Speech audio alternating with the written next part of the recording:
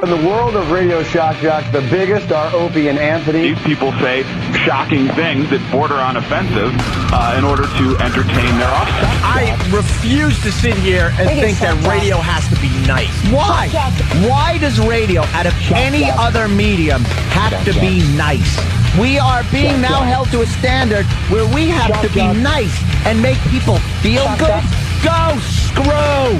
Radio bad boys, Opie and Anthony. Controversial radio personalities, Opie and Anthony. Infamous DJs, Opie and Anthony. Talk show radio hosts, Opie and Anthony. Opie and Anthony. Opie and Anthony. Radio shock jocks, Opie and Anthony. Opie and Anthony. Shock jocks, Opie and Anthony. Shock jocks, Opie and Anthony. Opie and Anthony. Shock jocks, Opie and Anthony. Opie and Anthony.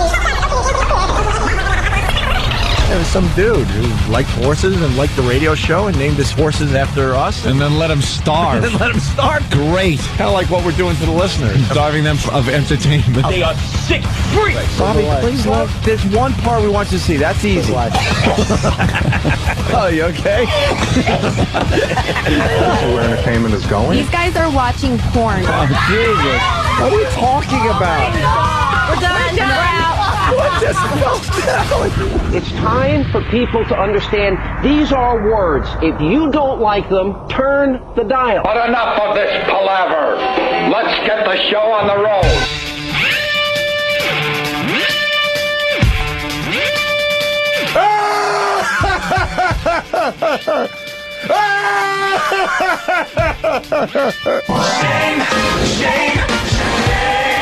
Shame on you. Excuse me while I whip this out.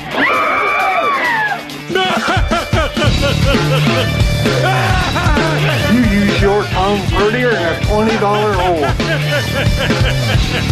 was the greatest piece of ass I've ever had, and I've had him all over the world. He was banging cocktails two at a time.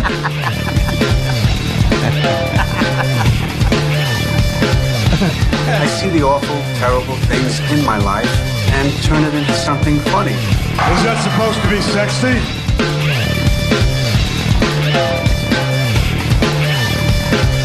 Pitted, so pitted. Get in the hole! Hey, everybody, we're all gonna get laid!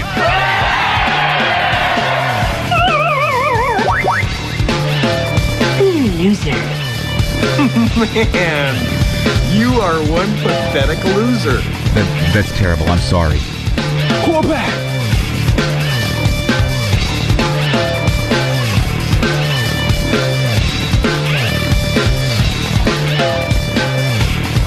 You're a phony! Hey, this guy's a great big phony! Hey, you're a great big phony, you know that? That's right, you're a big fat phony!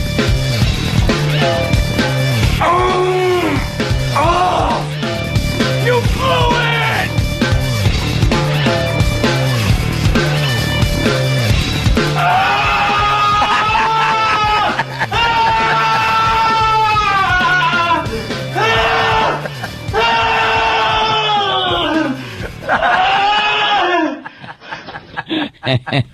Pray for me.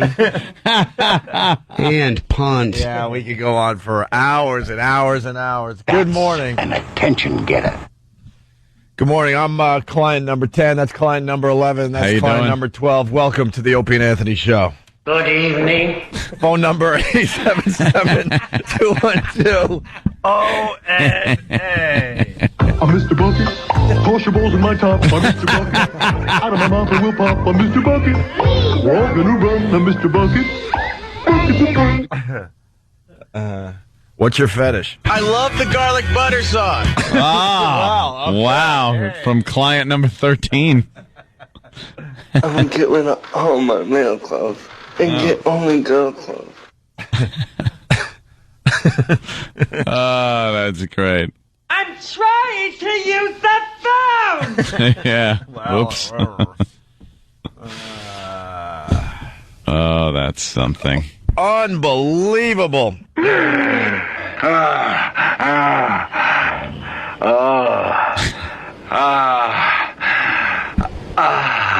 You blundering bag of boots. Well, for the rest of America, we're waking up this morning to find out that our governor is a perv. Goody two-shoes. Elliot Spitzer. Goody two-shoes. Mr. We'll get ethics back into Albany. Mm-hmm. He's one of these do-gooders, one of these tattletales, as it were. When he was a prosecutor, he'd go after all these causes with this holier-than-thou attitude. And oopsie, there he is. Client number 9. Client number 9. I don't even know where to begin. I have never read more than I have in the last 16 hours. I thought it was inappropriate at the press conference when he held up the picture of McGreevy and said, at least I wasn't putting that in my mouth. Yeah. That wasn't helpful. Oh, wow. Well, do we start with his statement? What do you want to do here? Well, I guess the facts, if no one knows by now, but I'm sure everybody does, maybe in the rest of the country. Yeah. They need a little filling in, but Elliot Spitzer, governor of New York, state of New York for the past year, I guess. A little over a year. Caught in a sting operation for the Emperor's Club, which is a very high-price call girl operation. Looked like a great operation they had going there. Sure did. I hear the broads cost about $200 to $300 a night. Perhaps more than that, Opie.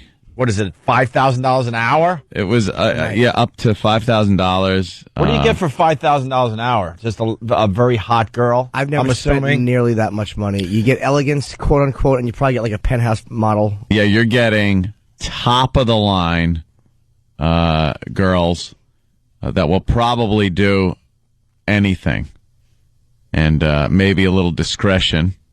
But when you're being investigated, it's kind of hard to be discreet.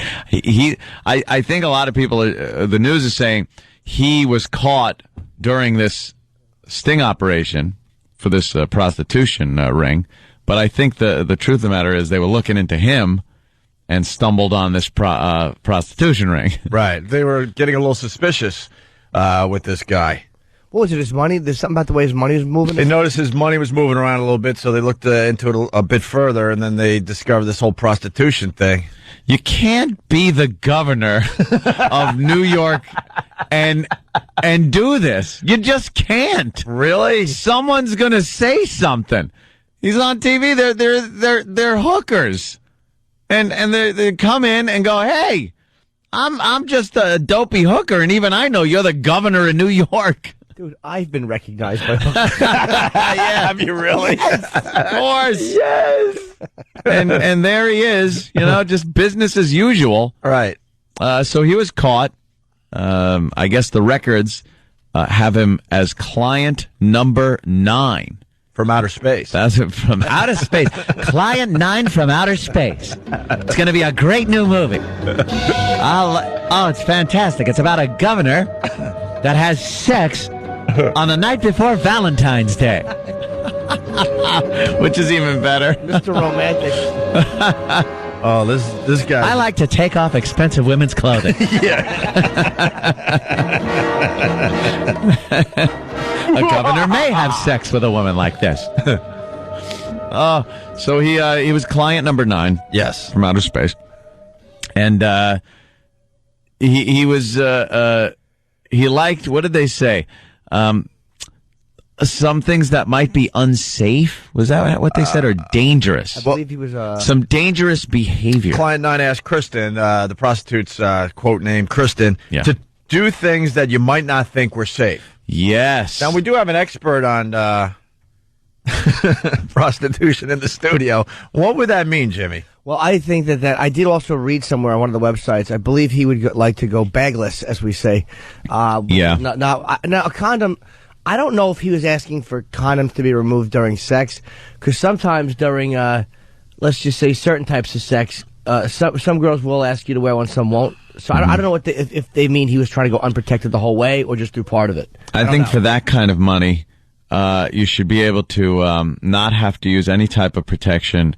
And I mean, maybe utilize an open wound. It doesn't even matter. Stab her in the side and use that. And do what you will with that. I mean, that should pretty much be for the price, $5,000. Right. So you're just saying that maybe no condom. Yeah, I'm pretty sure that's what it was. That would be unsafe they behavior. He requested that you don't wear condoms. Mm-hmm. He cannot wear condoms. Oh, we were like trying to figure out what that really meant in the office. We're thinking it was, Yeah. Well, at least maybe having sex while juggling dynamite sounds unsafe. I don't know. Let's loose some bobcats in the room. Hungry bobcats. Yeah, get our heart rates up. What the hell? Yeah, stuff like that. Right. That would be unsafe, I would think. Sure. Propped her up on a rickety beehive. Again, unsafe. I almost had a spit take. Wrong. Took the wrong opportunity to start drinking coffee there, Jimmy. Kristen, the prostitute, was paid $4,300 in cash for a 2-hour session. And what's really interesting, he was going down to Washington for Valentine's Day, basically. He was down there on the 13th. How romantic. He did it with this chick on the 13th. Also part of the 14th, which would be Valentine's Day. Yes. It was after midnight. They were actually making a point of that. It's like, well, it was after midnight, technically Valentine's Day. And boy, he wanted this badly because he kept calling, I guess, the company that would send Kristen to see if they got his payment, because he was paying ahead of time to a fake, company? Yeah, they had something set up where you didn't have to use a credit card or pay cash with your hands to somebody else. You'd transfer money into another account that was like a company that was set up by this Emperor's Club. It looked like a consulting company. Yeah. And then you'd have an account set up with a balance, and you would use their services, right? Their hookers, and they would take money out of your account. So he knows he's going down to Washington. He knows he wants to get a prostitute, but his money didn't clear yet. So he's calling the company like, what's going on? Please tell me what's going on. Like whipped up into a froth at that point. And this is what's hilarious. The company said that he had a $400 credit, I believe, $400 or $500 credit. Not getting much at the Emperor's Club for $400. But they were trying to figure out if that's enough money to at least send the girl. Right. And then figure out business later. And the company decided, who gives a crap, it's the governor, that's not enough money to just send the girl. And then at the last minute, the money cleared, and then it led to the girl showing up at his room, where the door was unlocked, where she could just push it in and wait for him. And there he was, probably nude on the bed. Actually, I think she arrived before he did, unfortunately. Because I was picturing the same thing. It's like, hey, hands behind his head. Hi, how you doing, honey? I'm picturing, she comes into the room, and he's waiting for her, ass up. Oh, God. Oh, damn. It's just a fantastic story because this guy, like I said, holier than thou and just a tattletale. He made it so difficult for radio people to do the most innocent thing, like maybe go see a concert or something. Right. If we want to go see a concert, it's a whole big thing we got to do now. We can't just grab tickets and go. It's got to go through channels. And this is all because Elliot Spitzer thought that there was misappropriations going on in the radio industry with payola. Yeah, every ticket had to be accounted for. Yeah, every prize has to be accounted for. I want to go to a show here in New York City. I wasn't allowed to get a ticket from the radio station I worked for because every ticket had to be accounted for. Uh-huh. And they already gave away the proper amount of tickets or something like that. So if they gave me a ticket, then there'd be some kind of suspicion. And this was all Elliot Spitzer's doing. Huh? And you have to sign for it. Just a pain in the ass. He's really made radio a pain in the ass as far as this type of thing goes. He was involved in a couple of pretty high-profile prostitution ring takedowns as prosecutor. So just a hypocrite. It's another one. It's like I have mixed feelings on it because as much as I don't like Spitzer, I don't like to see a guy's life ruined by some dumb stuff like this because I don't think it should be but it's like when you're that sanctimonious, man, it's like Well, also it's the line of work. I mean, you're absolutely right. If this guy is just some an iron worker or something like that, and he's a shock jock perhaps. Now, if he's just going out and doing this, that's whatever. Should be his business. This is the governor of New York, who built a whole platform on how holier than thou he is, and he's got a wife, 3 daughters. And they showed pictures of him kissing his wife and his daughters, and all I'm thinking is, oh, where has that mouth been? Oh, boy. Where has that mouth been? Oh, boy. For that kind of price, yeah, everything's accessible. Yep. I don't think it's like a girl off the street. A couple more bullet points. So this happened at the Mayflower Hotel in D.C. I think we've stayed there when we do our trips to D.C. Not as much fun as he had them. No kidding. No. Hi. No, you weren't who I was expecting.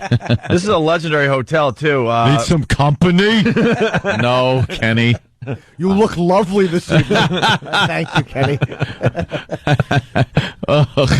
Oaf number 1. I was going to go with Dullard, but very good. Anything. Yeah. Anything, number, anything. Yeah. There's plenty of Kenny jokes there. Dumb horse just standing there with a bag of oats.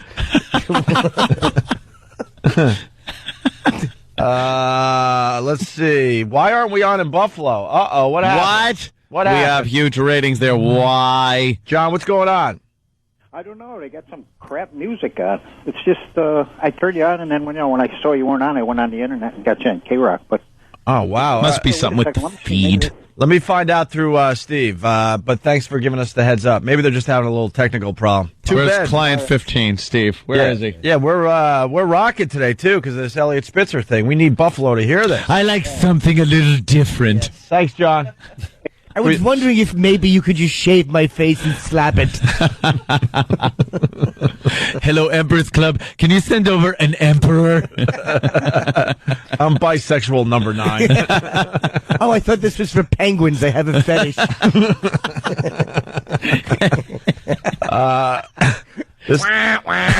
Yes. This Mayflower Hotel is legendary. J. Edgar Hoover had lunch there every day for 20 years. But some stuff was going on with him. No kidding. That's Clive Tolson. But something you probably didn't know, President Franklin D. Roosevelt, the famous "We have nothing to fear but fear itself" speech was at that hotel in room 776. They grilled Monica Lewinsky in that hotel. Yeah. For the Bill Clinton thing. And a few other fine things. hotel. It was just a few blocks from the White House, by the way. Just a mere few blocks from the White House. And I bet you Elliot Spitzer got there because they said he got there after she did, so he probably had a suit on. He probably had that, just his underarms probably stunk. His breath was probably clammy, like dry breath, because he was so excited to get there. Oh, he probably was. He's the governor, so nobody ever tells him when he has spittle breath. You want to chew a mint already? Dumpster breath? Yeah. He just looks like a creep. Yeah. He looks like a creepy guy that you could just see just saying filthy things. Yeah. When is he going to step down? I don't know. You can't fight this one. This one you can't fight. He will be stepping down. No. And well, I guess this we don't know what to do with this one. There's so much to do. We're just organizing here. But when he does step down, probably as early as this morning, we are going to have a blind black governor here in New York City. Yes. Or here in New York State, excuse me. From Harlem? What's his name? He's a blues artist. What do you call... No. What do you call a blind Mr. Governor? Patterson? Dave Patterson, right. They had some stock footage of Dave Patterson. And we pretty much fell on the floor because they showed him. Oh, were we laughing? When he stepped up to the podium. It was just stock footage. You would think they would clean up his stock footage and help a brother out. Oh, no. They wanted to show him looking ridiculous. He steps up to the podium where he's supposed to bang a gavel. And he's just, his hands are whipping all over the place. He doesn't know where he is. He doesn't know where the podium is. So his helper, some guy that's next to him, hands him the gavel. And but he didn't show him where the little gavel tapping thing was. You know, that little round coaster looking thing that you tap the gavel on. So he just starts banging the gavel and hits the top of a water glass that's next to the thing. It's just, and I'm looking going, this is our governor now. Yeah. It's going to be, the second Spitzer resigns. But wow. I guess Spitzer thought it would probably look good to have him as a lieutenant governor. Mm-hmm. He's had, I guess, an illustrious little career in Harlem. His wife apparently didn't like Elliot Spitzer, wasn't voting for him, even though he picked her husband. Oh, she knew something. As lieutenant governor, yeah. She could smell a rat, huh? And, oh boy. Let's say hi to Scott in D.C. Scott, what's up? Hey, boys. Good morning. Good morning, Scott. Hey, the good news is the governor might be over for a political career, but he's got a great movie coming out. I think it's Mr. Spitzer Goes to Washington.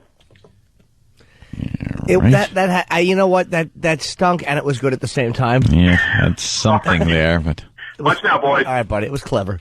There's a few Spitzer jokes in there somewhere. Well, she was a New York girl, too. She wasn't a D.C. girl. He had to put her on the train and track, not even the Acela. I know. Just get on a train. What a cheapo. Well, it's that kind of. I wanted the half that money though, is because where she was going. Right. Like he couldn't do it in New York. He could not do this in New York. Why don't you just get a Washington girl though? What are you doing, dude? I don't know. She took the trip from Penn Station all the way down to D.C. Dude, I could have talked to him and said, "Look, you just have a massage girl come over. You throw a couple hundred extra. What's the matter with you?" He wanted one of these. These girls are supposed to be top notch. They were rated on a system of stars, I guess. 3 to 7? 3 to 7 stars. She was this a 5? girl's a 5-star girl. Yeah. The 7-star girls will cost you like $5,500, and they're just supposed to be. How do you get your stars? Amazing. How do you get your stars up?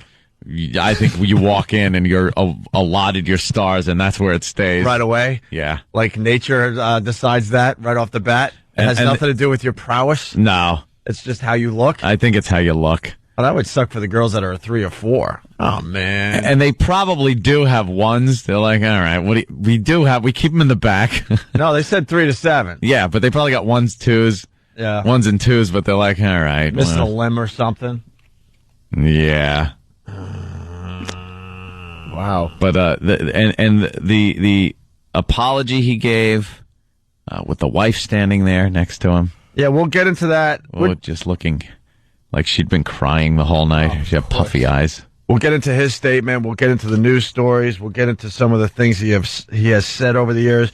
We'll get into Hillary Clinton's comment, which was a no comment, lack basically. thereof, because she can't commit to anything. Nothing whatsoever. The political coward that she is. Stand her. But his name is George Fox. That was the name he used. Yeah. George Fox. George Fox. I'm George Fox. And I'm gonna the out of you. George Fox. The name of his actual friend, by the way. Oh, was it really? Yeah, what a wonderful guy. Hey, good thing to do. What a wonderful guy. Yeah. Just ruined George Fox's life. How you do? Just call me Greg Hughes. Hey! I step in. Hi. How great is that going to be someday if not a member of this show named Greg Hughes is busted with a tranny somewhere? Oh, you don't understand. I didn't know what name it was. Just it's his first name that came to my head. I don't know what happened. Right. The apologies on page 92 in the New York Post after being on the cover. George Fox. All right. Secret agent. We are certainly pumped up today, so we will take our first break and continue with this whole Spitzer thing. Just unbelievable. Yeah. Our phone number, we don't even have to give it out, but if you want to try to get through a little later, 877-212-O&A. Elliot Spitzer, tough on crime, tougher on the coochie. The Opie and Anthony Show wants you to take some of their bestest bits ever, or maybe just a bit you think is funny, and animate it. Draw a cartoon around it. There's big cash money waiting for you if you do the bestest one, and the really, really good ones are going to get showcased at a big event we're doing in May, to be announced.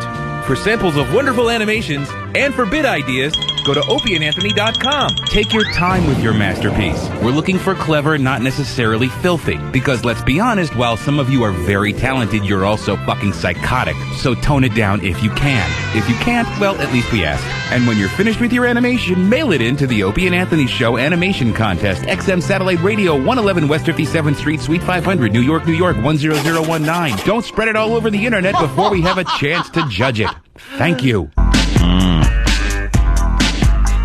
Dirty, dirty, dirty. You're checking out the Opie and Anthony Show. Very busy morning for us. Extremely busy. Phone number 877-212-O&A. The governor of New York in a bit of trouble Elliot Spitzer. And there's a theory why he hasn't resigned yet. I think Dan's onto something here. Dan the trucker, what's going on, buddy? Hey, what's going on, guys? Hey, Dan. Yeah, it's me. Big listener. Big fan of the show. Hey, they think he's using that as leverage in case charges are brought up against him. Because usually there's a resignation when they practically admit that they're guilty. They resign immediately. But they think he's using that as leverage in case they come up with charges. He can resign. He'll resign as long as... I kind of like that theory. I think you might be onto something. I'd like to see him... I'd like to see him resign, walk up to the podium with a little paper lunch bag, pull something out of it, and blow his brains out. Our Bud Dwyer style. I don't know. This guy's life is just... Oh, look, here it is. Here's the clip we were talking about. Look at him with the gavel. Watch, this is... Here's the blind guy, Patterson. Look when he goes to bang the gavel. Hey... I'll hit a water glass. The other guy has to hit his hand and go, stupid. Hey, dummy. Well, if Elliot Spitzer resigns today, and it's sounding like he's going to do just that, or very, very soon, the governor of New York will be a black blind guy from Harlem. Yeah. The first black governor in New York State history. How about that? And only the third nationwide, I believe. How about that? Kyle from Long Island, what's up? Hey, guys, first time, long time. You guys are killing me this morning. Thank you, sir. I just want to know, is there any truth to the rumor that Spitzer picked Patterson because he wasn't going to see anything? Hey, I didn't see nothing. Don't ask me a thing. I'm blind. I've been blind since birth. Hey, can I say this too right here? The two other guys arrested from my old town where I lived with Florentine. Besides Lewis, those arrested in the ring were Mark Brenner and Cecil, and in quotes, Katie Sewall, who lived together in Cliffside Park, New Jersey, which is right across the river here. Brenner's the alleged mastermind, while Sewall, who routinely dressed in fishnets and short skirts, was the banker. I love this story. It gets better and better. Well, couldn't be happier. The story, hit a couple weeks that this prostitution ring was busted, right? Yeah. And we did a little bit on it, but nothing like this. Now we got to get all the details about this place. High-priced call girls. We got. There's a whore living in your building. Get your own governor. We have a Elliot Spitzer campaign ad. You want to hear it? Sure. All right. Recently, my running mate David Patterson and I toured the school he attended as a child, walking past the very same hall signs he did 40 years ago. You begin your journey on Trustworthy Turnpike, make a left past Honesty Road, turn down Integrity Lane, and eventually, if you've walked the right way, end up on Responsibility Road. Starting in January, we'll be leading our state government on the same journey. And we're going to make it all the way to the end. All the way to the end. Trustworthy Lane. What the hell is he talking about? Yeah. Honesty Turnpike, and then you make a left up the old dirt road. He was a naughty boy, according to reports. A naughty boy. Naughty boy. He wanted his money's worth. Well, what he wanted. Full sensitivity. That's what he wanted. Oh, is he in trouble? He's in a bit of a jam. He really is between a rock and a hard place. Yes. Where do you go from here? Write a book. What else can you do? At that point, you probably just write a book. I don't even think you could be hired to be a shock jock at this point. Shock jock. He's, what do you think happens with the family? Here's some speculation here. The family, because now, you remember McGreevey? Yeah. The governor of Jersey. Who came out as a gay American. He came out as a gay American. Out of nowhere. Scandal was waiting in the wings. He figured he'd nip it in the bud. Excuse me? Whack whacker. And he paraded his wife out there, unbeknownst to her at the time, too, what he was going to say. You're kidding, right? She didn't know? That's every report was saying she had no clue. She says she had no clue that when she was brought out, that he was going to come out of the closet, say he was gay, and yeah. What a poker face she had. Yeah, right? Oh, my God. Put her on the World Poker Tour. She just stood there. Dumbfounded. But you know what was probably going through her head? That explains this. That explains that. His breath on this night. Never touched that. Slept on his stomach this night. Hated this. Always wanted me to do that. He said yuck when I put this in his face.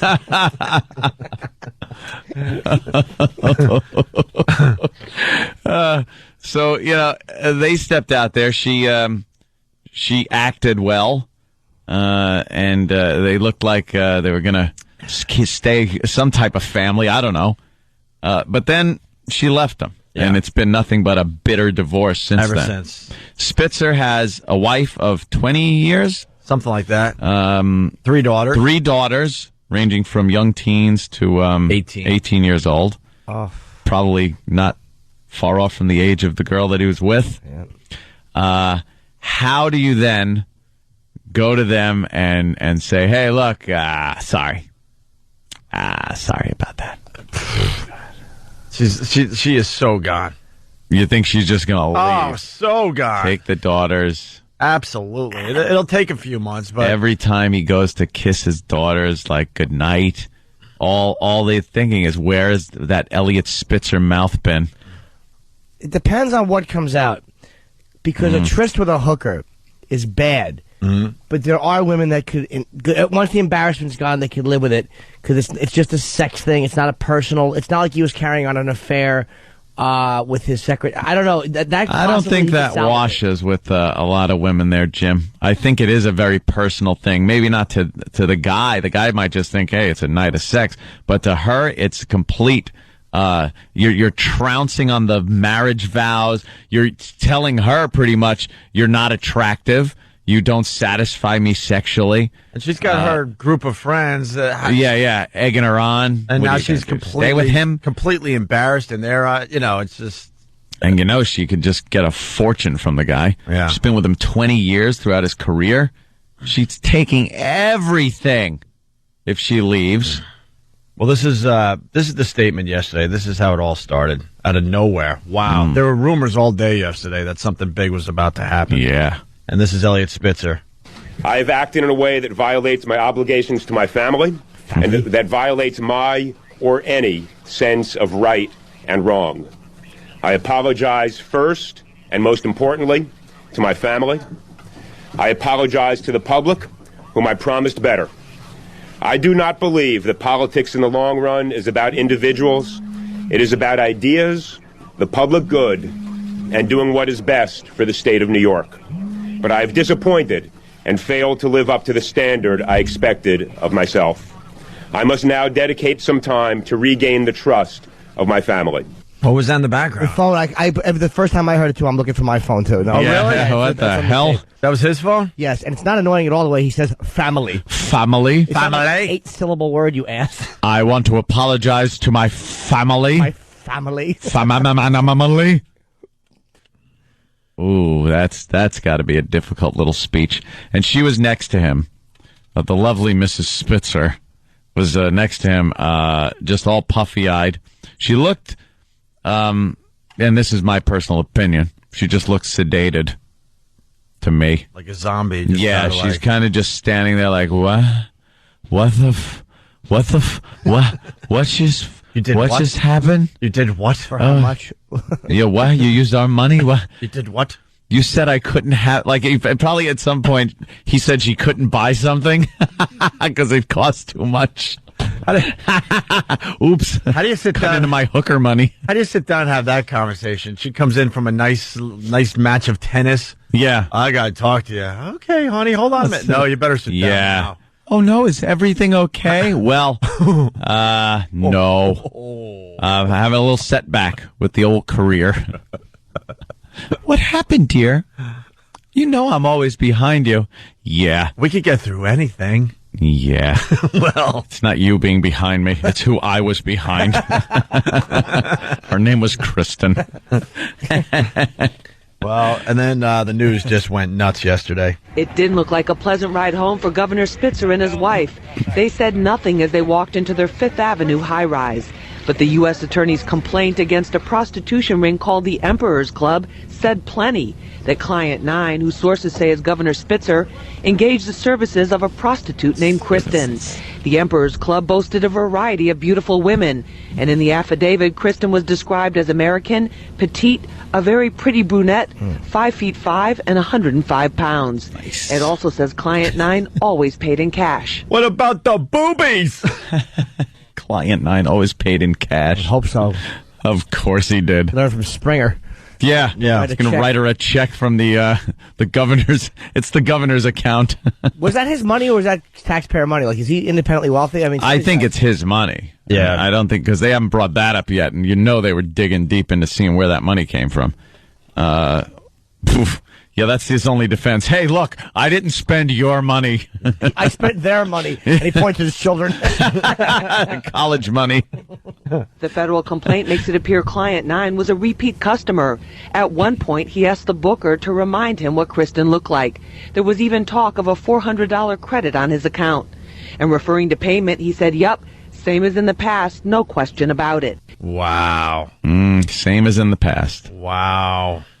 The affidavit also reveals the Emperor's Club booker warned Kristen about Client 9, that he would ask you to do things that, like, you might not think were safe. You know, I mean that. Very basic things. Mining coal? I have a way of dealing with that. I'd be like, listen, dude, you really want the sex? You know what I mean. Before the prostitute met with number 9, she said she was there, wiretapped. Jesus. After she met with number 9 and had her time with number 9, she made phone calls back to the dispatcher, wiretapped. Wait, she had a wire on her? The prostitute? I don't know if it was her. Phone was tapped. Or the phone was tapped? Yeah, I heard they got him on the wire. Oh, I want to hear those. And it's funny because I'm really into The Wire thanks to Jim Norton. And, they talk about how the politicians are involved with the drug trade and prostitution. Like, oh, this is wonderful Hollywood stuff. And then you realize, no, that's going on. It's pretty much based on what the hell's going on out there. How many public officials that frequent hookers are just crapping right now?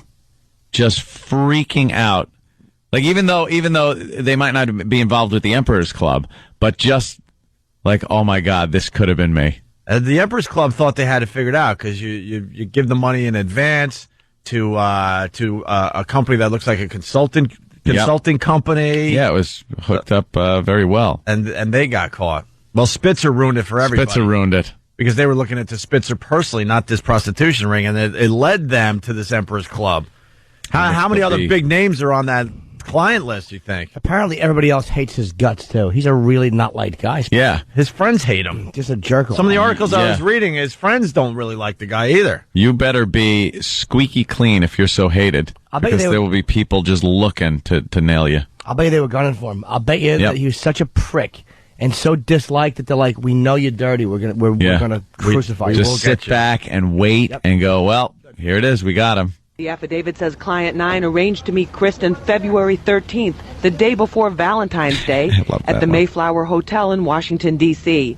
Client 9 told Lewis, the Emperor's Club rep, to tell Kristen to go to the hotel and go to room 871. Client 9 said the door would be open, that there would be a key in the room, but the door would be ajar.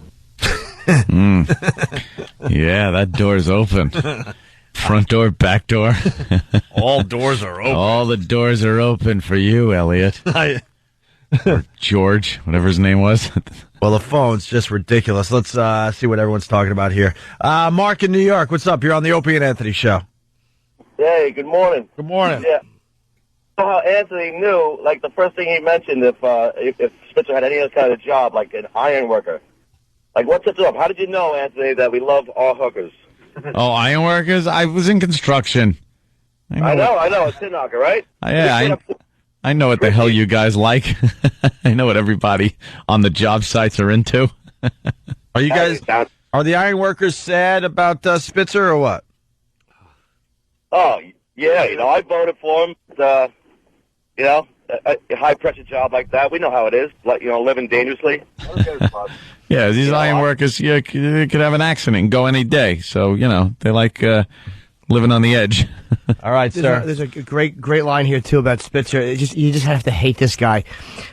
Spitzer was often described as an Ivy League bully whose take-no-prisoner style was gussied up with $50 words and the effect of an accent.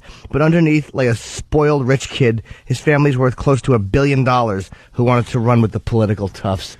Just a spoiled, rich snot. Oh, my God. Didn't make it too long as governor.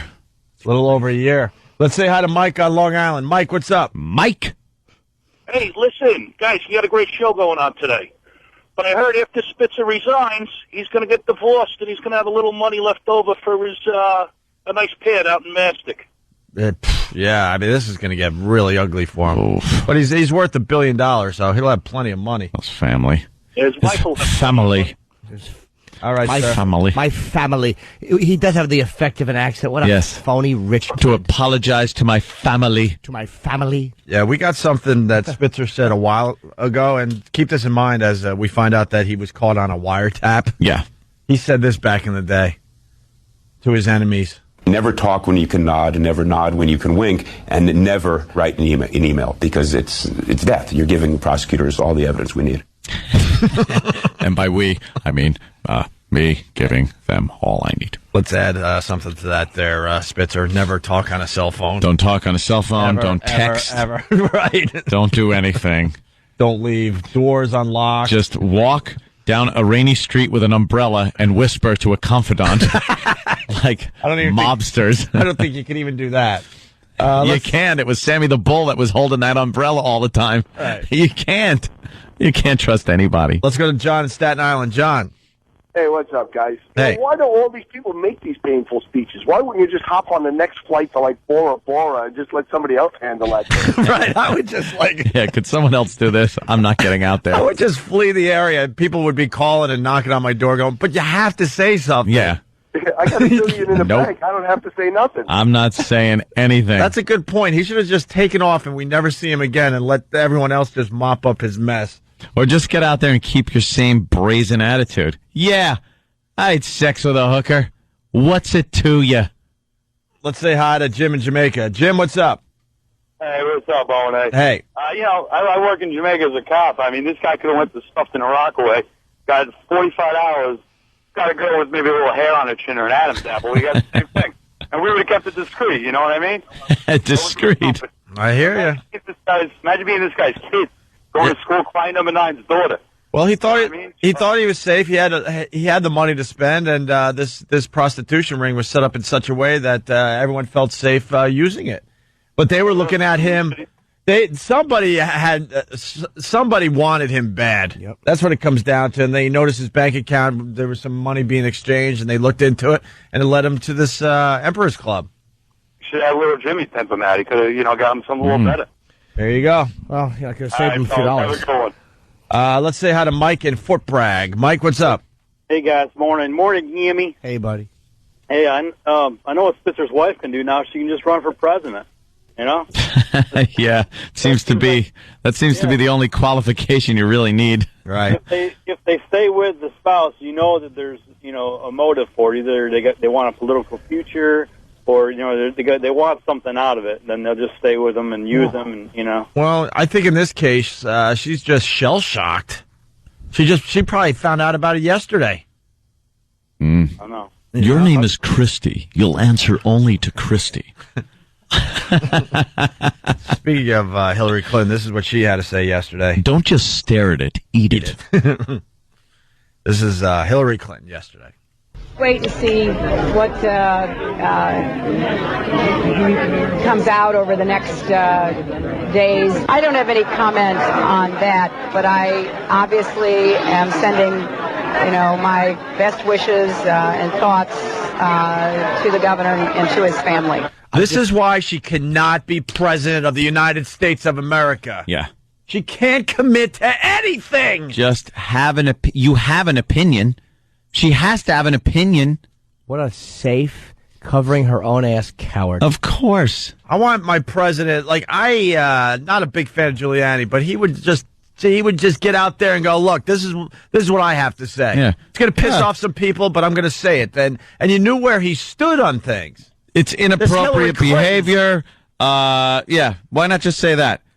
It's a very inappropriate behavior for a public official, blah, blah, blah. Just say something. Say like this. Of substance. If these accusations are true, this is disgusting. You would get a lot of respect from potential voters. You say nothing. Yeah, at least say if it's true. If she would have said, look, I don't know if it's true and I hope it's not true, but if it's true, he's got to step down. Yeah. I hate politicians for that reason right there. Hate them all. Well, she's a coward. She's the worst. She's a Boy. big coward, bigger than most. She's really, really grossly wishy-washy about everything. Absolutely. Absolutely. All right, we got to take another break. Trying to listen to my new Robert Palmer tape, and Mrs. Spitzer's just buzzing in my ear. Susu Studio. Where are you going, Elliot? I have to return some videotapes. Another break and then right back to the phones. People calling from all over the country today. Look at that. Why did the governor have to pay for it? Well, we'll ask Jimmy. Why did the governor have to pay for it? Because he's the governor. You can't just go out popping into bars and trying to pick up chicks. I think because it's a little risky to call an aide and go, could you get me a girl? Yeah. I'm lonely. It's not the 60s. My family. My family. My family. He's apologizing to his family. To my family? Who talks like that? Steve. Phone number 877-212-018. We'll go right back to the phones after the break. Elliot Spitzer, hypocrite of the century. You don't have to put on the red light. I get it. Those days are over. You don't have to sell your body to the night. And punt. I'm still burning over that stupid Hillary. Oh, no kidding. We're back with the Opie and Anthony show. Don't commit. Don't get on TV and be honest when you're pushing yourself to be president. Yeah. Well, someone's writing that she's not committing because Elliot Spitzer is a super delegate. Super delegate. Yeah, but she can't even commit to a baseball team. No. We don't know what she stands for. She's the worst. Oh, there he is, Elliot Spitzer and his wife getting out of their Escalade, going into their house, where apparently we heard today that the news got their hands on the governor's schedule for the day, and nothing is scheduled. Of course not. Him and his wife are in that house. Oh, my God. All day with nowhere to go. He is just being yelled at. You think? What did you do? Why? It was the day before Valentine's Day. I know, honey, I'm weak. I'm sorry. I'm weak. I know. How could you do this to our family? I'm sorry for the family. All the daughters are upstairs crying in their rooms. Daddy tries to come in. Honey, can I just get away? Slams the door. Oh, just slams the door, blasts some music he hates. I hope he has a comfortable couch in that apartment. Oh, he is just in hell right now.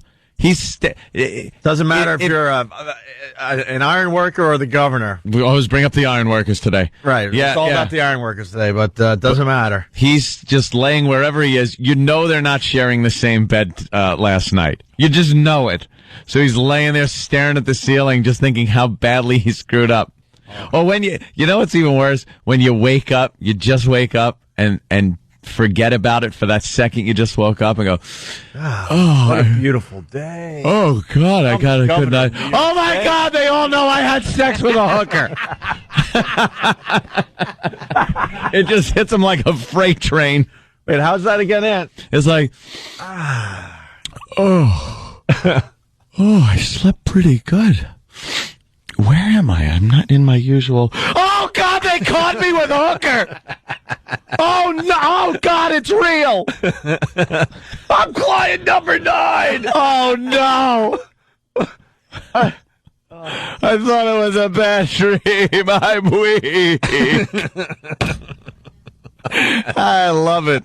That poor bastard. He's not. James Carville looks like an alien. He is really creepy looking. No kidding. Oh, the worst. A wig or a top hat. Top hat. He's awful. Look at him. He is. He's like one of those typical aliens that people draw after they've had the probe. He's 49 years old, and he's the governor, and he lives in that great apartment. His life is ruined. Finished. Hey, we got some music for your bit, Anthony, if you want to try one more time.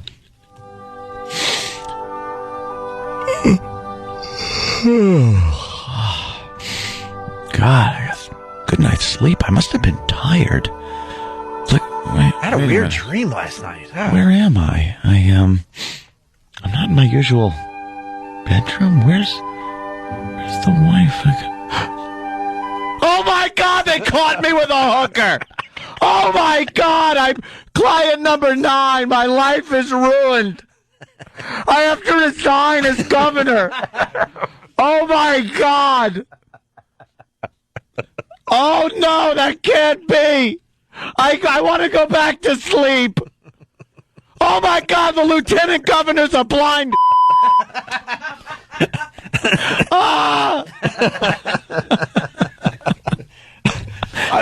I'm going to leave the state with a blind. A blind? It's impossible. What was I thinking?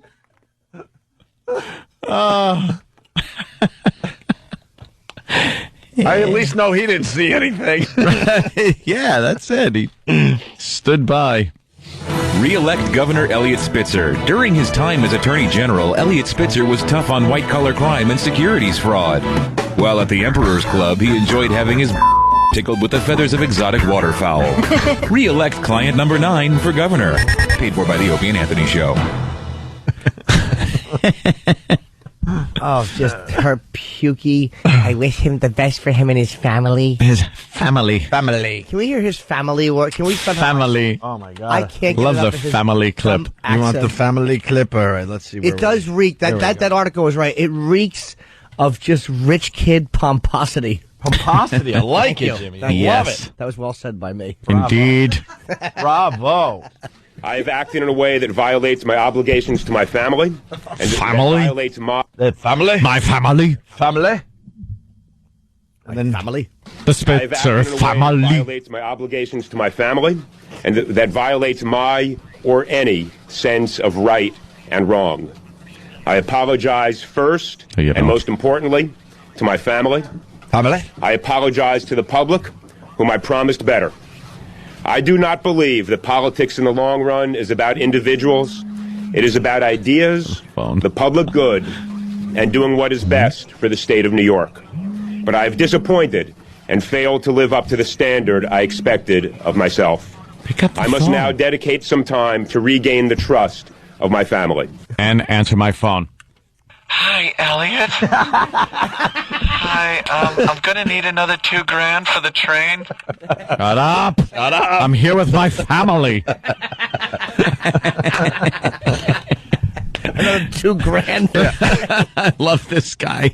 Oh, he's a naughty one. Oh, he's so filthy. I'll put you flight coach, bitch. Hello, Elliot. I'm just calling because you're an hour late for our appointment. Where are you? You haven't been answering your phone. Right. Have you been busy? To listen to the news, dummy. Right. Elliot, where are you? I'm having a press conference right now. I'm resigning, stupid. Thanks to you. He's probably wondering if he could get the money out of his account because he had some extra money in there. Yeah, well. Because they called him the penny pincher. That was like his another little code name that they had for him. Yeah.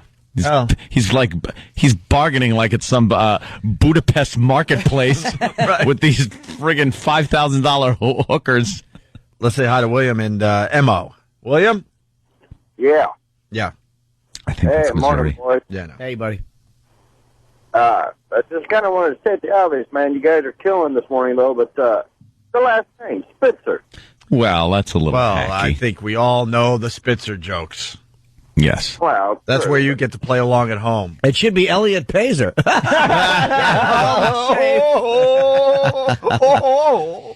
It would have been that's only funny if his lieutenant governor would have been called Swallow. Spitzer Swallow. Thank you. All right, well, now Does Homer have any opinions on that joke? I think Homer should be queued on every bank. A bank without Homer is not a bank at all. Right. Let's say hi to Kevin in Jersey. Kevin. Hi, guys. Hi, Kevin. I stink. I'll tell you why, because I was going to say that if the governor ever has to go to prison for this, he's going to have to change his name from Spitzer to Swallows. Oh, what timing. Whoa! Whoa! Let's say hi to Greg on Long Island. Greg. Jimmy, I got to ask you something since you're so good at the, ladies of the, whatever. Anyway, if he's client number 9, he's in the top 10. Is that a good thing or a bad thing? I don't know what it means. I don't know if they how they name you. It couldn't be just in order. No. The agency opened. Right. It's not like phone numbers. Bensonhurst 9. I don't know. That's funny. It's a good question, man. I don't know how they would number the client. Why client number 9? Maybe on level of political importance? Or maybe how much he spends? I don't know. Yeah. I think they just give you a random number. Maybe they do. I bet you maybe client number 9 is... You know what, though? He's got an account there. I bet you it's this hooker's 9th client. Like, she probably has a stable of guys she sees, and he's known as client number 9. Yeah, I don't know how they name it. I don't know how high it goes up, but I bet you that's what it is. I think it was probably just the investigation, the way they were getting people. Oh, you think they have Maybe, even though I think he was the primary target, but... Yeah. His name was George Fox. I bet you the government referred to him as client 9. Yeah, client number 9. They just number these people. Let's say hi to Kevin in Brooklyn. Kevin, what's up? What's up, boys? What's going on? Hey, Kevin. I think Elliot Spitzer, number 9, was trying to chew down. Linger Did longer. you say chew down or Jew down? Let's say hi to Vinny in Staten Island. Vinny. Yeah, guys, I'm wondering if Spitzer does resign, does that mean that all of us that work in radio can go back to collecting money for playing records? Collecting money and coke, my friend. Let the good times roll. Yeah, the old days are back. That's right. Let's go back to the cocaine and cash for records. And trips to Aruba. This is some more info that's coming in. We're on top of this thing today. Well, a prostitution scandal would obviously be bad news for any politician. Especially tough for Elliot Spitzer, because he built his entire career on promises of cleaning up corruption and rooting out unethical behavior. When he was New York's Attorney General, Time magazine named him Crusader of the Year for his crackdowns on Wall Street and on corporate America. And the papers dubbed him Elliot Ness, after the guy who helped bring down Al Capone. His public image, a family man, a loving husband to his wife Silda, and father to 3 daughters, ages 17, 14, and 12. Tonight, Spitzer's squeaky clean image is tarnished, all because of a secret prostitution ring called the Emperor's Club.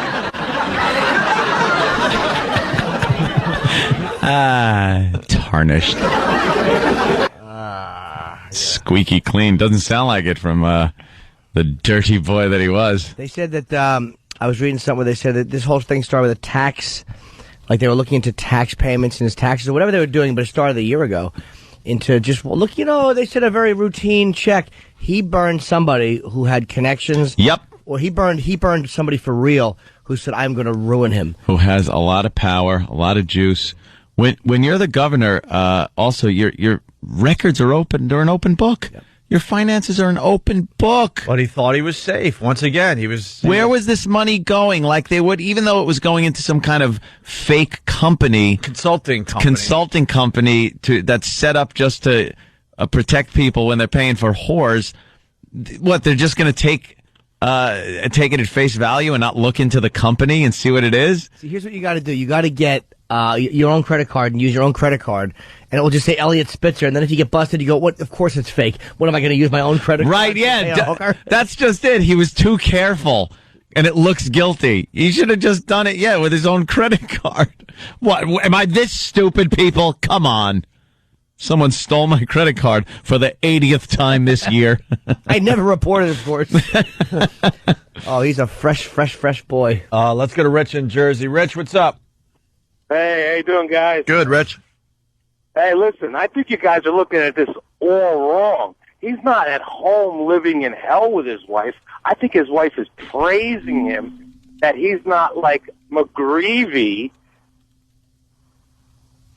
You know what I'm saying? Yeah, there's something. Yes. There's something there because, she was probably standing right next to him yesterday, going, "Oh, thank God it was a prostitute and not a gay thing." Yeah, exactly. If we. Oh, sorry, bro. I had enough of him anyway. All right, moving on. Some of the things that Spitzer did in office here. Sworn in as governor the first day of 2007, Elliot Spitzer vowed to root out corruption. We must transform our government so that it is as ethical and wise as all of New York. Before taking on New York, Spitzer took on Wall Street. In 2 terms as Attorney General, he launched prosecutions that shook major companies, a move that gained him enemies and acclaim. People should not be misled just because they aren't big-time investors.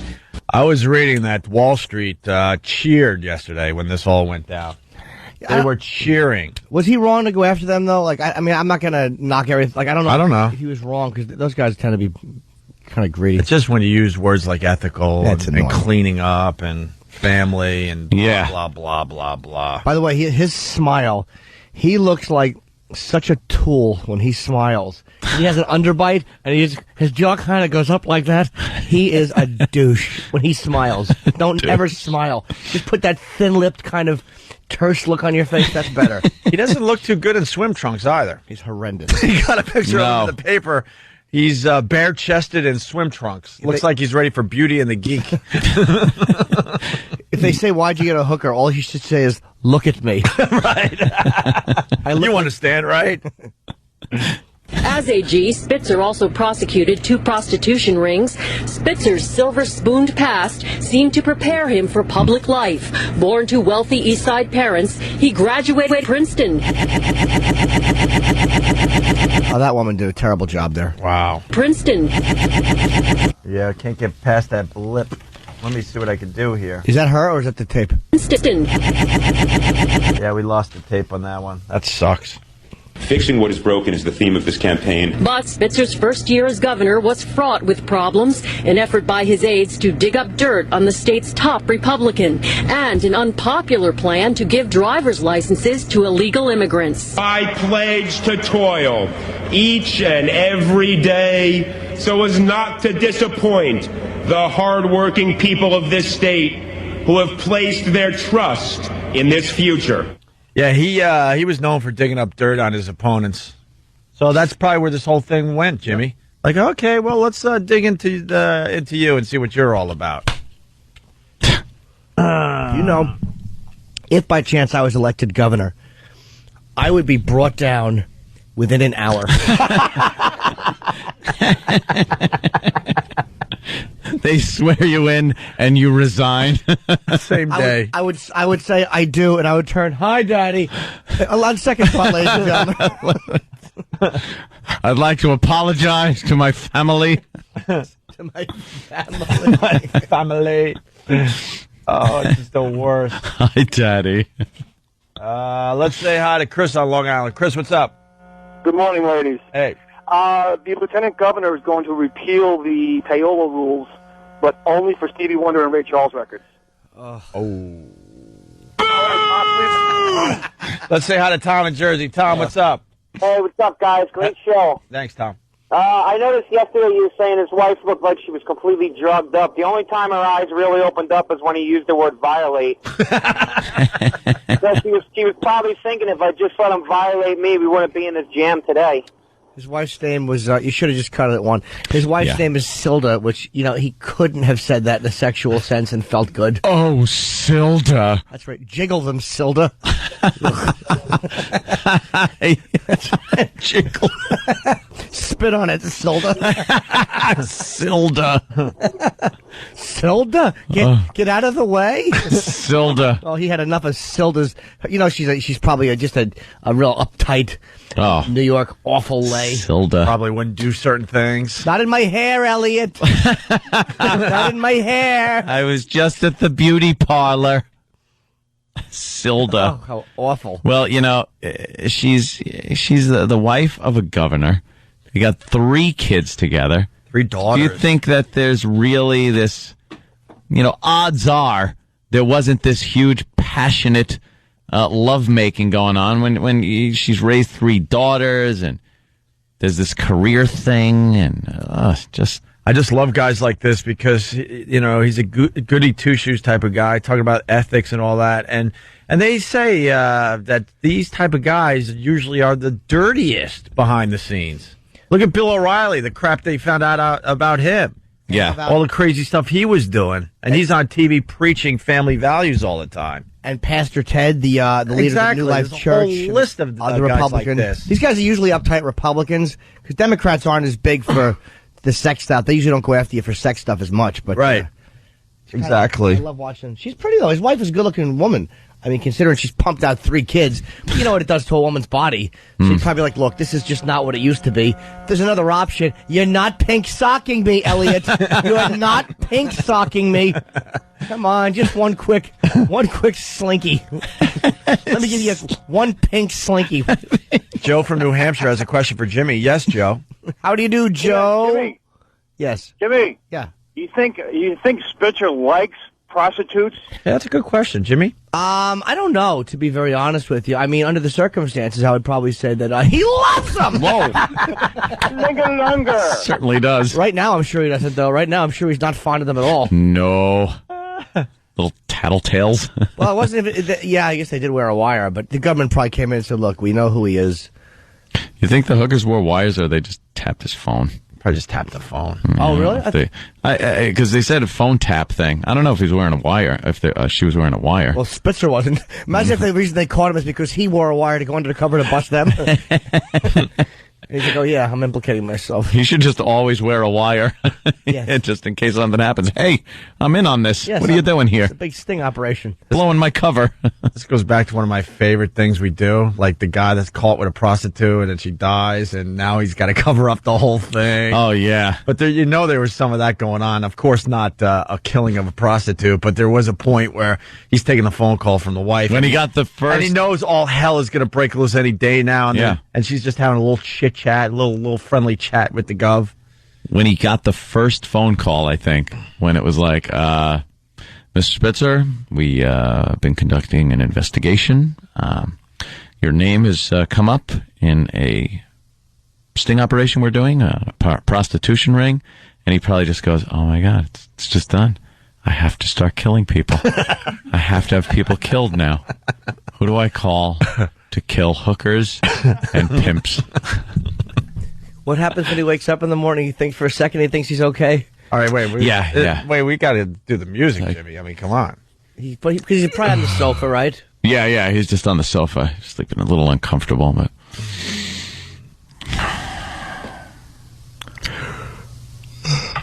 Oh, God. I wonder if it's cold out or kind of looks nice out the window. Why am I looking out this window? Oh, I'm not in my room. Oh, God. Good night's sleep, though. I was a little tired. I was caught with a hooker! Oh, that's right. Oh, God. Okay, all right. Keep it under control. You can deal with this. I have to kill people. I just have to kill people. Kristen's got to die. All right, who could I call? I have to kill hookers. Who do I call? I have to kill hookers and pimps and silver. Pimps. I have to kill my wife and kids. Oh, my God. The state of New York. I have to kill everyone in New York. The entire state. All right, this is really seeming unrealistic now. I think I'm just in trouble. And that bat, I picked as lieutenant governor. Governor Bat. Oh, he sleeps upside down on rafters. Oh, God. Governor Geordie from Star Trek The Next Generation. Do you solemnly swear to tell the truth, the whole truth, and nothing but the truth? I'm over here. Oh, hello. Hello. Facing the wrong way. Right. His hand's on a phone book. Take your hand off the toaster.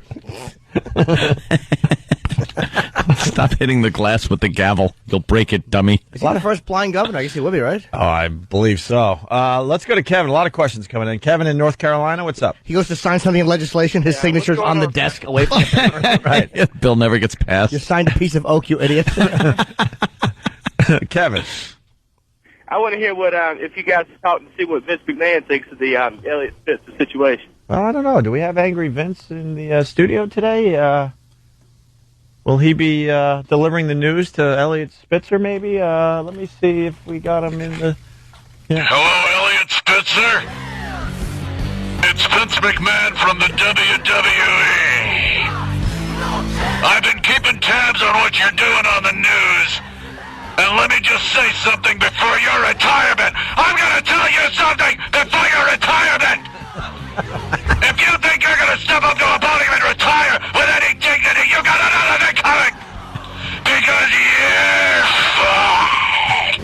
That's right, Elliot. You're fucked. Hey, Vince, don't you want to get a cage match with the two governors? Disgraced the ex-governors? McGreevy, and you get Elliot Spitzer in the ring. This is a good pay-per-view for you, sir. That's right. We're going to get the Mo in there with the Opie. Get in there and mix it up. And then we'll throw in the blind guy, too. That's right. In a cage match. Because that's all you're going to be doing. That's right. That's all you're going to be doing because you're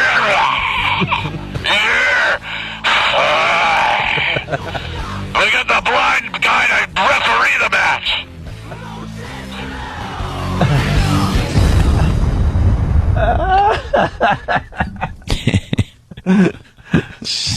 Silly, angry Vince. Re-elect Governor Elliot Spitzer. As governor, he proposed a bill that would legalize same-sex marriage in New York. Hey, hey! As a client of the Emperor's Club, he enjoyed the services of a petite brunette escort named Kristen, who may or may not have electrocuted his with a car battery. Re-elect client number 9 for governor. Paid for by the Opie and Anthony Show.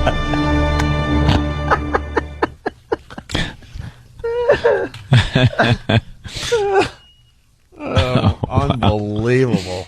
God. What a life. We've seen some great crap in our lifetime. Oh, yeah. Just amazing stuff. Scandal. Just amazing, amazing stuff. God forbid Hillary should have a real comment, that stupid suit jacket. She has a body like George Papard.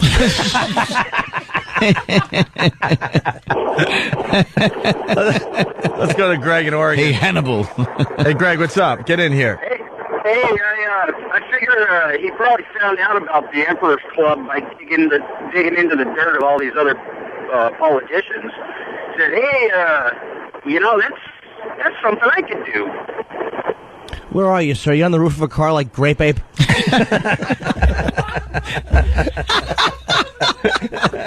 That was terrible reception. No kidding. Gary. He can only talk on the phone if his face is an inch from a fan. It comforts him. What are you, 5 feet from a shuttle launch? Space Shuttle Endeavour is going Special up today. Endeavor. Special Endeavor. It went up, didn't it? I think night tonight. launch. No, it actually went up.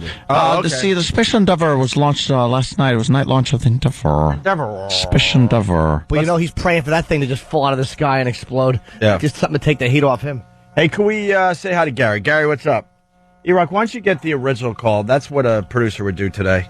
If you got the Space Shuttle Endeavour going up, you get the original call from that dude from Brooklyn, and then it makes everyone happy.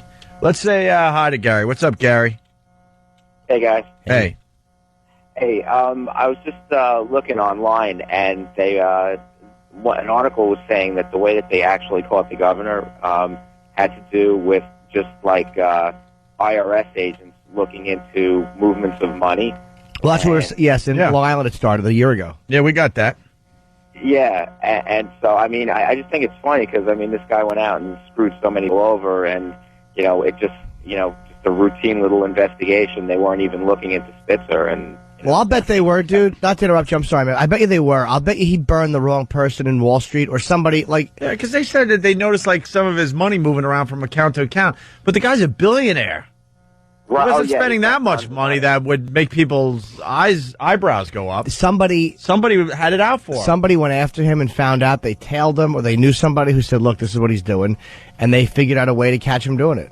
It sounds like he made a lot of enemies, and, that's what your enemies do. Yep. They dig up dirt. And he sounds a sanctimonious rich kid. I mean, you just couldn't be happier to see somebody humiliated publicly than a sanctimonious rich kid. Mm-hmm. All right, we still got lots to do. It's the Opie and Anthony Show. But first this. Elliot Spitzer. Do as he says, not as he does.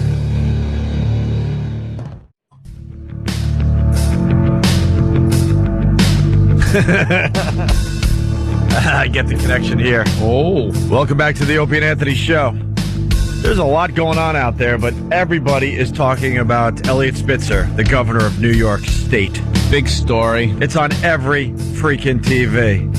And then they go away to another story for maybe 10 seconds, and then they go right back to Elliot Spitzer. We're having a lot of fun with this one this morning. 877-212-0-A. You got Regis. He's going to be talking about it a little later this morning. I'm sure Larry King will be all over this story. Elliot Spitzer. How important is the condom? Apparently not at all. You like riding bareback, do you? How much do you spend? It's got to be $25. What do you tip a girl like that? Half a sawbuck?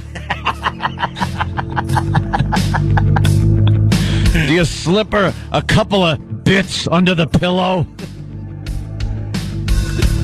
Just completely out of touch of the situation. Yeah. Oh. How's your wife reacting to this?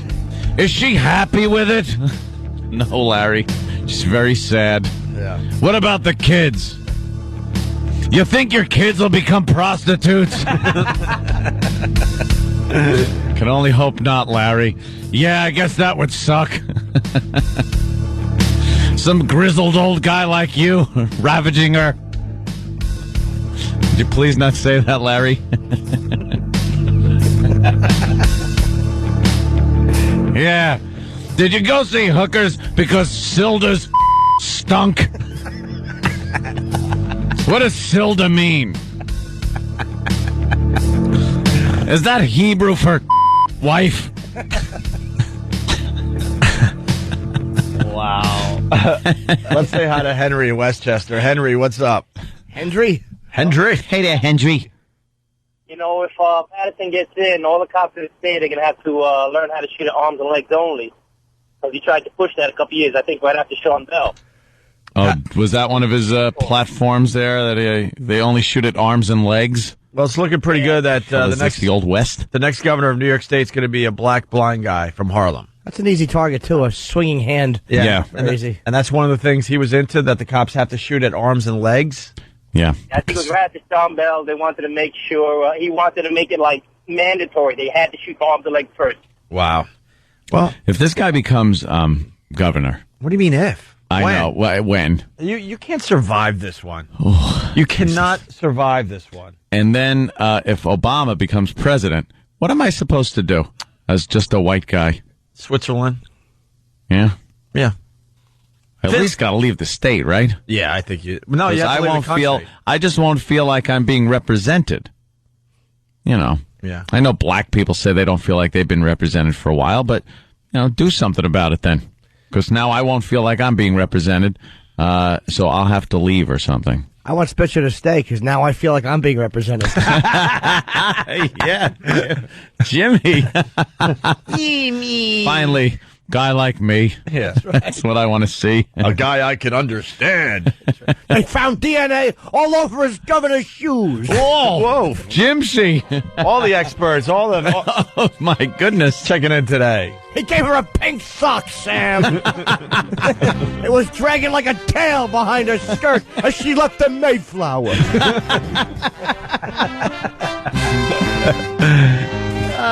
do I have on that? Standing up on the stage with his wife. What's her stupid name? Silda. Why can't I remember that? Could you block it out? It's an awful name. Silda. I'd like to talk to you people. You want to learn about the lieutenant governor that might be the governor of New York State? This is very important. This is Patterson. A community ready and waiting to see David Patterson step up. He mingled with everybody in the community. He's all over the place when he's here. But just who is... Wow, what is going on with our CD players? This is not the day for these to break down. Oh, my God. Oh, my God. Oh, no. What's wrong with the CD players? A community ready and waiting to see David Patterson step up. He mingled with everybody in the community. He's all over the place when he's here. But just who is Harlem's mystery man? He was born legally blind in 1954 and has made a lifetime of firsts. Right now, the state's first black lieutenant governor, and potentially on his way to becoming the state's first African-American governor. Patterson was in the state senate for almost 20 years. He was elected lieutenant governor in November 2006. He's a very engaging guy. He's got a great sense of humor. I think he'll be a popular governor. Really? Yeah. So blind people can hate him, too.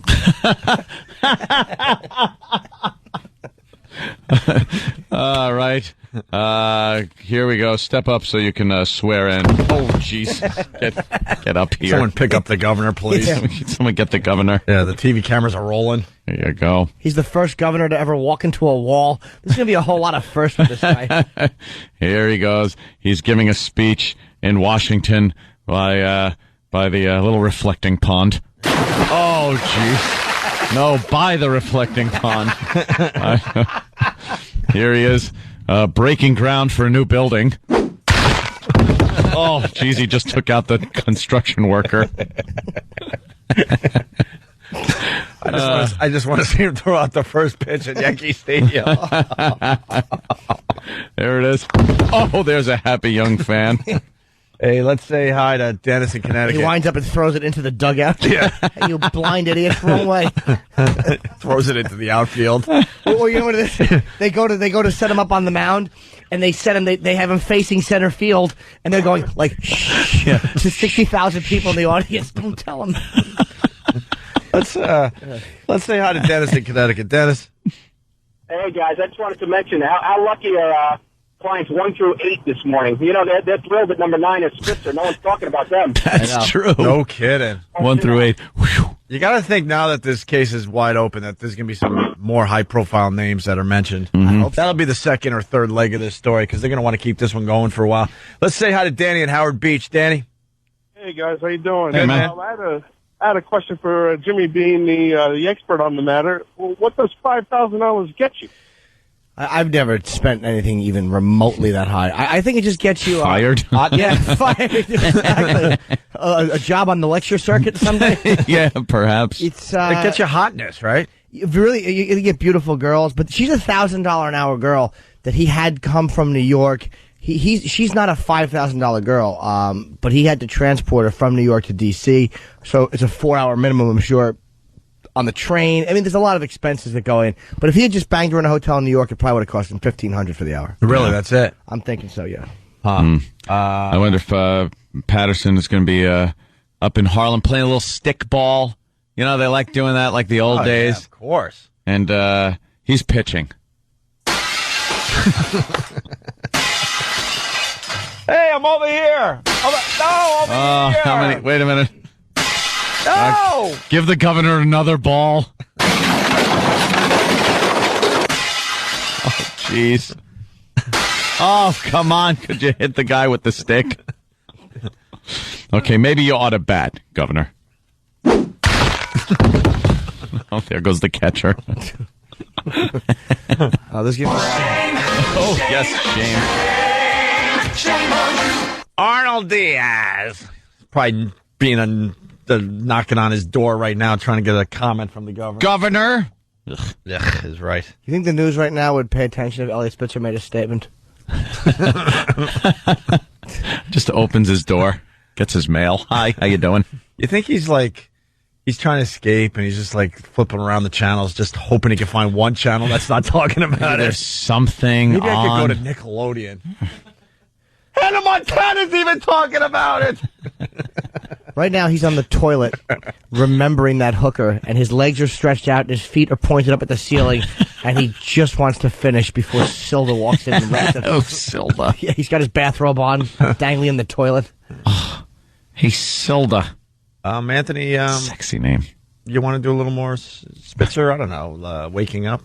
Elliot Spitzer? To a new day?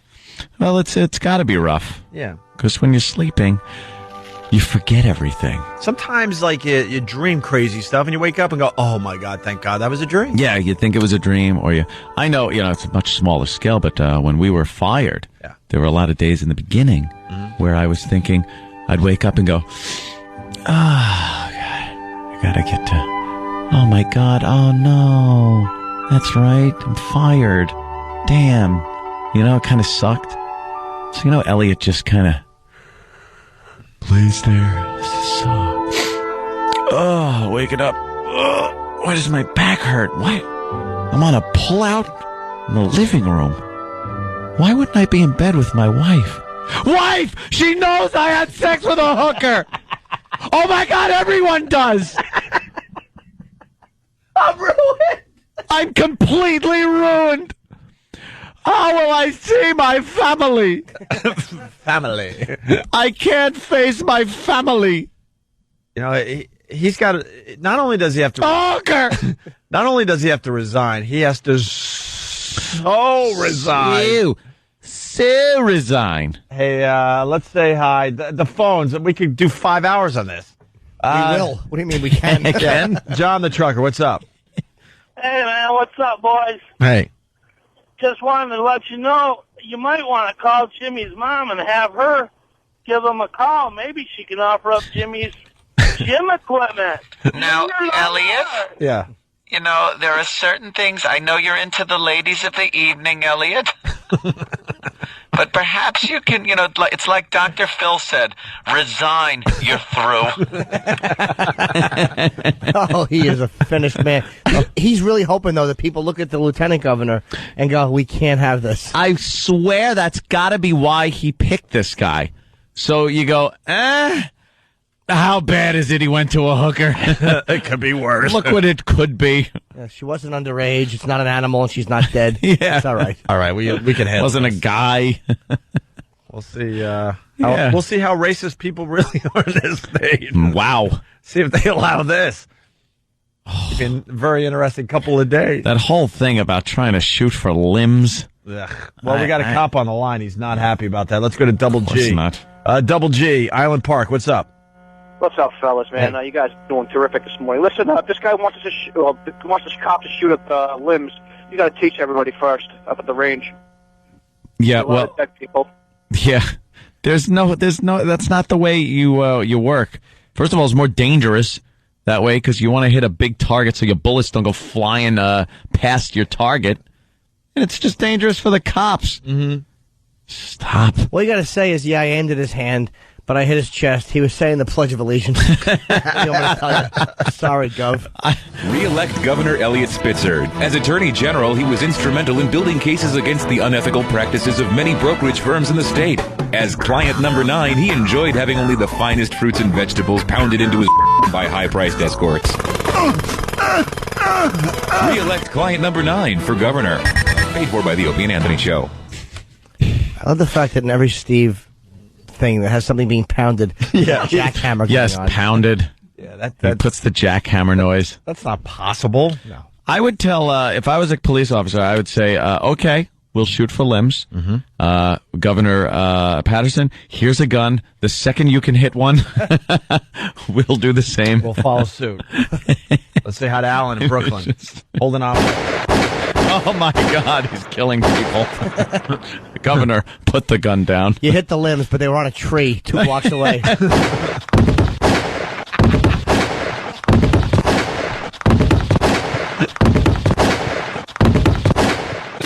Oh, one by the water fountain. Let's go to Alan in Brooklyn. Alan. Yeah, you know, Jimmy was describing what an awful chin that guy has. I think, quick observation, I think he looks like the Joker from Batman. Well, without makeup. Homer. Quick observation. Yeah, quick observation. It felt like it dragged on for hours. Oh, wow. You thought that was bad. Gary in Jersey, listen to this. Gary. Hey, fellas, what's up? Long-time listener. Thanks, sir. Gary. One quick question. Do you think this girl, Kristen, do you think she spits it or swallowed? Your phone crapped out. Yeah, what was that, sir? This girl, Kristen, do you think she spits it or swallowed? God damn these phones. If they don't fix these things. Kristen and Elliot Spitzer, what? Do you think she spits it or swallowed? We got it. All right, we heard it 3 times, dummy. Why would you call it on the crystal clear phone line? Oh, I heard it as clear as if someone threw horse shit at my face and it splattered against my forehead. Crystal clear, it rang through my head. Awful. That's basically the first joke every single person made when they heard about Get it. Spitzer. Yes, it sounds like Spitz. Yes. We get it. Yeah. Rework his name. That's the first thing you do when this stuff hits the news wire. The old newswire. He just kept saying He wouldn't let it go. It was such a gem. He didn't want us to miss it. He couldn't comprehend how this wasn't followed with uproarious laughter. He was expecting a boys' club raucous response. High fives all over the studio. Of course. This guy. Invite him into the show. Dude, you are good. Get in here. Come on. We need you. We need you today. Where are you? You're close enough to drop in? Let's say hi to Larry the trucker. Larry. Hey, what's going on, boy? Hey, Larry. Hey, the governor's a Nick. Whoa, hey. Bring the runner, Hey, bring the saddle. whoa. You know, if Larry's a trucker, let me just say something. Yeah. If Larry's a trucker, he could have done that joke justice by saying, the governor's a and then pull his air horn. Oh, yeah. Now, that would have been funny. That's a new... Would have been followed by, as Jim said, uproarious laughter. Yes, raucous. Why don't Raucous. maybe another trucker could try that same To joke. see what that might sound This like could be a done new properly. bit. This could be a new bit on the show. We'll work you through the jokes. They use the horn to cover up the dirty Of course. parts of It's their own bleeps. of the phone call. Yeah, you got a built-in bleep right in front of you. Let's say hi to Fred in Brooklyn. Hey, good morning, fellas. Good evening. Hi, Hello, Fred. Fred. I'll tell you one thing about that governor. Yeah. Yeah. The new one. Yeah. He sure plays a mean pinball. Right, he's right. Oh, okay. He's being fitted for platform shoes. Yeah, that deaf, dumb, and blind. Almighty. Do you, Helen Keller, solemnly... Matt in He Boston. burned his face answering the iron. Hey, did you get it? It was a swallow. He was reading the manhole cover. Matt, He forgot to take the plunger out of the toilet. Matt in Boston, listening on BCN, home of the River Rave, coming soon. What's up, Matt? We got a lieutenant governor that is blind, has never shot a gun, and if he ever has, he probably killed somebody himself. Yeah. And he's going to tell cops how to shoot a gun? Yeah. That Yes. sounds like typical liberal hilarity. Yeah, I know. Hilarity. We got a lot of cops checking in. They're basically saying, I can't go to all these phone calls right now. I'm a cop. It's almost impossible to hit an arm or a leg when you're in that situation. Of course it is. We did the... I think it's the movies. This guy thinks it's the movie, although he never saw one. Yeah. All right. We were going to play Jim's mom call, but maybe after the break we could do that. Who do we have coming in after the break? Otto and George up next on the Opie and Anthony Show. Elliot Spitzer possibly likes it in the... Show is flying by today. It's the Opie and Anthony Show. Otto and George in studio. Got to go to the phones for a sec. Hold on. Try it again, Otto. Good evening. There he is. We got a couple things going on. We got Roman in Jersey, not happy with the program this morning. What's up, Roman?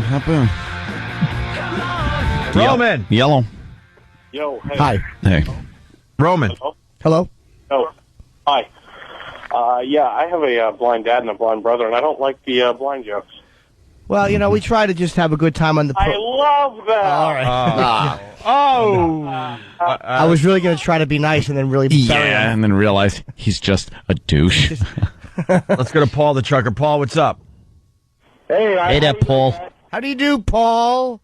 I'm good. I just wanted to say that Governor Spitzer is a... I think he takes it in the...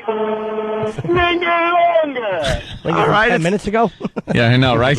No, but it's the start of the bit. I like this bit. It has potential. You get the truckers, they call up with very racist, crazy stuff, and they just bleep out their own racism with their horns. But he said Governor Spitzer I is know, he messed it up. But at least he got the bit going. It's Lieutenant Governor Patterson. Who will be the new governor of Seen New that York guy? State. Seen that guy there, Otto? The new lieutenant governor? The blind black governor? Yeah. Yeah. But, yeah, where's he going to... You know why there are so many trees in Harlem? Transportation. Oh, my God. He just shut down the show. He's a bad person. Did we get dumped out? I think we just got fired. Oh. Yeah, dumped out. Dumped out. That's the least of our worries. Don't you get the feeling that Tom Hagen and Al Neary are somehow behind this whole scandal there, and Al Neary washing up in the sink in the background, the towel over his shoulder? Mr. Corleone? Yeah. Vito Corleone? Yeah. With your silk suits and your olive oil skin. Yeah.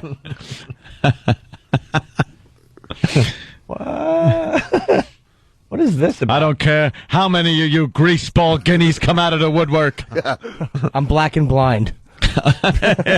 Well, listen here, my... Let's say hi to Gene in Queens. Gene, what's up? Hey, what's up, Owen? Hey. Hey. Kind of a serious thing here. Well, question. Do you remember a couple of months ago there was a story that between Pataki and Spitzer, somebody used illegal wiretapping as a means of one getting the other? I think it was Pataki trying to get Spitzer, and it was actually a big deal. One of them apologized for it. Waddle doodle. I know Spitzer was involved in some dirty tricks there during the campaigning, but... They said he was a very bad enemy to have. Elliot Spitzer, they said, was a very dangerous guy. If he was gunning for you, he would dig up dirt on you. Yeah. Someone here is suggesting a song. The governor's mansion next door to me was sold to... Hey, Kenny took away my product. I don't know why you would do that. Your product? Well, Otto handed me stuff, and I wanted to promote it, and Kenny took it away. Oh, Kenny will take it away in a second. he took mine so he could bring the XM. But that's not... the reason... I'll take it over there for you. Well, Otto, what do you promote? The DVD was what? It's got you and... Oh, it's called Three Dummies and a Puppet. It's me and Valby and this guy, Pretty Paul Parsons. And Pretty Paul Parsons... you never heard of him? Not too pretty. He's a creep. No. He looks a little creepy. No, he looks like older Elliot Spitzer. Shooting victim, like a dead, like a exhumed corpse. He's an old hippie, man. He's very funny too. Yeah. So we're putting some tour dates together, and we're selling it on Laugh.com and AutoandGeorge.com to book us in the theater or a club date or freaking commercials over. Oh, no, that's cool. All three of you, though. I mean, to see you and John Valby, that would be great. I don't know the other guy, but I hear he's funny. Yeah. Otto and Valby is a great tour. Yeah, go to Laugh.com for more details. But what is it called? Wanted? Yeah, for crimes against humanity. Yeah, it looks like an old, wanted poster. It's pretty cool. It says Three Dummies and a Puppet. Yeah. Very cool. Yeah, thank you. Let's say hi to Mark in Ohio. What's up, Mark? Hey, what's going on, guys? Hey. I just called to say how much truckers really love you guys. I was driving down the road the other night, percolating, and I ran into a rest area and proceeded to blow up the bowl. And the trucker next to me started singing your Chocolate Rain parody. Very nice. Thank you, sir. Sick. Love you guys. Catch you later. All right, let's go to Gooch in Cleveland. He's good for one. Gooch, what's up? Dear Governor Spitzer, I hope you get prostitutes and stuff up your bum soon, your grandson Frank. Now they're going with the Godfather line. Very nice. Let's say hi to Joe in Texas. Joe. Hey, love the show. Yeah. Hey, what's your problem with black people? We don't have black meat bring it on a fucking Muppet. Oh, hey, watch your language, sir, and you might get on the air. Joe, why are you cursing? I just had a drink. And your phone. You guys are on X. And your phone stinks. So what the hell was he saying? I don't know. If you call back, I'm thinking about a Muppet. Or a puppet. Yeah. Maybe he didn't like that line. I don't know. Frankly, I'm offended. Good evening. Good evening. She was very badly raped, you see. Yeah. The doctor said he was the governor, but I... What's the big deal? All politicians had, extracurricular, stuff since the beginning of politics. They used to pull Washington and them guys out of whorehouses, put the powdered wig back on. You got to make a speech. They go on 3-day drunks with whores and stuff. Yeah, Ben Franklin was a big one with the whores. Yeah, man, it's nothing new. Ben Franklin. Yeah. Ben Franklin would go over to France a lot. Yeah. And when he was over there, just banging like crazy. You can't go to France a lot back in the day. What? Because it would take But he did. It took long. He'd be on that ship, and, he'd get over there. I think they should be scandalizing this brothel. I mean, isn't the whole point of going to a hooker is the discretion that you're paying for them to be anonymous? They don't rat you out. But they didn't rat anybody out. No, they were looking into Spitzer. Yeah. And then it led him to this. So the whole thing just blew up. Yeah. Oh, they hit pay dirt. We got a governor. They did. I see. They caught him on the wiretap and everything. Let's look through some of this. Whoa, we got a big fish. Yeah. Oh man. I wish I could be there when the report was first given from one guy to the other. We got something. Yeah. Dude. Wait. No. Guess. You gotta guess who this is. Yeah. They're just playing games. Come on, guess. No. Good evening. She was very badly raped, you see. Yeah, we're going to try this again. Chuck, what's up? Would you like to use a condom? No. My health doesn't allow it. Hold on, Chuck. Hold on. We got a couple things going on. Yeah, right. Oh, I hope there's some more of him. I love that guy. Of course there is. Chuck, what's up? Hey, I wanted the guys, if you guys seen the new lieutenant governor, he's up. All right.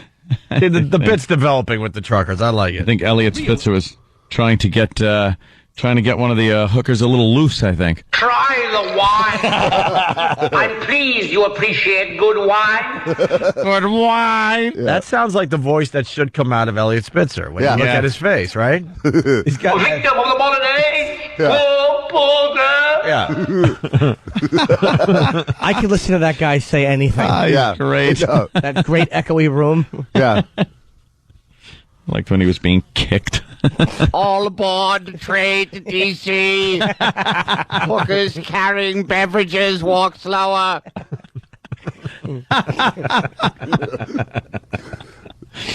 How much is in my account? Take the ring off that finger, it hurts. Have you ever seen that guy in any other film? I never seen. No. Where did they find him? Great. One and fantastic. Never seen him in Einstein anything. hairdo. Oh God, he was great. The rage in him. They put a ball in his mouth and paralyzed him and raped and killed his wife. Yeah. He was hot under the collar.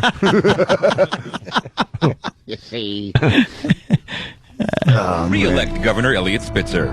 While serving as Attorney General, Spitzer fought the pervasive influence of payola in the entertainment industry, going head-to-head against a major radio company that accepted secret payments in exchange for airtime. As a customer of the Emperor's Club, Spitzer bumped uglies with escorts who accepted secret payments for sexual favors. Elliot Spitzer, he's coming for you, white-collar criminals, and all over the back, nose, and hair of a petite brunette prostitute in the Mayflower Hotel. Re-elect client number 9 for governor. Mike in Florida, what's up? Hey, what's up, guys? Hey, man. Hey, man, I'll never forget this, man. In high school, Ben Franklin had over 50 illegitimate children. Wow. All the great things he did for our country. 50? Well, why don't you wear a bag? What is he back doing? then? There were none. The hell were you thinking back then? It was a white stocking that he could also put on his foot. There were no bags. With a little bow on it, a black bow. He tried to tie the bottom of it, and he forgot it was attached to a kite, and they discovered electricity. Long way to go. Bad joke. What I meant by that, though, is, do something. Yeah, of course. They must have had something besides the old... I don't know. I think they used some kind of a sheep thing. Sheep intestine or something. I have no idea. Yeah. Just maybe flip it over. What are you going to do? Yeah. Let's go to Cigars and Scotch. They just had kids. That's all they did, I guess. They pink socked. What is pink sock? Oh, boy. Wow. I'll have to explain it to you off the air. Oh, this is okay. Yeah. You can whisper it to him, and we'll get his reaction or something. Yeah. That's why after 9 o'clock. Just think. Oh, okay. Yeah. Your visual aids did nothing. Wait, What's that? Picture this. Hold on. I thought that was a good visual aid. Really? There's no way to. I'll have to tell you. There's no way. Okay. There's no way to explain it clean. Yeah. Let's say hi to. I might be able to explain it. All right. Anthony can do it. Explain it with a visual aid here. Yeah, we're gonna do Anthony's picking up his jacket now. Trying to explain this to Otto. Okay. And Anthony's putting his fist in his jacket. He's putting his fist in his jacket. Oh, okay. And then you're trying to find your other glove? And then Oh. Yes. Okay. Yeah. And the inside of the sleeve comes out. Okay. Yeah. I just turned my sleeve inside out when I pulled my arm out of my sleeve. No. And because it kind of, a lot of friction in that sleeve, it kind of pulled the sleeve inside out and left it just dangling there. Now, there's two sleeves, of course. There's a front sleeve and a back sleeve. Yeah, because I had it, facing that way. Yes, you kind of did. sideways. Sideways. And I was using the sleeve that was more toward the back than the front. And the front sleeve doesn't have that happen, only the back sleeve. No. Yeah. Let's say hi to Cigars and Scotch. What's up? Enough about the sock. Yeah. California has the governor. New York has the govern. That was pretty funny. Almost. Not yet. Not yet. We don't. Let's say hi to Jason in Brooklyn. Jason. What's up, guys? Hey. I was wondering, you guys can talk about the Spatial Endeavor that took off last night. Yeah, the space shuttle. I saw the launch of the Spatial Endeavor. Well, that was the top story on CNN. It's like, are you kidding me? No one cares about a stupid thing going into space. No. That's old hat. Yeah. All right, punch it out, guys. All right. Thank you. Well, why don't we play, what was his name? I forgot his name. Andrew, that's right. Andrew from Brooklyn. And this thing is animated where? On onaradio.com? By Coke-Logic. But this is the original call we got from Andrew from Brooklyn when the Space Shuttle Endeavour took off last time. We go to break with this. We got Otto and George in studio today. Let's go to Brooklyn. It's Andrew. Andrew, what's up? I have a fun fact, too. Yeah. So the Space Shuttle Endeavour, the Space Shuttle Endeavour, the parts that the Space Shuttle Endeavour was actually built. Wait. The what? Space Shuttle Endeavour. The Special Endeavor. All right, wait. It's hold on. There's something wrong with the phones. Andrew, right? Yes. All right, Andrew from Brooklyn. Yes. Okay, you're on the air. What's up? Space Shuttle Endeavour. That spacecraft was actually built to replace the Challenger, and something about the Challenger. Huh? Andy. I can't hear. What? You can't hear him either. No. What ship was built to replace it? I said Endeavour was built to replace Challenger. What? What Endeavor? What? Are we talking about? What are we talking about? No, it's fun fact. Oh, fun fact. Okay, so what's your fun Thursday? What's your fun fact? It's what Space Shuttle Endeavour was built to replace Challenger, and the parts that were used. The what Endeavor? I didn't hear that. The Space Shuttle. What? Yeah, okay, but which one, bro? You talking which about one? The first one, and then there's another one. What? Because my. Hold on, I'm getting a thumbs up from Tim. We tweaked it. All right, we got. All right, the phones are working. Go ahead. You're gonna have to start over. Sorry. Start over. Yeah, Sorry, go Andrew. ahead. This sounds really interesting. The Space Shuttle Endeavour, the shuttle that replaced Challenger Endeavour, was actually built with spare parts from the shuttles Discovery and Atlantis that were left over when they were finished build. From when what? They finished building both. The Atlantis? No, I said Space Shuttle Endeavour.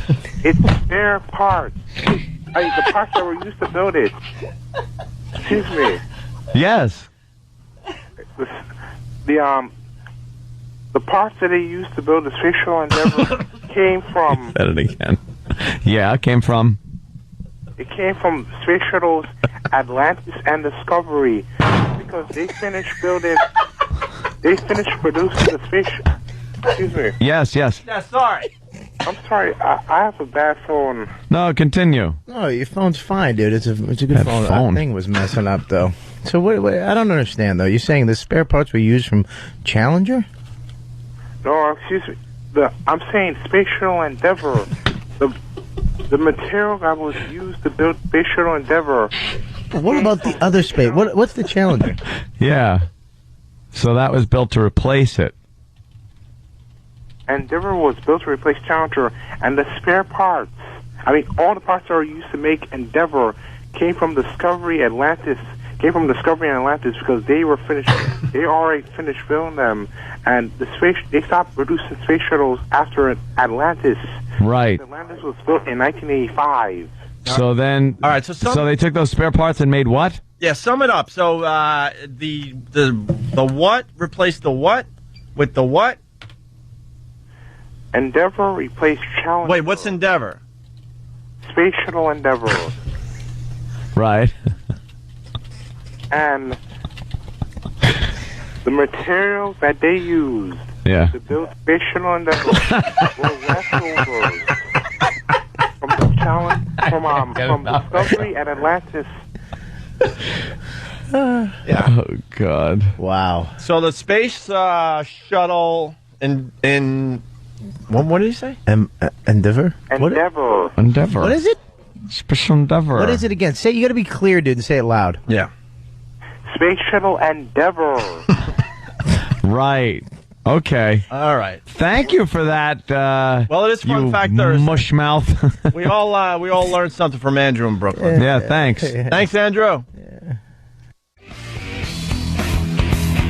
Hello. Welcome to the Opie and Anthony program. Having a little fun with Elliot Spitzer today, that's for sure. In the air? Hey! Yeah. Back in the air. Otto and George are on with us.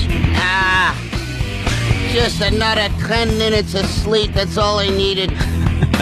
Ugh. George was sleepy. Oh, God. It's hard to plunk myself down into sleep when I have to do this show. I can't just go, right to sleep. I don't know.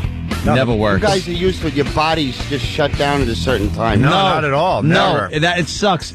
Everyone says you'll never get used to doing morning radio, and it's true because I'm not a go to sleep at 7 o'clock at night guy. I did everything right. I didn't have any coffee after 2 o'clock in the afternoon. I didn't eat late. Yeah, you got to be a gremlin. Yeah, still couldn't sleep. You got to be really strict, and that doesn't even work. I went to bed at 9 last night because I was tired. Yeah. I think I finally fell asleep around 11. Yeah. You just can't shut down your brain that early in the night.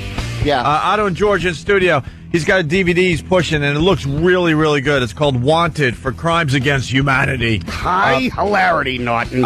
3 dummies and a puppet. You got John Valby, you got Otto and George, and you got Pretty Paul Parsons. Yeah. The funny part about that is Pretty Paul's not pretty at all. Yeah. He's creepy looking. Looks like Bernard McGurk from I Miss a Show. Yeah, a little bit. A little bit. And you can get this at laugh.com or ottoandgeorge.com. Yeah. I got a lot of stuff for sale on laugh.com. The checks are rolling in. Yeah? I have enough money right now to last the rest of my life unless I want to buy something. Whoa.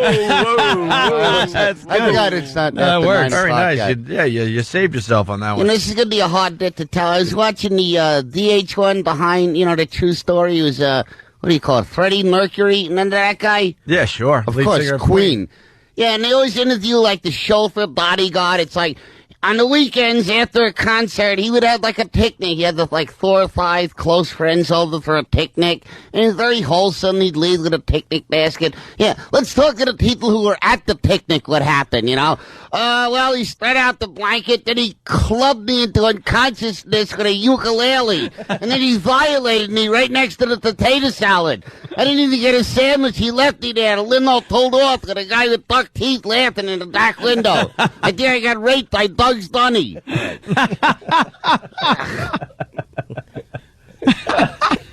What does that mean? What does that have to do with Spitzer? I don't know. But it's funny. Yeah, it's all about Elliot Spitzer today. A quick look at other things going on. Not that anyone cares, but Madonna and John Mellencamp, they entered the Rock and Roll Hall of Fame last night. We think the Rock and Roll Hall of Fame is a complete joke, right, Jimmy? No, I think it's a good move that Sabbath was tried 9 times. They inducted them, and they finally got in before they were inducted. Yeah. And her, I think, on the first ballot. They're relevant to what rock and roll is. They're really relevant. We read the list of bands that aren't in the Rock and Roll Hall of Fame. Yeah, it's just amazing. I don't have it in front of me right now, but bands like Rush, bands like Yes, I believe. Kenny and I went there when I was in Cleveland. I mean, they induct Miles Davis. I mean, the great artist, but not even rock and roll at all. It's just jazz, Right. We went there because I wanted to trash this place. But I'll tell you, the guy who ran it told me that they don't. He said, we have nothing to do with the inductions. There's a voting board, some by artists. So they're just a building. Basically, so it's not the Rock and Roll Hall of Fame itself. Is actually, I was impressed at what a cool setup they have. The building itself was nice. Yeah. The voting board should die in a fire. The building itself, though, the Rock and Roll Hall of Fame, I have to amend my hatred. It's not for them. It's for whatever board decides who gets in. Because it's a separate the actual building is awesome looking, but the stuff they got in is a bunch of crap, though. Buddy Holly's return ticket. Yeah. The other half of Mama Cass's sandwich and Elvis Presley's toilet seat. I wish it was that good. Oh, no. Otto. Okay. It's stuff that obviously the family members found in an attic somewhere. Like, well, here's Jimi Hendrix, I don't know, Boy Scout uniform. Yeah. There, you can have it. Yeah. We weren't going to do anything with it. Don't have anything of, I don't know, stuff where you actually would go, wow. Really? So you got Madonna and John Mellencamp entering the Hall of Fame. Wow. And then you got this dopey story. Billy Crystal. Oh, love this one. What a waxy puppet he's turned into. Billy Crystal. Maybe we should just do the news story on this one. Hold on a minute. Some big news at Yankee camp this morning. Yankee camp. Yankee camp. Yankee camp. Who talks like that? It's not normal. Listen It's to Yankee camp. Yankee. Get to gear up. Yeah. Listen to the excitement. Some big news at Yankee camp this morning. Yeah. The Bronx Bombers are about to sign comedian Billy Crystal, and that's not a joke. Billy Crystal turns 60. No, it is a joke. Yeah. It's a big joke on us. What else could it be? Yeah. What, he discovered at 50-some-odd years old that he could hit 400-foot Yeah, what is he going to do? Billy Crystal, and that's not a joke. It is a Billy joke. Crystal turns 60 years old on Friday, and to celebrate, he is signing a one-day contract with his favorite team, the Yanks. Crystal is going to play in the Yankees exhibition game against the Pirates on Thursday. He's going to wear the number 60. Crystal said, quote, "I can help the younger players," which, of course, is all of them. He is the biggest and the biggest Yankees fan. It must be so cool for him. He's like living on a Very nice, very nice. Why can't they just be real? Well, this is what obviously... is he going to do? His old black bluesman character for the 35th year in a row? Right. This is obviously a publicity stunt. Why can't they tell it like it is Yeah. on the news? Ugh, is right. Who wants to see Billy Crystal out there? Yeah. No one. It's a mockery. A mockery. I hate that. Oh, maybe it's over here. Did anybody see that movie, There Will Be Blood? Not yet. Horrible. Horrible. Unwatchable. A lot of people say it's a great movie. No, they're idiots. Nothing happened in this movie for 3 hours. Oh, okay. Yeah. It should have been called There Will Be Milk Duds. I was at the refreshment stand the whole time. I really Yeah, but if you sucked. were at the refreshment stand, maybe that's when. No, all the good nothing stuff was happened. going on. It's not. There's no market. You know, it was set in the old days. It wasn't a western. Yeah. It wasn't anything. There's no audience for this movie. He's a fine actor, but give me a A break. little thing about Otto that people probably don't know. You really know your movies. Yeah. What was your favorite movie that you've seen recently? Recently, No Country for Old Men. Absolutely, yeah. That was number cool. one. Yeah, terrific. The Coen brothers are just great, man. That one was good. Yeah, that was good. Pretty I liked twisted. it because it was no comic relief. It was just brutal violence. Everyone dies. There was no comic relief. They You know didn't what? try and mix it up. You make a really good point there. Yeah, Hollywood always feels like, we got to get a couple laughs. Very between grim, very the blood grim here. and bloody and violent. It was really good. Yeah, absolutely. Excellent. I thought you were looking for something over there, and I was. Yeah. With the Billy. I'm on IMDb and my thing looking for Billy Crystal sound, but I couldn't find it. Oh, okay. It's that one. Than's usually pretty good at it, but we're absent today. Than is absent. I was looking for the "Can you dig it?" I knew you could. That old blood. When he goes, I'll just talk They were about it smoking then. their own cigarettes that they rolled. Yeah. Yeah, we get it. It's pot. Schmuck. You know, and he played a trumpet. Yeah. And it sounded like this. Shut up, stop. What is he playing an air trumpet? Yeah. He's just doing a mockery. Put on blackface and sing Mammy. I know. It is. Oh, is he the worst? Those went on theater forever, audiences are so too. forgiving too, you know. I Like know. John Leguizamo with his stupid characters, you know. Yeah. My Puerto Rican grandmother, my Puerto Rican uncle. You know, he's so talented. Shut up. Shut up. Let's go to Josh in Virginia. Is that it? Josh? Yeah, how's it going? Hey. Yeah. Yeah, I was going to say, Otto, you're an idiot. There Will Be Blood was an amazing movie. Did you like it? Yeah, I loved it. Which it was part? Great. The first 30 minutes, there's no talking, but it's amazing. You're waiting on the edge of your seat. To see what's happening next. 30 minutes of no talking? Yeah. Yeah, but it was amazing. It's a guy just doing his one single thing in a mine, but you're captivated by the whole thing, wondering what's going to happen next. Yeah, the first hour, nothing is said. The second hour, oh, my kid is adopted. The third hour, has anybody got a bowling pin? And he freaking clubs the guy to death with a bowling pin. 3 hours for this. Waiting. You gotta give it to the little I kid stayed that was till the the end. preacher. Sucked. Oh man, you're wrong. You're totally wrong. The guy who was the preacher only had like 2 weeks Overacting to learn Brit it. faggot. I'm tired of him. All right, you guys have a good day, man. Otto I'm gives outta it a thumbs down. I believe so. Yeah, didn't he win the Oscar for that though? Yes, he did. So what? All right, did. just asking. Take my word for it. It stinks on ice. I got a great joke. Yeah, go ahead, Jimmy. Tell us how you really feel.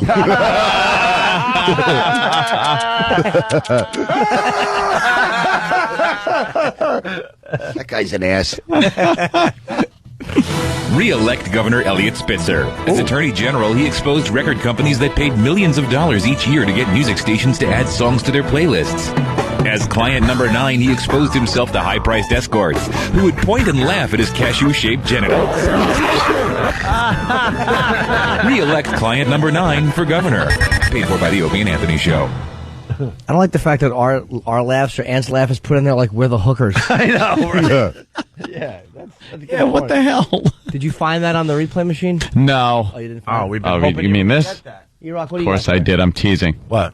Can you dig that? I do that you could. I do that you could. Right. And then, when Katrina came through, it was hard on all of us. Where were you? He was in Beverly Hills somewhere. Yeah. But he's the voice of the black man. Billy I hate when he Crystal. mixes drama and pathos and comedy. Stop it. Yeah, it's the worst thing I've ever seen a quote-unquote comic try to do. Yeah, I know. What is he going to do for the Yankees? Are they going to let him play, or is he going to just sit on the bench? Oh. I hope he takes a liner right to the head. Oh, that'd be fantastic. Big Just enough splits target, his really. head open. He's laying there just bleeding to death on the field. Fame is a weird thing. Tragedy today as Yeah. Billy Crystal was killed at Yankee Stadium. It was supposed to be a fun-filled day for Crystal, who was a big Yankee fan. And to have it end in his death like this is tragic. Oh, I would just be laughing. Here's the video. Please remember, get the children out of the room. This is very graphic. As Billy Crystal's big, stupid head explodes with his wispy afro on top. All you see is a red mist, like he was taken out by a sniper. Dealey Plaza. Oh, I would love that. Just see his head explode. Why is his head getting bigger? Yeah. Something with weird. being famous, man. The more famous you get, your head just Movie stars expands. all have big heads, though. Yeah? It's true. Yeah, they got to have big heads. Yeah, Something about big the heads, camera. no torso. It's true. Why is Paul Newman, Charles Bronson, Pacino. Bronson. Almost every big movie star was Eddie Murphy, freakishly big head, but the camera shrinks it somehow. The camera shrinks their head. Yeah. It's very odd. Damn. Tremendous skull on Tommy Lee Jones. Have you seen that thing? It's like a jukebox. It's huge.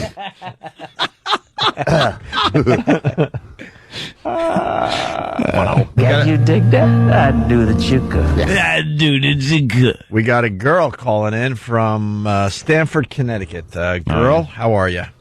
How are you? Hi, guys. Good. Hi. Hi. Good evening. There Will Be Blood is amazing, Okay. and they don't talk for like 12 minutes in the beginning. It's not a half hour. Oh, it's long. Not 12 minutes. that's a Might lot. as well be a half hour in a movie. God forbid a comedian All right, that's two exaggerates people for a like it. You laugh. got two right here that didn't like it. What's your point? It sucked. I don't. You're silly. It's amazing, and it's intense, and it's awesome. No, it wasn't either. No. It wasn't any of those adjectives. School that bitch. Yeah. Let's say hi to Anthony in New York. Anthony. Hey, what's up? Hey, what's going on, man? I just want to let you know that Billy Crystal is going to be a celebrity manager, not a player. I didn't hear that on the news. Yeah. All they were talking about was how he's joining the Yankees for a day. You think Susan Waldman's going to have something to say about it? Goodness gracious! Yeah. Billy Crystal's up in George Steinbrenner's box with his wispy afro. Wispy. He's doing the black gentleman impression. Of all the dramatic things I've ever seen, goodness gracious. I don't know when this man was funny.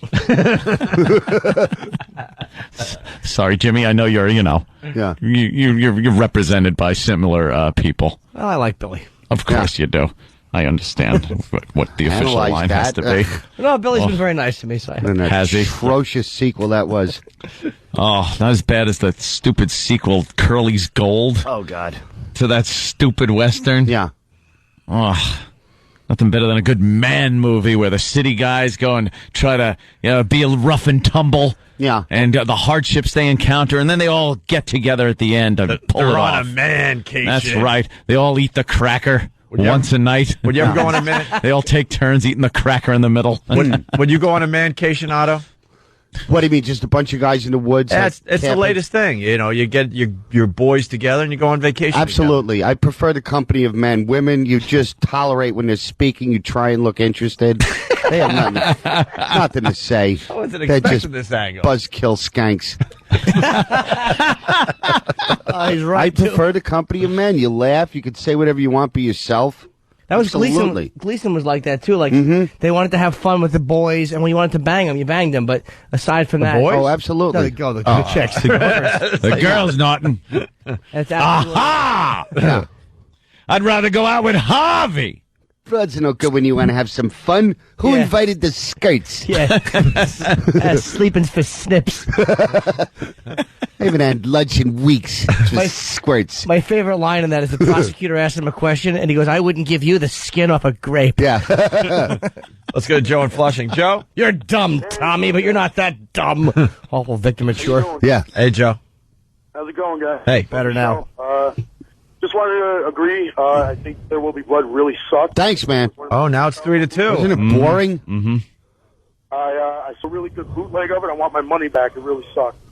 Yeah, you know, with that title, you figured there's going to be an amazing, at least 2 great gun battles or a throat slash. Nothing like that happens in it. It was very misleading. You got to think a lot of blood. Yeah. A title like that. I was hoping, Yeah. I'm a New Yorker. Actually, it's just a movie about a girl who's getting crankier by the day. Oh, God.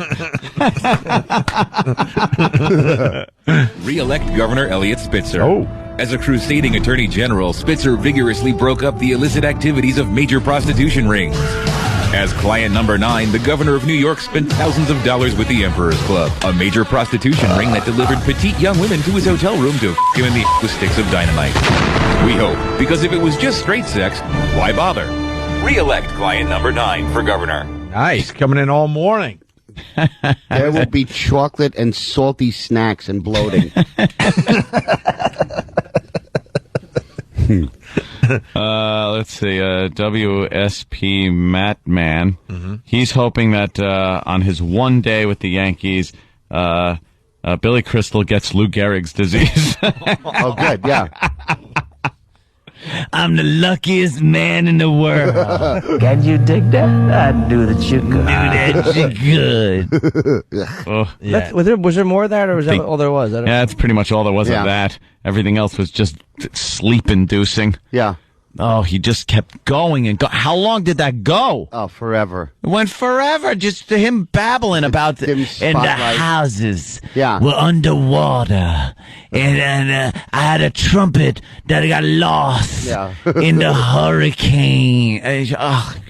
And people sitting there going, well, this is supposed to be Yeah. profound, so if I get up, I'm going to look like the Yeah, exactly. jackass. Oh, he puts people in this position where they have to sit there. Yeah. It's like watching a lecture. Yeah, Shut up, exactly. Billy. Exactly. Yeah, you Be get funny for Overly F's sake. artistic, pompous. We got a lot. Yeah. We got a lot of Catholics in house today. You get the new no-nos from the Catholic Church. Oh, no, what? Coming down from the Pope. They hand out, the Pope occasionally comes out with new sins. With new sins. And they don't hold a candle to the old ones. I Yeah. got to be honest with you. New sins suck. They kind of ran out of ideas. Yeah. I'm not going to acknowledge the new sins unless God himself delivers them. Yeah. Not some guy we elected. Who's the Pope? Well, we didn't even. We elect elected him. the Pope. I said, well, we didn't even He's a elect bit him. queenish, too. I hate to break it to you. Yeah? You think? Yeah. Oh, yeah. Yes, I do. He was a Hitler Youth. Good for him. Wow. He's not now. To think, He's an older gentleman, and I think he's a... you think a little Yes, queenie? I certainly do. Yeah, I think he's a J. Edgar Hoover. Oh, yeah? Yeah. You want to hear the new no-nos? Yes. This will get you to hell. Girls. Yes. Yeah. Thou shalt not put automatic signatures in emails. This is too updated.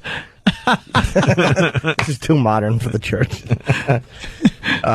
Well, you got bioethical violations. That would be, of course, birth control. Oh. New forms of birth control, basically. Of course, the continued no-no. What a shock. The church wants to get out of touch. What a shock. The prevention of tissue has always been the big thing with them, right? Every seed must be, utilized. Every You sperm can't is waste sacred. it. Yeah. Well, that leads to the next no-no. Yeah. The new no-no. Morally dubious experiment, such as stem cell research. Is a no-no. Yeah, why would you bother with stem cell research when it helps people? It's science. It's not some mythical creatures that are floating around in some abstract space that's called heaven. How about adding extra relish to tartar sauce? Does he have anything to say about that? It's not chunky sin. enough. It's a sin. Oh. Number 3 is drug abuse. Uh-huh. A new no-no from Pope Benedict. Number 4, polluting the environment is now a sin. Wow. You were right. These don't hold up to the old They don't ones. hold up. Pollution. So if you throw like a carton of something out of your window when you're driving, it's just as bad as coveting someone's wife. Those were some good sins back then. Yeah. You don't covet. Hold And in then the this guy's farts and littering. pull out. Thou shalt not kill or make the Indian cry on the side of the road. Yeah, there you go. The next one, contributing to the widening gap between the rich and the poor. Oh. How do you do that? Contributing to the widening sin? gap between the rich and poor. Yeah, they're running out of stuff to... They're really running out of sins. These sins To get us stink. Oh, he's saying share the wealth and like, how about take one of their $1 million hats that the Pope wears and give it to some crack whore, let her get a buzz. No, you hit it right on the head. Yeah. The Vatican is one of the most wealthy organizations. The Catholic Church is one of the most wealthy organizations. Yeah. Talk about a Pawn the Pope hat. Pawn the Pope the hat. That Pope hat. staff that he has. Buy a Sell new the shopping Pope-mobile. cart. Yeah. Buy a Volkswagen. Well, at least you Nazi. Filthy lying sodomite. you Nazi queen. Yeah. Do you have any audio of the Pope talking in his voice? let's find it. Look, here's the next one is excessive. The next no-no is excessive wealth. But that's the Catholic Church. And basically where he lives. The Vatican is excessive wealth. How about the next no-no is not living off government land and not paying taxes? How about not protecting Nazi commie homo. and moving? How about not moving priests who are guilty of pedophilia from parish to parish? Is that what they do? They just rotate them Oh, around. they bury him. Yeah, they okay. quiet them, They don't take them out of circulation. They lamb it for a while. Yes, they do. Yeah. Wow. Lamb it. Mom the lamb. I watch The Sopranos. It's like a bad regional manager. They don't want to fire him, so they just move him from store to store, hoping to kind of connect. They do more trading than Major League Baseball. They just move these guys around. Send them to another city full of children. And then and another no-no is creating poverty, which you can't create poverty. How do you do that? I guess firing. I don't know. Firing people, taking their jobs away. Awful bunch of sins. Right? Horrid. Yeah. I don't like this New Year's batch of sins. Yeah. Let's say hi to Marco in Queens. Marco. What's up, guys? What's up? Hey. I want to let you know that you guys pretty much broke every single one of those sins on air. I don't know what you do in the privacy of your own homes, but definitely on air. Yeah. Oh, do we have that? Thank you, sir. We just got a Put back communique together. here. We have it. Here's Iraq. Okay. No. No? I do want to hear that. All right, let's say hi to Steve in Niagara Falls Hear real fast. something, for God's sake. Steve. Hey, guys, how you doing, man? Good, what's up? I got one for you. Elliot Spitzer, that he was, the number 9 was his code. I figured for his campaign trail next time, he could do the Mambo number 9 song. A little bit of Julia in my life. Hey, that's not a bad idea. Let's sang. or we could rework it and do client number 9 instead of Mambo number 9. Is Spitzer a Jewish guy? Oh, what do you think? Yeah. Elliot Spitzer, a platform designed to clean up New York. And extra-large platform go-go boots to go with his matching purse and peacock feather hat. Re-elect client number 9 for governor. It says paid for by the Opie and Anthony Show. The guy got a hooker. How does Steve throw his own life into this? He likes things pounded. He likes to wear dresses. His name. He's a producer. Right. He's just taking everything from personal experience and shoehorning it into our Spitzer bit. You got it, E-Rock? Yeah. Let's go. This is how we finish today. Do you know what it means to miss New Orleans? I miss it each night and day. I know I'm not wrong. Oh, God. The feeling's getting stronger the longer I stay away.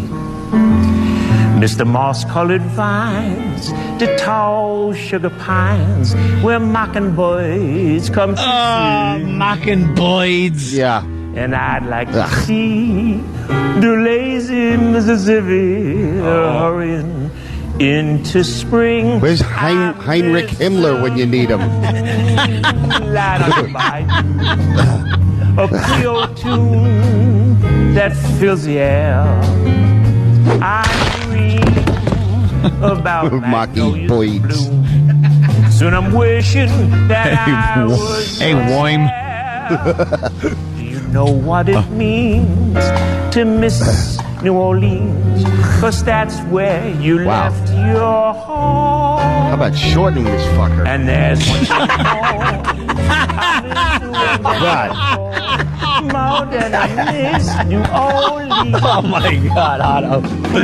Right on. Oh, yeah. Oh, The saxophone solo. Oh, man. Stephen S. from Bayshore writes, creating poverty, does that include CBS and how they pay or don't pay for the rundown? Push Steve. Stephen S. from Bayshore writes the rundown for ONARadio.com. He hasn't been paid since December or something. And Steve doesn't have a lot of money. He could definitely use the money that CBS owes him. Yeah. Why don't they do the right thing and pay the damn guy? The Pope's against poverty. I hear that. Oh, back to Billy Crystal. Oh. Come on, big finish. What? Mr. Bush, can you dig this? I knew that you could. Christ almighty. Is he doing a kick line thing here? You should only get cancer. I hope you get cancer. And there's one thing more. I miss the ones I care for more than I miss. More Dan. New Orleans, Baba Oh yeah. Ugh. And then the people are like, they don't want to applaud this. They do not want to applaud this. Oh, why feed into him? This should have been dead, deafening silence. The guy who made My Giant is still getting standing O's for that crap. Here's the Pope. We got to get out of here, but Jimmy said the Pope sounds a little strange. Lighten the load. We are invited to contemplate Jesus as an example of how to conduct our daily. Oh, but it does sound a bit, that's chicken good, Touch my monkey. Yes. Struggle against temptation. May this time of purification prepare our hearts to celebrate the saving mysteries of the death and the resurrection of Christ. I wish you all a pleasant stay in Rome and a blessed Sunday. Oh, boy. Wow, there's Jimmy, a little, you nailed that one. Little Paul Lynn going there. That's I'm the Pope. Full speed ahead. Alan Seuss. Party favors. I'm gonna bless you. Bless you all. My favorite Paul Lynn, they go, this next question is about cuisine. Paul, what's the main reason for pounding meat? And he goes, loneliness. He went out like a true Mo, too. Like taking poppers. And, oh, yeah, he didn't play. Yeah. Just croaking on the bed from autoerotic asphyxiation or something. Face down in a peep booth with like a little bit of egg salad on his face and an ascot. Oh, can I plug one more thing? Yeah. My other DVD, it's a sketch show called Detention Lounge. I'm on there with Jim Florentine and my friend Kevin Bacco. Nice. And you can purchase that on detentionlounge.com. Any gigs coming up?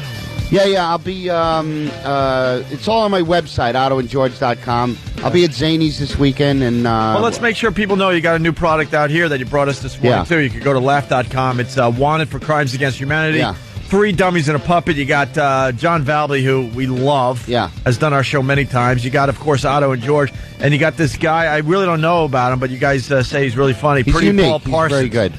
What kind of humor does he do? He's like a kind of a dirty Stephen Wright. He's real unique cat. He is. Very cool. I'm going to check this out tonight, Otto. Thank you. New Orleans. Oh, New Orleans. You won't be hearing any of that on our show. Wait, can I plug real quick? Yeah. This Friday, I'm in Denver at the Gothic Theater. Nice. And then this Saturday, the Pangeist, whatever it's called, theater in Minneapolis. But that one may be sold out. But check on my MySpace. All right, Jimmy. Yeah. Can you dig it? We're off to XM. Have a great day. I'm gay. You guys do the walkover? You still do the walkover? Yeah.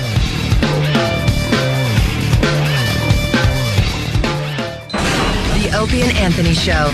XM 202. In the world of radio shock jocks, the biggest are Opie and Anthony. These people say shocking things that border on offensive in order to entertain their audience. I refuse to sit here and think that radio has to be nice. Why? Why does radio, out of any other medium, have to be nice? We are being now held to a standard where we have to be nice and make people feel good. Go screw! Radio Bad Boys, Opie and Anthony. Controversial radio personalities, Opie and Anthony. Infamous DJs, Opie and Anthony. Talk show radio hosts, Opie and Anthony. Opie and Anthony. Opie and Anthony. Radio shock jocks, Opie and Anthony. Opie and Anthony. Shock jocks, Opie and Anthony. Shock jocks, Opie and Anthony. Opie and Anthony. Shock jocks, Opie and Anthony. Opie and Anthony. Shock jocks, Opie and Anthony. If you want to put it, feel free. I've done it before. I'll let you go from to my. That's really sick. This is where entertainment is going. More audio of E-Rock in the bathroom.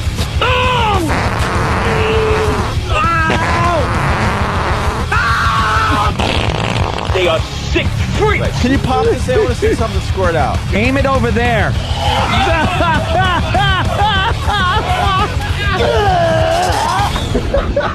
This is the worst show This is the worst show I've ever been on. But enough of this palaver.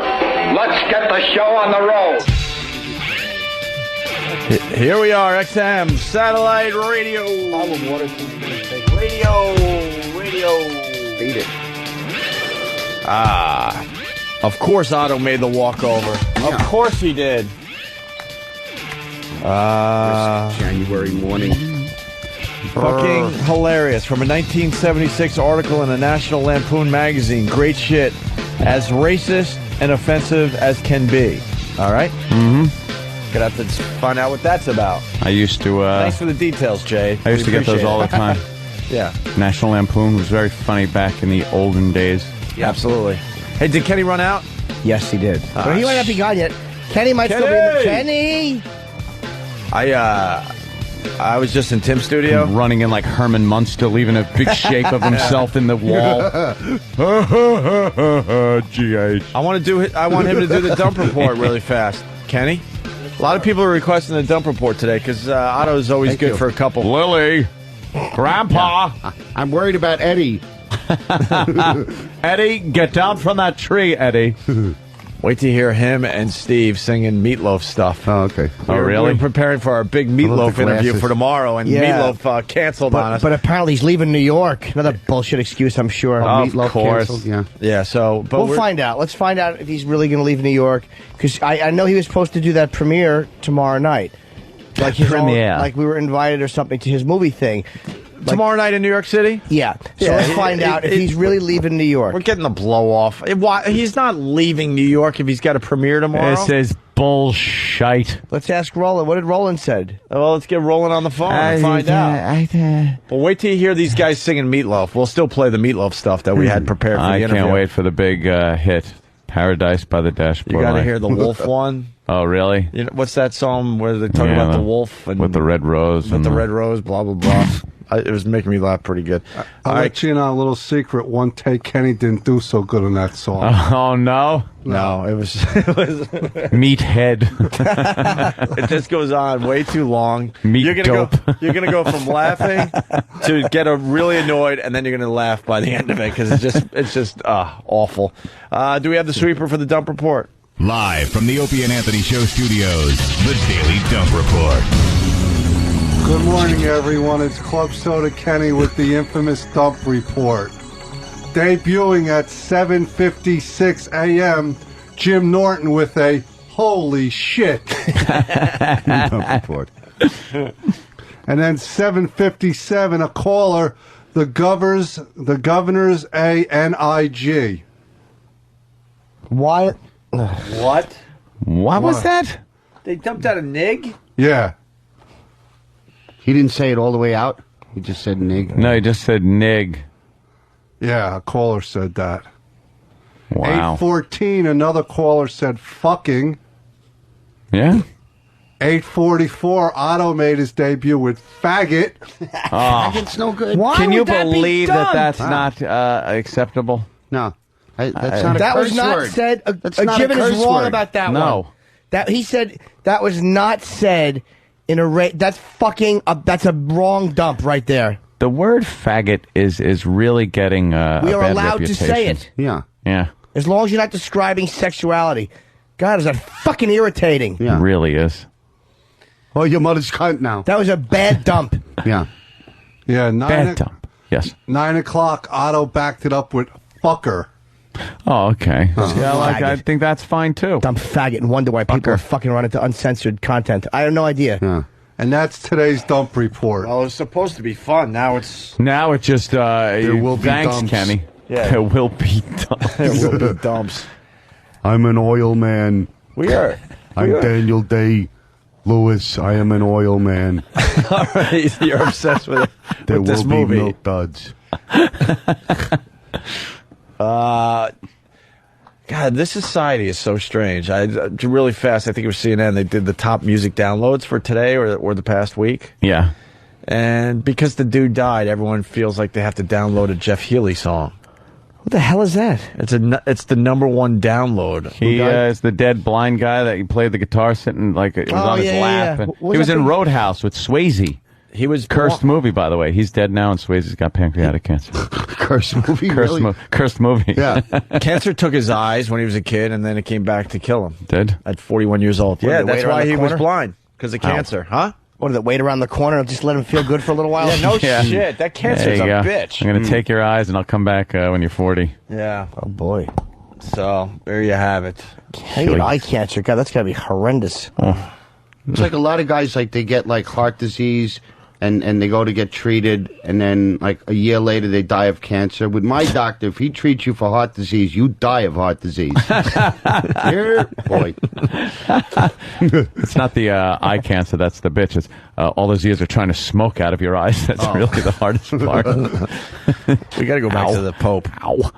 We found this way too late in the first half of the show. Yes. Jimmy brought the this to Pope. our attention, and man, he nailed this. The Pope sounds a little Pope Sally. a little swishy, A little fruity. a little swishy.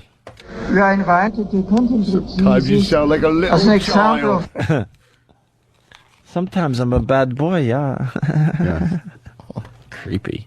we are invited to contemplate Jesus as an example of how to conduct our daily struggle against temptation. May this time of purification prepare our hearts to celebrate the saving mysteries of the death and the resurrection of Christ. I wish you all a pleasant stay in Rome and a blessed Sunday. And now is the time at the Vatican where we dance Touch My Monkey. Yeah. That's good, yeah. I like when he first got in there. We all were in the Hitler Youth. Right, right. Back then, it was just what you did. All we did was send a few Jews to camp. It was mostly in the summer. He does. He does have a. I don't know. I can't tell with the accent. Can't really tell the accent. Can we hear him in German? There's got to be some German audio. I bet you the German's a lot different. Raus, raus. Yeah, I like wispy afro. Juden. I enjoy I got that. a correction. Brian from St. Louis, he's usually good for corrections and accuracy. He writes, it wasn't because he died, this Jeff Healy being a big download. It was because some shit dick, dreadlocked fag on American Idol sang his song, Hallelujah. Or Hallelujah or something like that, or whatever. Hallelujah.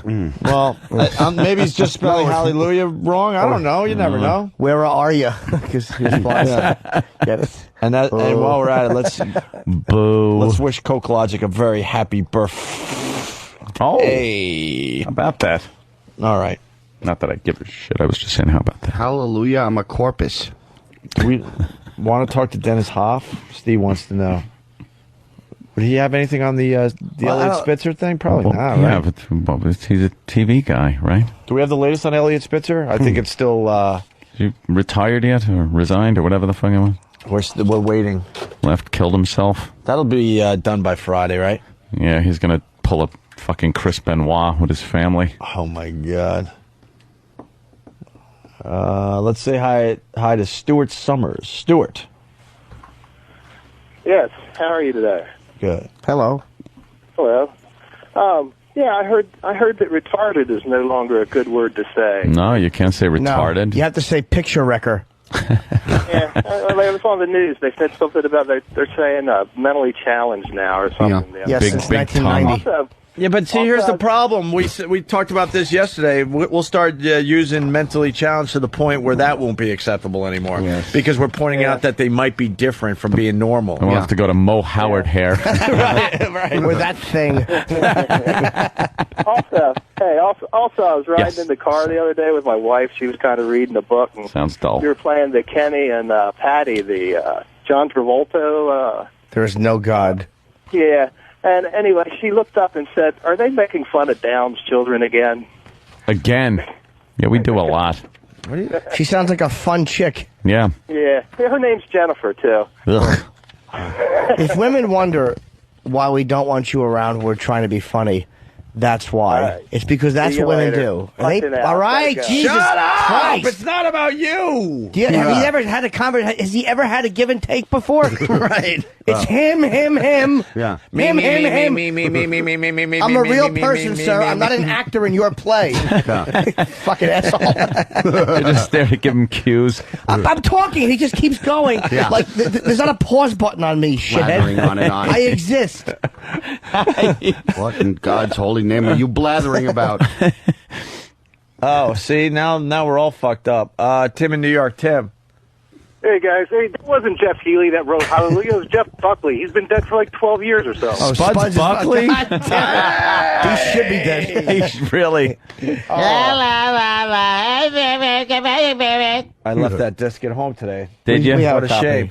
Yeah, so me bringing up that whole fact is just stupid because I got everything wrong. Yeah, eye cancer. And It was Jeff Buckley, and it was because the Idol guy sang it last night. It had nothing to do with Jeff Healy and his death. Well, you should have said you read it at the Times. right on a placemat at a restaurant. So much for him being good for accuracy. Oh, fuck, I thought I hung up on you already. Shit, you got another line in. Thank you, sir. I appreciate it. Let's say hi to Fred in Maine. Fred. My name is the Pope, and I like to wear dresses. Yeah, he's a little... We got to get some German audio of him. Absolutely. Yeah, good. Dave in Jersey. Dave. Yeah, I got a question for you guys. With Spitzer and the governor and stuff, have you guys seen the look his wife is giving him? Yes. And all the videos and the pictures on Drudge and CNN. Looks like, oh my God. You know, if I was Spitzer, I mean, he's a billionaire. He comes from a lot of money. I would just leave. I wouldn't even... Wouldn't you just leave? I would go out of style. Like, nothing good could come of this. Your career is done. Walk Your away. marriage is done. Just No walk statement, away. nothing. You just leave and go, You pack up some things. They walk in to see what the governor's doing, and it's like, wow, he just left. Yeah. Right. The governor just left. Hold on a minute. Now we got more info about the Jeff Healey, Jeff Buckley, American Idol, blind cancer thing. Oh, no. Dave in Halifax.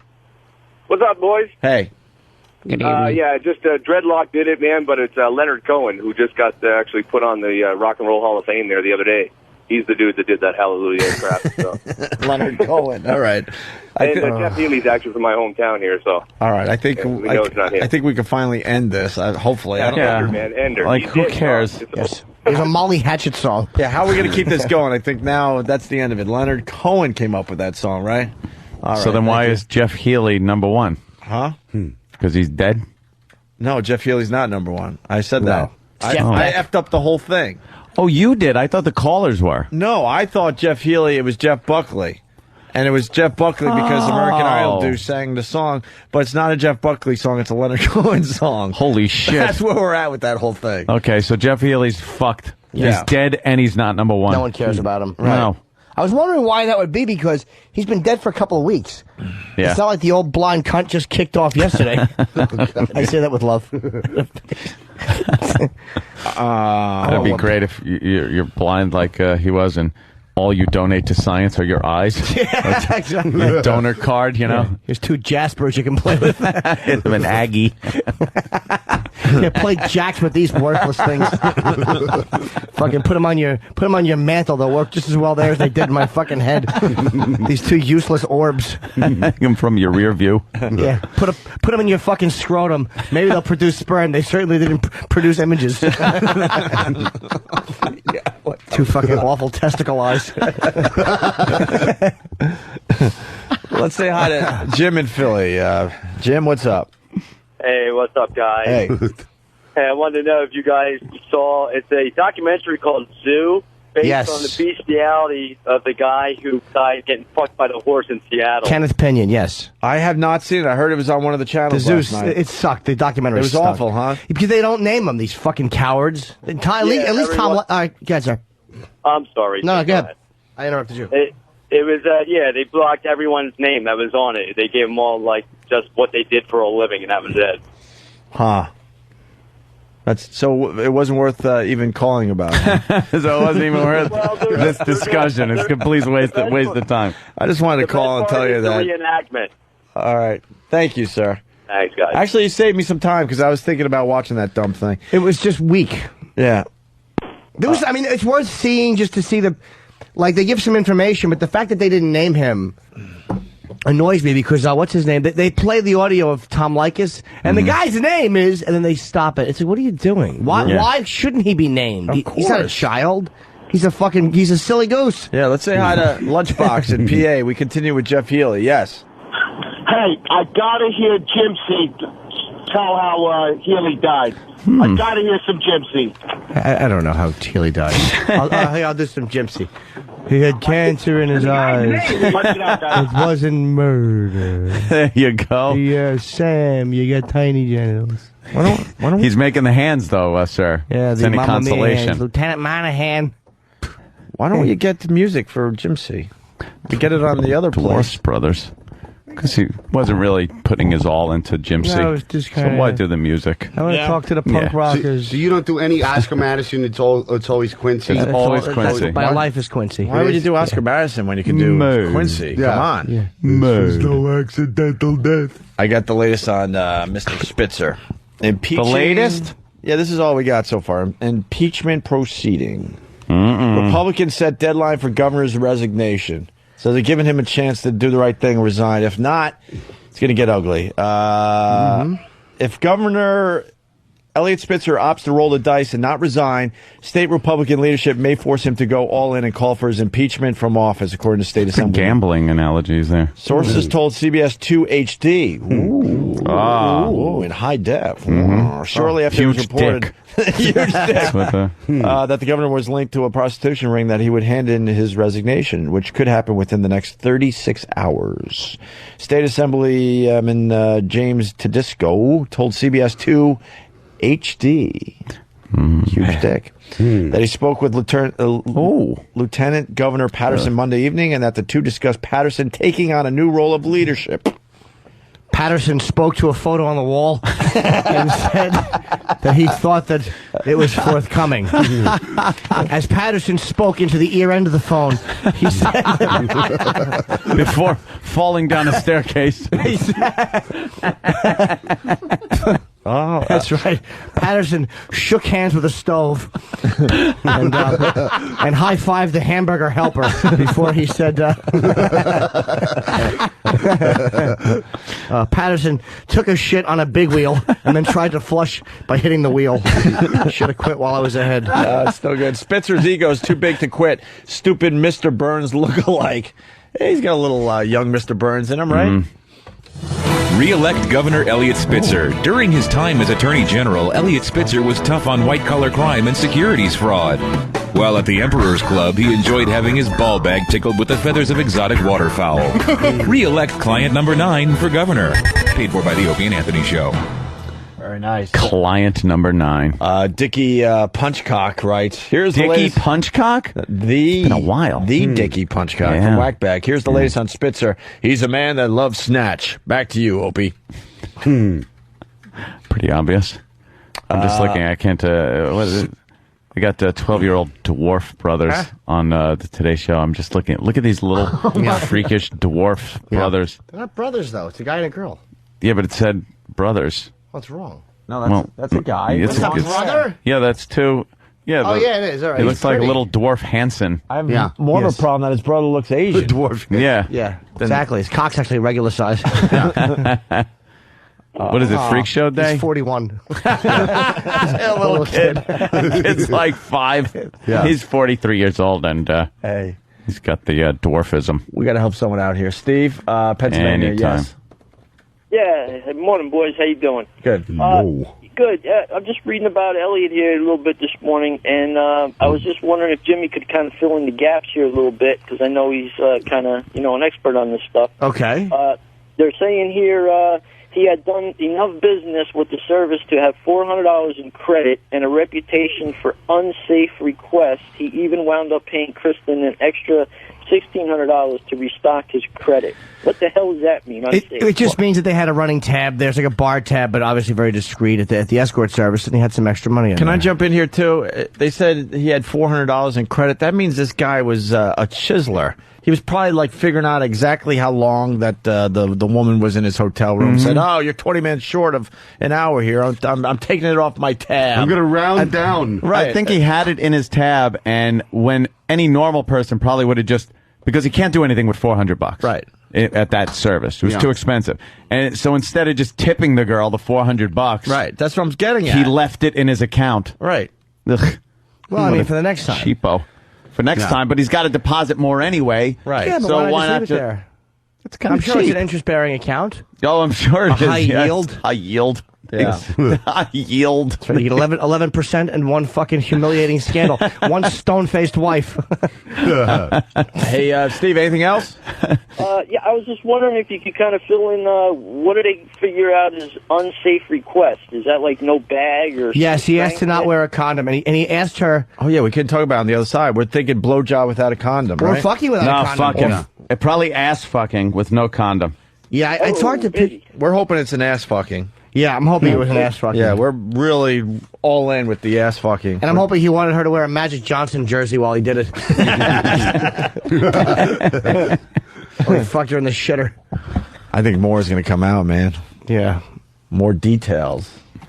I treated you like a son, Elliot. All right, thank you, sir. We got to go to Jeremy in Jersey. Jeremy.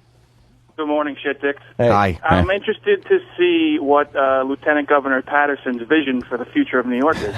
Vision. Got it. Blind. Stephen S. from Bayshore. Hey, Ope, tell Anthony the term dwarves is no longer acceptable. The new word everyone is using is kickables. Kickables. Hey, speaking of retards, you think the Elliot Spitzer thing is the story of the day? It's got to be. I got story of the day, All right. What is it? which is way bigger than Elliot Spitzer. Outrage over parents' decision to have Down syndrome child undergo cosmetic surgery. Wow. They don't want him to look like a tard. A retard. Great. Listen to this. This is by far the story of the day. The parents of a girl with Down syndrome have caused a public outcry in the UK by subjecting their daughter to cosmetic surgery to improve her appearance. Why not? Georgia Bussey underwent radical and painful cosmetic surgery 3 times by the age of 5 so she could fit in with her peers. Why would anyone be outraged about that when all they're doing is making her life a little bit easier? What fucking purist people are. And what fucking Although when you assholes. look in that face, usually you have no expectations. None. Now, if there's plastic surgery and then you talk to it, and then you get one of those, you'd be like, oh, Jesus, you bamboozled me. There's a woman applying for the job. Which one? The one eating the pencils. But she looks like a supermodel. Yeah, what the hell? I'm a little confused here. Parents of another girl with Down syndrome Button nose and a brain to match. Parents of another girl with Down syndrome told the paper that they were also considering altering her appearance in the future so she could be more accepted. In the future? The parents hit back, because a lot of people are complaining here, saying that no one complained when normal children had their ears pinned back. Are they pinning back ears It's a little of bit kids? of difference. I know you do that to it. Yeah, thanks to a dog. But I thought that was ages ago they did that. They had her tongue shaved. They stretch midgets now. They do this thing with the leg. Oh, they that's stretch sick. the bone. Takes years. It's painful surgery. And they put holes in your legs, and they put these big braces, and then they take a big wrench. Yeah. And every so often they just go click. Yeah. It's and like a crank. and crank you up another little fraction of an inch. Yeah. I know a little something about that too. You know that midgets in the midget community look down upon that, although they should be looking up upon that. Look up at everything. But they get pissed off if these people attempt to get taller. Yeah. Why, screw them. Well, why? I mean, because they're saying you should be proud of being a midget No, you and short and all you that should crap. live with No. it. Yeah. You shouldn't be proud of it. You should learn not to kill yourself. Yeah. It's as proud as you can get. Yeah. This goes on. Jimmy mentioned... Any other small handicapped group we can really pound on today? We really are bullying cunts, aren't we? We stink. We go after the tough targets. We shut our mouth. We shut our mouth about Spitzer until he, stepped in duty. They are tough targets, too. They're so small, they're hard to hit.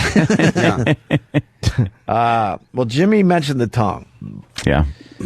In the first procedure, Jimmy, George's tongue was reduced to stop it from protruding. Good. According to the paper. Good. Sticking out. Always getting sunburned. Yeah, always looking like an idiot. How blithering do you want to look? Yeah. A tongue hanging out of your mouth makes you look stupid. It really is like the Hallmark card, greeting card of stupidity. The big sheepdog tongue wilding in and out. Yeah. That really is. So that should be numero uno on the list. Yeah. Then folds of skin were removed from the inner corners of her eyes to take away the slantiness characteristic of Down syndrome. Yeah. Folds of skin. Yeah. Yeah, that little Sharp slanty pain. eyes they get. And finally, she had surgery to stop her ears from sticking out. Great. And then this family said society often judges people on the way they look. Society's not going to change overnight, so Georgia has to fit into society rather than society fitting into the way she is. You sew her mouth shut. The second she opens that thing up, the jig's up. Yeah. And she's going to move to L.A. because it's easy to spell.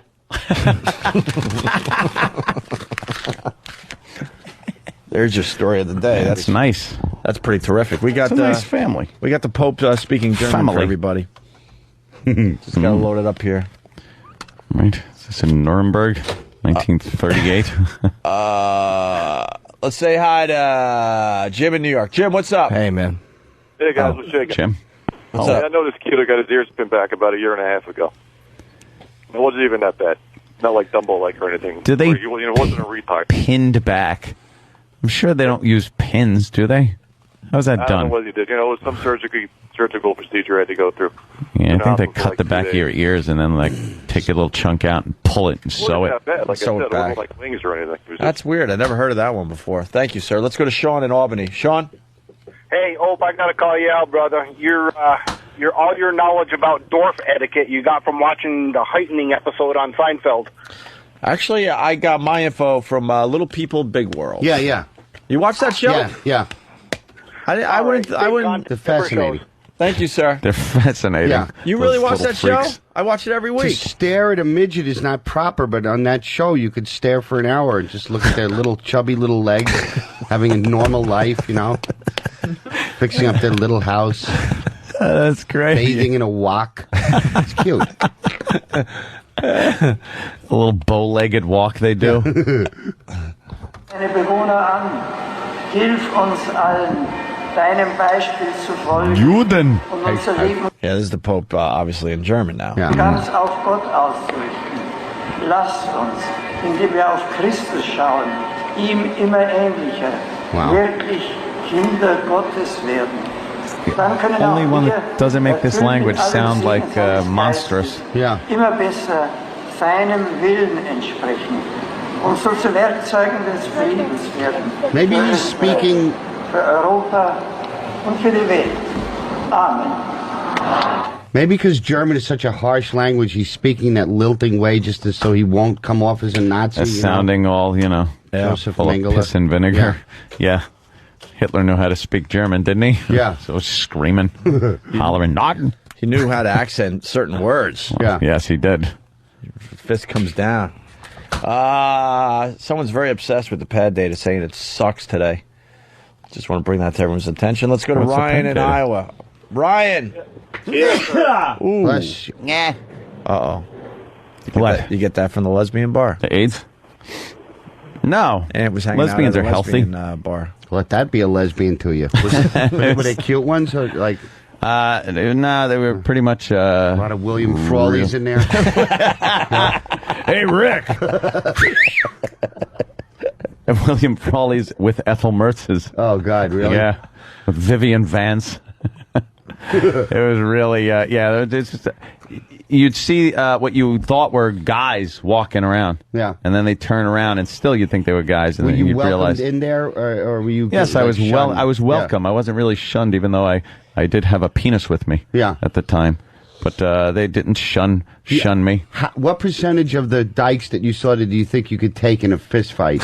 Wow, let me tell you, They're fucking, some of not them are many. brutal, right? Not Yeah. many. They're big, too. Some of these women get big. There was the bartender was arm wrestling. Yeah. And big normal. arm, big tattoos Oh, and shit. really? Tattoos on her Oh bicep? fuck yeah! Like that snatch. Lick it. I gotta go to the bathroom. I might have to puke, so that's why I'm walking out. Are you okay? Yeah, I think I had too much coffee and fruit. Oh. And I have this shit, but I can't burp. And I think I'm gonna Take a puke. mic with you. So, no, I can't. I'm allowed to broadcast. Yeah, fuckers. You right, Jimmy? Yeah, I'll be okay. Maybe a cell phone I or feel like I something. have to, and I'm like, it's like coming up. So Puking? Really? Wow. All right. You're I feel right. better. Jimmy? Okay. Jimmy, you're, Jimmy's a little Jimmy. ill. Jimmy? You all right? Big tummy sloshing with urine. Slushing. When you drink too much lemonade. Right. What were we talking about? Oh, so the lesbian was arm wrestling. Yeah, arm wrestling That's her like gi- guys that's too, her but bit? the guys were a little faggy. You know, they were a little fruity, and she was arm wrestling and beating everybody. Yeah. Just had these big, fucking massive Be biceps. honest, you think she could have beat you in an arm wrestle? Fuck yeah. Yeah. I was actually, and I'm looking over thinking, I think I want to fucking try that out. Yeah. I think I could take her. Arm sex. wrestling. Yeah, arm wrestling. No. Oh my God! Thank God that was clarified. Hoofa. Yeah. So maybe a lesbian bar thinking, I really want to try I that out. want to try that out. Yeah. Get through that thatched cottage roof of a pussy she's probably got. Yuck. Fucking machete your way through like the Southeast Asia. It was, she was like very strong. Mm-hmm. So I thought if I could take her, Yeah. and I wasn't sure if that would make the lesbians mad at me because like, oh look, a regular guy comes in and Yeah. beats her, and then if I lost, I'm just another guy that Emasculated, yeah. lost. So there was a no-win scenario. You should have It was, done it for the story. What? You should have done it for the story. No. Get beat by a dyke. No-win situation. That's fine. We'd understand. Kobayashi Maru of lesbian bars. Right.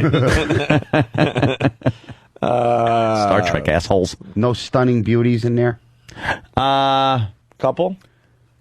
Only the ones with me. Oh, yeah? Oh, cool. Everybody else was The pretty ones doggish. with you. There's another Well, I piece- was with guests. Another piece of the puzzle. No, I was just with guests. Why did you go into a lesbian bar? Was one of the girls you were with gay? No. Oh. No. Just a curiosity factor? Just friends and stuff, you know. Said, why don't we go to this lesbian bar? But that's and not... I figure, But that's not you. What? Maybe it's the new you. It's the me. It's me. I do things like that. Yeah? If it's fun, I'll do anything that's fun. Why not? All right, let's see how to ride. Throw caution to the wind, Opie. That's what I do now. That's my motto. No caution whatsoever. Throw That's what caution to the wind. We're trying to teach you caution. I have caution. Not when you're gambling and... I have plenty of caution when I gamble. Yeah. I win. For a win. Ryan in Iowa, what's up? How's it going, guys? Hey, Ryan. I I know Imus and Stern got black women working for them so that they can get away with making fun of them. Is that why you guys got Club Soda Kenny working for you guys, so you can get away with making fun of Down syndrome babies? Oh, Kenny, he called you profoundly retarded. Called you a waterhead. That's my favorite term. It's so wrong, but so funny. It's awful, right? Kenny's a good guy. How are you, Kenny? He's just Good. big. You got a binyang yet today? I'll get you one. No, you're not going back out there. I'll get you one, GH. No, it's not. It's no bother at all. I'll be right back. All right. Re-elect Governor Elliot Spitzer. As Attorney General, he was instrumental in building cases against the unethical practices of many brokerage firms in the state. As client number 9, he enjoyed having only the finest fruits and vegetables pounded into his rectum by high-priced escorts. Re-elect client number 9 for governor. Paid for by the Opie and Anthony Show. Hey, what transcript did he get? I swear that I'm reading this on instant feedback. Mm-hmm. Dale Cruz writes from Massachusetts, what's up with Lee Abrams? So shut the fuck up, Steve. Lee Abrams is leaving XM Satellite Radio. He didn't mean that. I was just told 10 minutes He probably ago, just 15 meant minutes like ago. He probably heard something like an old promo and Lee was going somewhere. It's like, what's up with Lee Abrams? No, Lee Abrams, who I love, this guy is a legend, is leaving XM Satellite Radio. I guess. Where's he going? I guess the whole staff was just told right before 9 o'clock, and he's gonna. The announcement of where he's going will be tomorrow, and I guess it's a great opportunity for Lee. Open up his little pot transportation business in his plane from Colombia to fucking Florida, transporting cocaine. You know, they didn't want us to talk about it, but if it's on instant feedback, shut the fuck up. People know. I never said I went to the fucking lesbian bar with guys. Ryan from Iowa. Why would I go with guys to a lesbian bar? Don't be silly. Well, you got your haters. I got this guy, Gay Opie I. Hughes. Wow, that's real funny, dude. Opie, not funny when you call Anthony an addict. It makes you sound like an ass. Oh no, he gambles once a month. He has no self-control. Once a month? Get a fucking clue, you calorie-keeping faggot. Whoa, what? Obviously, Gay Opie I. Hughes, you don't like me. That's fine, whatever. But if you don't get why we bring up Anthony's gambling addiction, then go fuck yourself. Go listen to something else. Yeah. I don't give a shit if Anthony gambles his entire fortune away. That's the truth of the whole fucking thing. And I know a little bit more than you Norton, get the bag. about his gambling. The bag, Norton. You ass. My fortune. Some people are never satisfied.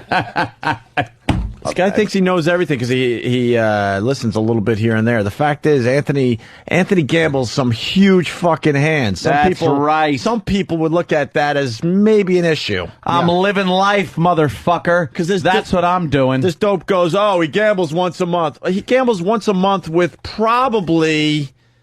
he probably gambles in one hand the amount of money you make in 1 year. Isn't that awful? You dope. But I only do that if I'm winning. Huh? I only do that if I'm winning. And then what, you back off? Yeah. Oh, see, Lee Abrams' resignation is already on Orbitcast, but Steve's like, oh, don't talk about this. It might be fake. Was he a beloved guy here? Huh? Was he a beloved? Yeah, Lee's great. Yeah. He did a lot for this business, and he did a lot for XM. Yeah. And it sucks that he's leaving, but he's definitely not being forced out. I want to make that perfectly clear because of all that merger crap. So, here it is. Lee Abrams resigns from XM. XM Satellite Radio's chief creative officer, Lee Abrams, has resigned from the company today, according to a letter sent out to employees this morning. Abrams, who joined XM in 1998. Wow. That's when no one believed in satellite. Can't believe he's that old. This guy has a vision. Will be part of a new company starting in April. Further details on this next endeavor will reportedly be available tomorrow. Endeavor. Is with Lieber's Endeavor. And then you get the bullshit statement from the bullshit exec. In this case, Eric Logan. Oh shit! He's the bullshit executive. You know, you've read this crap many times, and here it is. It is with mixed emotions that I announced to the company that Lee Abrams has resigned. Mixed emotions. I'm happy and glad. It's a little mixed. What's the mixed emotions? Happy for him, sad to see him go. Is that the corporate bullshit? No, actually, it's jealous bullshit. He's like sad that he's going and actually getting a job. Right. And I don't know, Logan might be out on his ass. Yeah, Logan's still waiting for his boat to come in. Yeah. That's where the sadness part comes in. Lee's impact on XM and the entire satellite radio industry would be impossible to capture in an email. Lee's going to get a job bagging groceries till he hangs himself in a halfway house. Carve his initials on a fucking beam. Creep. World's a little too fast for me. Yeah. Logan went all out for Lee Abrams' announcement. Oh, there you go. Thank you. We got it. I don't know. Maybe I'll just rob the grocery store. Yeah. Maybe I'll just rob XM.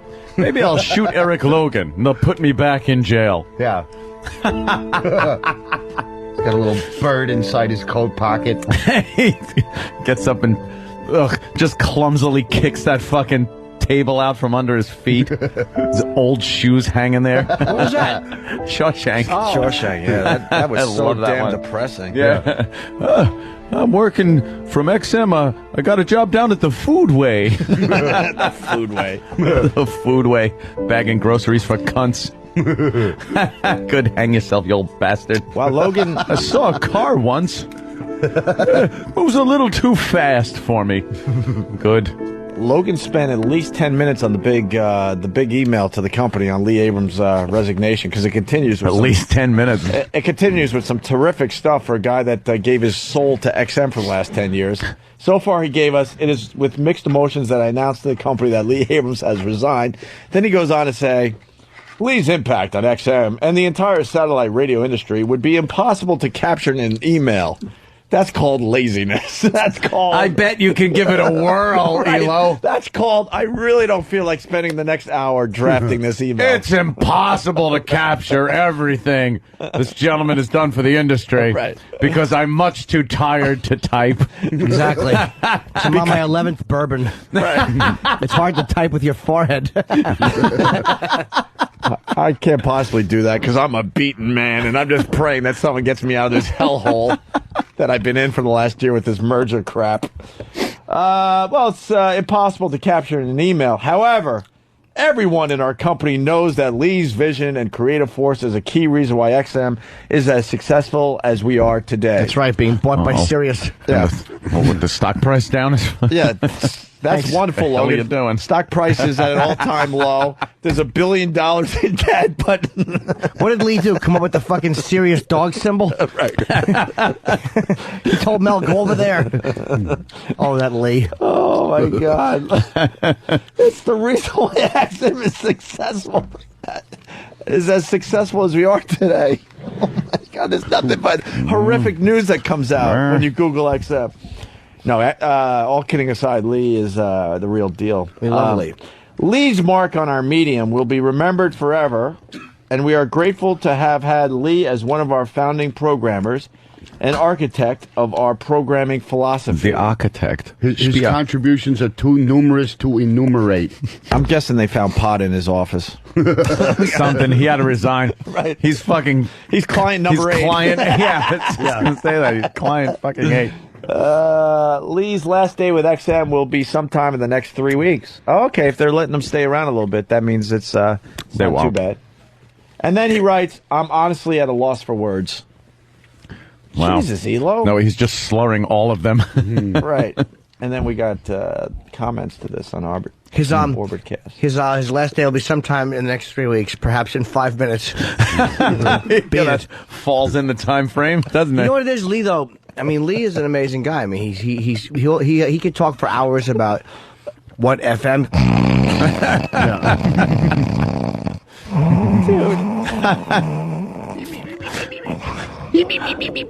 Dude, fucking, you can comment on the story.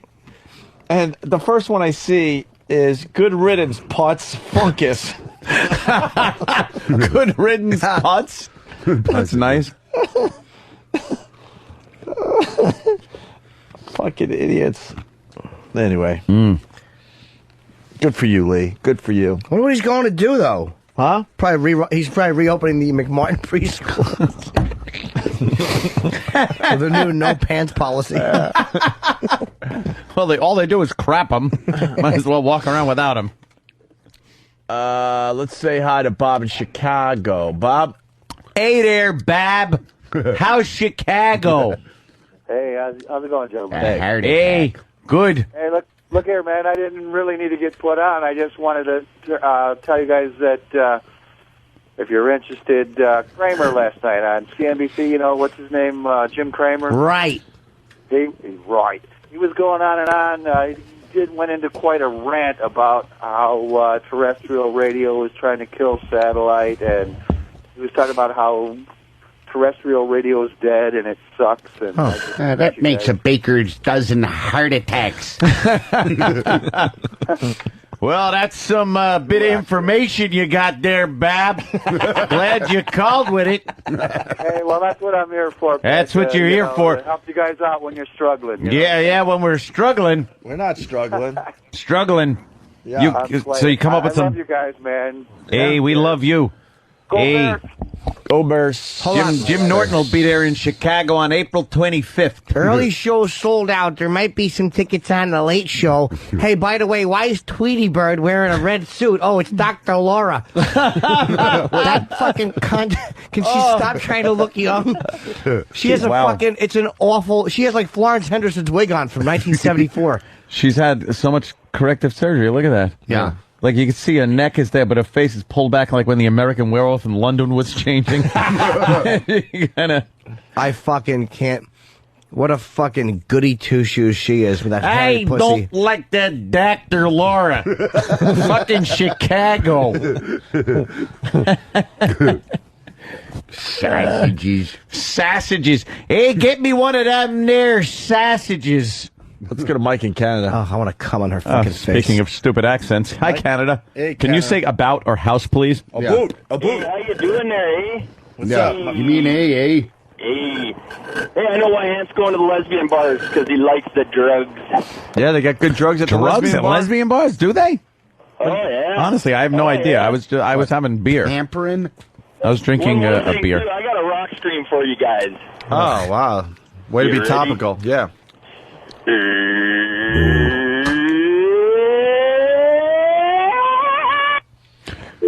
That was last week's news. I was hoping that rock scream would end with a fucking anvil falling on his fucking foot. Let's take a quick break. You know the yelp of pain you'd give out if an anvil landed on your foot, on the bone of your foot? Wow. And it landed like the corner end first. You know what you don't see in movies anymore? Quicksand. I know. Yeah, what happened? What happened to quicksand? There's always a quicksand scene. Used to be horrifyingly terrible. That was a scary thought, wasn't it? You get sucked into the earth. I think everyone knows now that it's not like that. Yeah. And you could just kind of float on it. And if you swim, kind of tread water a little bit and not panic and try to get out. An umbrella and pull his dumb ass out, right? Yeah. You could get out of it. Can you? Yeah. Yeah. I love how they just slowly sunk in old movies. Yeah, I know. It's great. You put your foot on the black guy's head and then reach to claw your way through the fucking shrubbery. Hey, we should have mentioned this on the other side because we're live in Cleveland on that fine station up there. But there's somebody sponsoring a sticker stop at the WMMS studios during the Maxwell show from 2 to 6 p.m. Oh, yeah? Just got the word out. Is it today? Oh, we should have mentioned that. We should have mentioned it on the other side. Maybe you guys should wait a day and we'll do it on the other side and get the people going down there. We didn't know. We didn't know, sir. All right. Cleveland. We're going to take a quick break and continue with the Opie and Anthony show. Let's not forget, Otto and George have a new DVD out called Wanted for Crimes Against Humanity. 3 dummies and a puppet. You got John Valby, you got Otto and George, and you got this guy. You hear me talking, hillbilly boy? And you got Pretty Paul Parsons all on one Pretty DVD. fucking far from okay. Go to left.com for the DVD and go to ottoandgeorge.com for concert Thank dates. you. There is a new element of vulgarity, Opie and Anthony is outrageous. Fuck you. Moral ammo. Fuck you. Damages our children. Go fuck yourself. And diminishes their future. Evil. Evil. This is a tragedy for the society.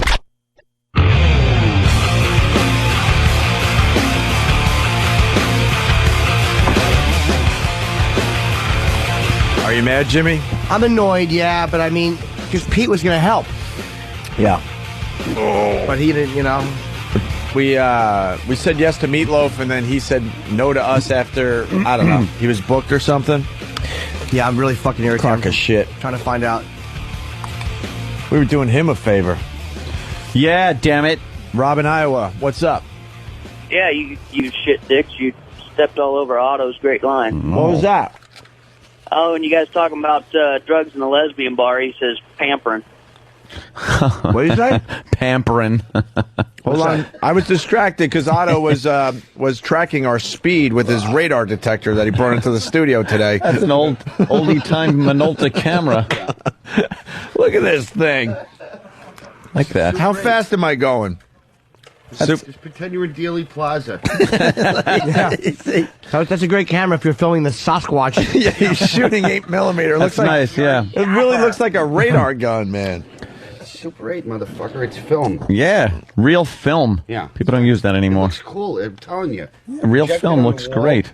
I'm What's getting it? a 16 next sound. Oh, you I are? can make a feature film with a 16mm camera. Yeah, that would roll. And blow it up to 35. That's what they did with Easy Rider. Mm-hmm. I'm onto something. Show that shit at I'm Sundance. making my own fucking movies. I'm not going to wait. Show us how convenient it is to take the tape out and put that in. That was great last time. That was one of my a little frazzled. One of my favorite moments ever was him just going, "Oh, it's a piece of cake." Yeah. Fucking an hour later with a mallet. It's a harmless hobby. Why do you hurt me? I just want that camera to somehow blow up in his face.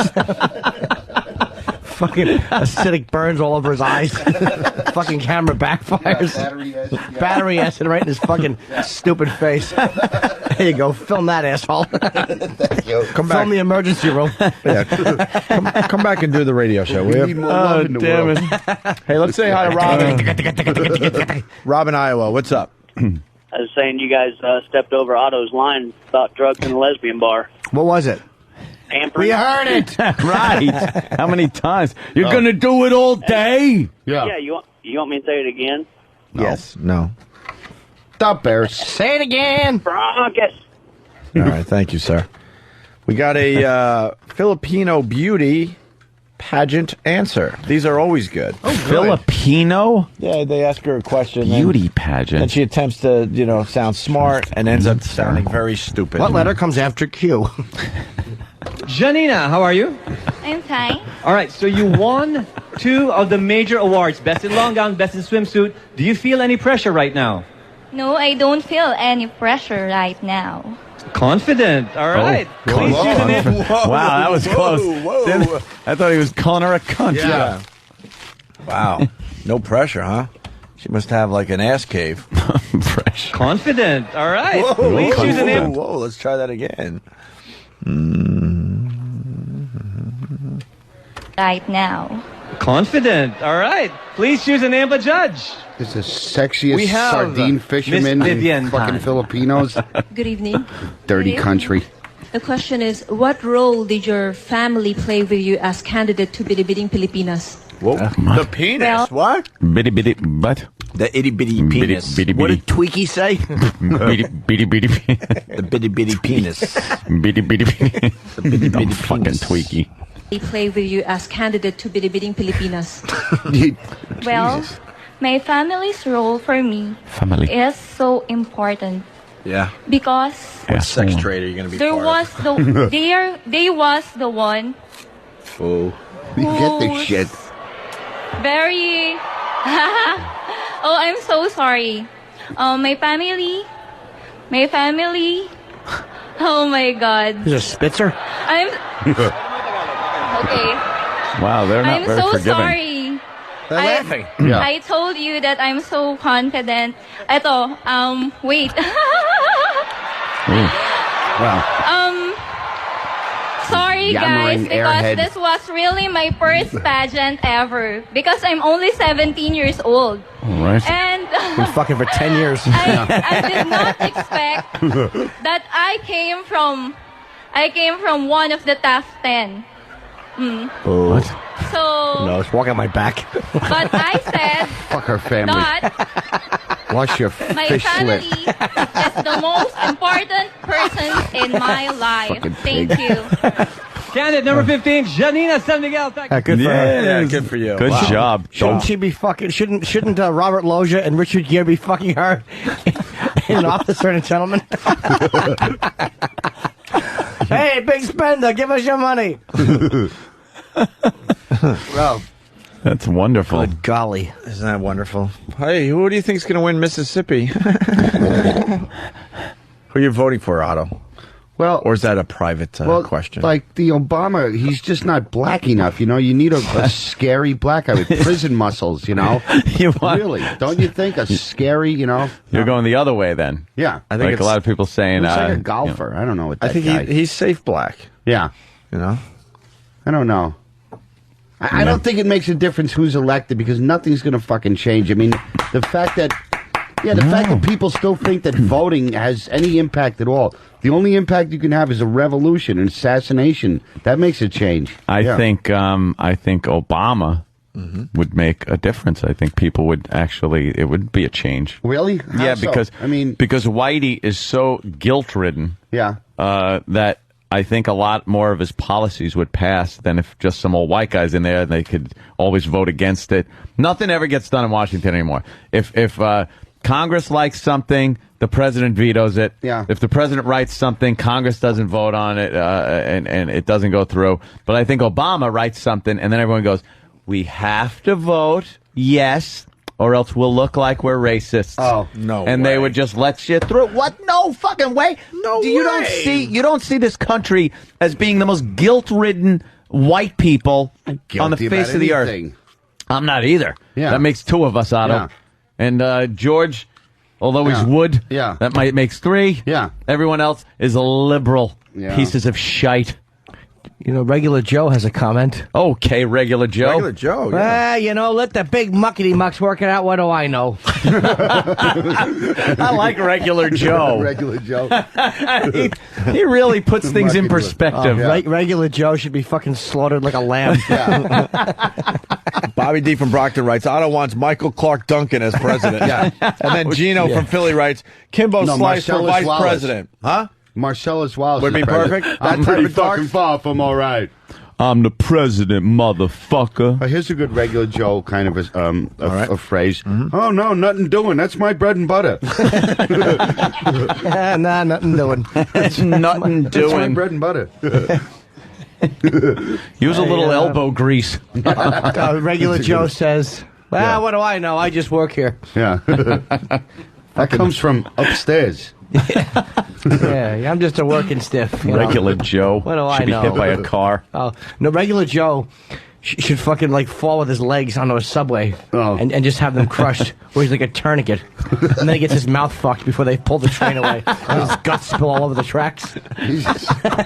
Fuck Regular Joe. Like Joe is pressed between the platform and train and his family comes down and they can't say goodbye because he's having his mouth fucked. And when his wife goes to hug him, they pull the train away and his guts spill all over. Ending his life. Yeah. Let's say hi to Kevin in New Hampshire. Kevin. Wow. Kevin. How do you do, Regular Joe? Wow. All right. Kevin? Hello, sir. How you doing? Hey, Kevin. How you doing? What up? Kevin? Hey, back on an earlier subject from today, Anthony. Yes. When you woke up alone in the chair, alone in the studio, how long did it take you to realize, wow, I'm not dreaming, I really am on the radio? Oh, it was a matter of probably 5 or 6 seconds. I woke up, I looked around, and then I remembered I was supposed to be doing a radio show. And I went, oh, fuck. Thinking that your whole career is a dream, and like kind of like the Newhart last show when he woke up. And Oh, yeah, and it could have been a dream sequence, and I was asleep at my crappy tin-knocking job. And I just woke up. Well, that would suck. Oh, my God, would that suck? Imagine that. I fall asleep. I wake up, and I think I had a whole radio career, and I realize, oh, my God, I'm still just fucking knocking tin. I just dozed off in an attic. That would kind of be cool because, I don't know, I'd be a lot younger. I wouldn't have gotten married. Yeah, true. We got a old woman getting. I like that sound. I do too. That's cool. What are you doing, Otto? I'm filming He's you taking guys. film. I'm making a movie. I'm going to do a silent documentary. It's not fast motion. Fucking. What do you think? You're Babe Ruth running around the bases? Candid photographs with this thing chugging away like a fucking cappuccino machine. Yeah. Okay, let me capture the moment. That really is a noisy. Whisper in the helicopter. That's why they never got good footage of Bigfoot. They heard you scared it away every time. Right? Jesus Christ, what the hell was that? Turn it on again. I want to throw Omar out of the helicopter. Omar's okay. I told you a long time ago not to film me. Don't ever film me, Tony. Yeah. All right. Stupid Omar. Hey, that's great. I got to go back to this. Ignore the jackhammer and the cappuccino machine.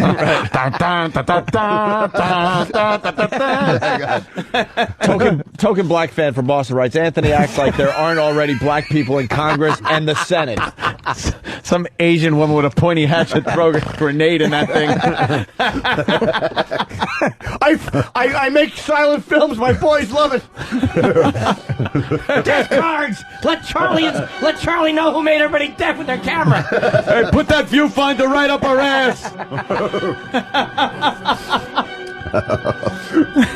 That's wonderful. Oh man, you guys know that song. Riot. A regular riot. Are you an assassin, Willard? Regular Joes. I'll say it again. Token black guy from Boston writes, Anthony acts like there aren't already black people in Congress and the Senate. Yeah, I know there are, but not at the top. President black guy. Oh, that's my bread and butter. And nothing will change. I'll still go down to the shop. Yeah, you know, it's 6 to 1, half a dozen the other. Right. Says regular Joe. Oh, please, regular Joe. Kill yourself. S-E-Z, regular Joe. My girlfriend fucking hates regular Joe. Why? Yeah. Of course. He's a non-entity. She won't acknowledge when regular Joe talks. But is that a character you're doing on the radio show or on stand-up? Everything in on radio shows from every character. No, never stand-up. It's all real life that I annoy my girlfriend with and I bring here. Oh, okay. Yeah. And I fucking do regular Joe. Yeah, well, I bring the funny stuff to the radio. We get the special characters. You get the characters like Uncle Paul. All I love how he goes, never the act. Yeah. I mean, never on stage. Yeah, I don't do these on stage because they don't work. It's like the regular Joe she hates. Yeah. Yeah, because she's just like, fucking regular Joe is nothing. Yes, hey. Bird in the hand's worth two in the bush. Absolutely. She wants feelings from you, right? Yeah. Not bits. That's right. She wants regular Joe and a pair of balls in her face. Yeah. Take them apples. Yeah. What do you think of that? He's a good cock choking. I'll give you 2 Uncle Pauls and an ass fuck. What do you give me for a regular Joe and a load in the hair?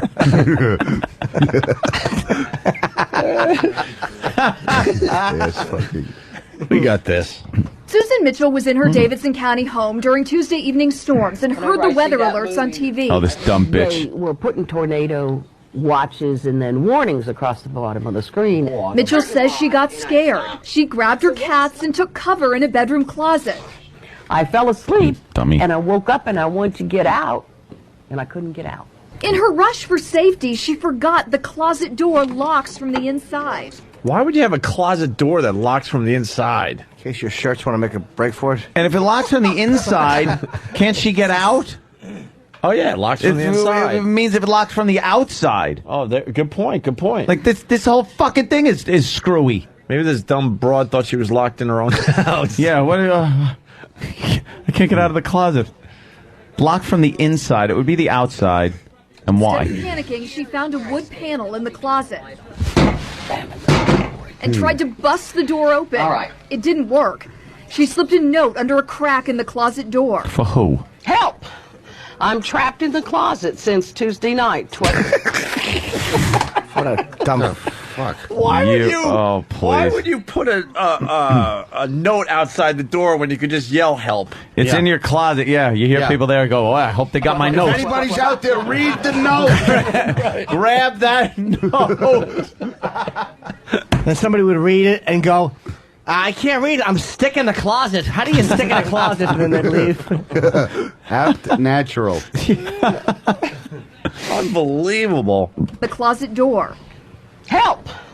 I'm trapped in the closet since Tuesday night, 12 a.m. Just in case someone came looking for her. 20 hours would pass with no food, water, or medication for her diabetes. Diabetes. I was trapped in the closet, and I had the diabetes. Yeah. And Liberty came to the door, and you didn't see my note that said, "Help, I'm trapped in the closet." So I missed my diabetes medication. Yeah. And then they said, "Why you say it like diabetes? We're not even going to save you." Pass with no food, water, or medication for her diabetes. I would have slipped candy under the door. Here you go. Eat this, Lose a couple of sister. toes, you old fucking clumsy twat. That'll teach you. Say goodbye to the fucking pinky toe. That was slipped under there. Fruit roll-ups and ribbon candy. Here you go. Be ready for some Sleestack feet. Fucking shuffle along, you old burden. Just leave the closet under the door one piece at a time. I'm almost out. A few fingers left. You know what I would have done? As I see that old fucking crooked hand coming under for the note, I would like to grab her fingers and just yank as hard as I can. Just fucking break her wrist in the fucking... Like, pull her hand through the bottom of the closet door so her hand is sticking out and she feels like an asshole. It's sticking out like fucking... Like Thing in fucking the Addams Family. With all of her fingers facing up, and then rub your asshole on one so it smells like shit. That's funny. Just fucking stand up and take a leak on her hand. You see her trying to pull it back in. Fuck. Sounds like Otto's camera. Fuck. Otto.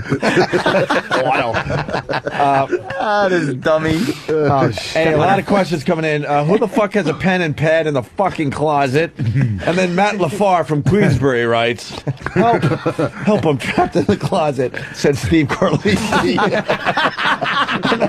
and then someone from Philly writes, how are you guys playing audio from Steve's head? A lot of Steve jokes coming in right now. Oh, I ripped off a piece of my assless chap and carved in the leather. She'd be fucking kneeling on the floor in the closet with her face pressed against the door and her fucking hand stuck through it. Snapped wrist. Her fucking stupid charm bracelet. She's moving, it would just jingle and scratch her. Stupid silhouettes of her grandkids. Yes, that's right. 5 faces you'll never see again. And when they did open the closet door, it would hurt her hand so much she'd have to crawl quickly with the door so her fucking hand skin didn't get ripped. Ow. And the only way to get it off is when you have the door open, you have to step on her forearm and just open the door quickly. Rip that shitty charm bracelet. Trying to convince herself a piece of cat shit is a Snickers. That's funny. Just gnawing away. Hey, how you doing, boys? Thanks for the rescue. Oh, Mongo the trucker. The cats are in the closet with her, right? Yeah. Oh, are they? Yeah, she took the cats and ran into the closet. Oh, that's great. You can only hope that this story ends with the cats nibbling on her toes. Gnawing away at her open wounds that won't heal because of her diabetes. You can almost hear them going, this dumb cunt. And no tornado or storm hit her house or anything. Nothing. Dummy locks herself in a closet. Fucking idiot. A knee jerk. The cats must have been so disgusted with her. Yeah, look at this baby. Ammonia piss. She's just sitting there with her fucking stockings in ammonia piss. That's what you get. That's what you get, Ethel. Let's see what else happened here. Food, water, or medication for her diabetes. Oh, boy. I was so thirsty, I think I would have hit somebody for water. Instead, she finally thought to hit the wall. The force of her swing made a hole a little more than a foot wide to crawl through. Threw another blanket out there on the floor and a pillow and squeezed through the hole. She bashed the hole in the wall. Yeah. And went through. How long was she in there for? Like 20 hours. She didn't decide to do that a little sooner? No kidding. Mitchell is glad her ordeal is over and she lived to tell the story. So I say to everybody, Jesus, loudly. Keep a hammer in your closet, tie your cell phone around your neck. Yeah. Or how about take the lock off your closet, you fucking cunt? Right. What are you afraid the moths are going to sneak out? The moths. And take a hammer and hit yourself over the head with the claw end. Take a hammer to do what? Build yourself an escape hatch? You're already in there, you fucking idiot. Always a lesson. In your closet, Tie your cell phone around your neck. Tightly, and then to a beam. And be in shape. And be in shape. Yeah. Keep a toaster in the closet and a photo of the Blues Brother and some bottled water. Yeah. Some bottles of water. And some ST-37 to rub on your clit in case of an injury. In case of an injury. All right. And bring something to wash your clit with so the cats don't start lapping at it. She would wake up every 5 minutes and the cats would be lapping at her clit hood. They thought it was a little fish hatchery. Little salmon eggs under that fucking that fleshy fold. What a delicious little treat hider. Chester's liver writes, does she live in a gingerbread house? She's an old diabetic. How brittle was the wall? I gotta make. I gotta Where you going? make. Hey, what? Oh, You gotta make pataki. Yeah. You gonna, Okay. Yeah, go ahead. I gotta get busy. Go ahead. We're I tag don't team make it. over Are here. you dumping? No, he's got pee-pee. You got pee-pees? I asked this shit. I hope the fucking door's locked and he just shits down the back of his acid wash jeans. Fucking Otto. Your camera's gonna be broken when you get back, stupid. He should have taken it with him. Sure he should have. Cover up the sounds of the shit. That fucking. All right, it's very comforting for a movie. Not too distracting. I hope he fucking dies on the toilet. I hope an hour later, fucking Otto is just dead on the toilet with his fucking pants around his ankles. He dies as he lived, shitting.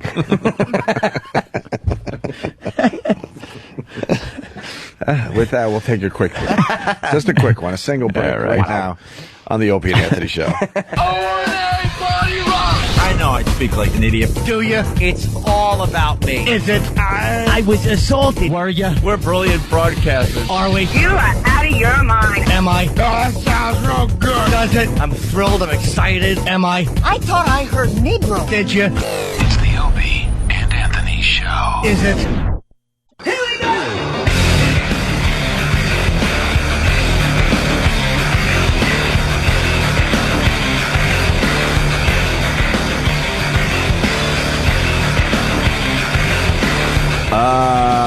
Otto is not back from taking his dump. Uh-oh. Maybe Jimmy was right and he died boy. on the bowl. Someone check on Otto.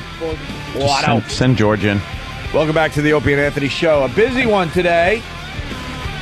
With all the news, the breaking news. By the way, I want to thank all the pests that were helping out with the Google bomb yesterday. Yeah. Baby Diaper Mustache was doing very well yesterday. And then, Wasn't? Then dumb Elliot Spitzer had to trip over his dick. Ah, that's right. And fuck up everything. Yeah, that must have taken away the lead. We were rocking the Google bomb yesterday with the Baby Diaper Mustache. Did you see the segment is ruined? Did you see the video that's taking the nation by storm there, Otto? I heard about it. You actually did that? Well, That's Voss disgusting. got me in a corner. I had Did to. you puke? Yeah, I puked. Not a lot of people got confused because the video shows me like kind of. It looks like I'm puking in a wastebasket right here. I was actually dry heaving horribly, and then when I went in the bathroom and I couldn't get the smell off this part, I started puking. Oh God! And it takes a lot for me to puke. Yeah. A Oh, so lot. it didn't wash off in one. Know what it was? Baby fecal matter. I had a little goatee kind of growing in, so it was God. on every individual hair. Oh man! Last night I was still scrubbing away under my nose, scrubbing away. Jesus! And my girl is now finally kissing the bottom lip. Oh yeah? Yeah. 3 days later, she will now just kiss the bottom lip. Here's the video, Otto. Oh, okay. It's on all the screens. Yeah, it's doing very nicely on the old internet. It's in a lot of places. I guess ONARadio.com wouldn't put it on their website there, Steve? I guess not. I guess not. They were sent it, but it hasn't shown up there yet. Why? Bunch of dummies. Yeah, see, Good stuff. Otto, because I really didn't expect to do this. Yeah. I'm not a stunt boy for the most part. I've done some stunty things in my career. Yeah. But I got caught with my pants down. What am I going to do? I would have looked like the biggest asshole if I didn't go through with it. That's true. Yeah. But Voss brought in a diaper filled with baby shit. You had no choice at that point. Very right? green. And They weren't going to let you leave without doing it, right? Well, I was looking for an out. One of my outs was going to throw it at either Rich Voss or Bob Kelly, or smear it in E-Rock's face, and then that would have been the best. Well, I'm thinking of all the possibilities in my head, and I'm thinking, the listeners are going to crucify me. None of these are going to work. I got to do this now. Yeah.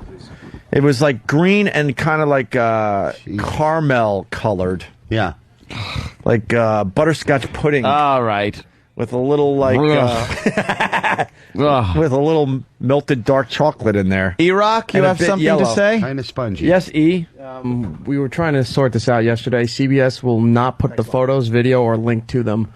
You hear this, Jimmy? Properties. This is one of the things we were talking about yesterday. What, E-Rock? You hear this? This is why I don't want to deal with those fuckers. What? The baby diaper mustache video or any of the pictures will not be up on the website. They won't be hosted nor linked to off their properties. They don't like scatological humor. However, last night I did see that it's on their YouTube channel. But the diaper, there's what fucking pussy makes these decisions? Because the diaper, you don't see anything happening in the diaper, fucking idiots. No. They said they can't do anything related to shit. Well, they should just fucking look at their programming. God, that was a good one on my part. Wow. Yeah, no, I get it. This is what we've been dealing with these guys. Bunch of babies. They want us to have a completely squeaky clean fucking website, and then we're allowed to promote it over there. Gee, thanks. But we can't even put this up on a website. What's wrong with this? As long as it's not going in your mouth, right? Yeah. I don't know. I don't know what the shit things are. It's odd. This is how out of touch they are. It's the internet.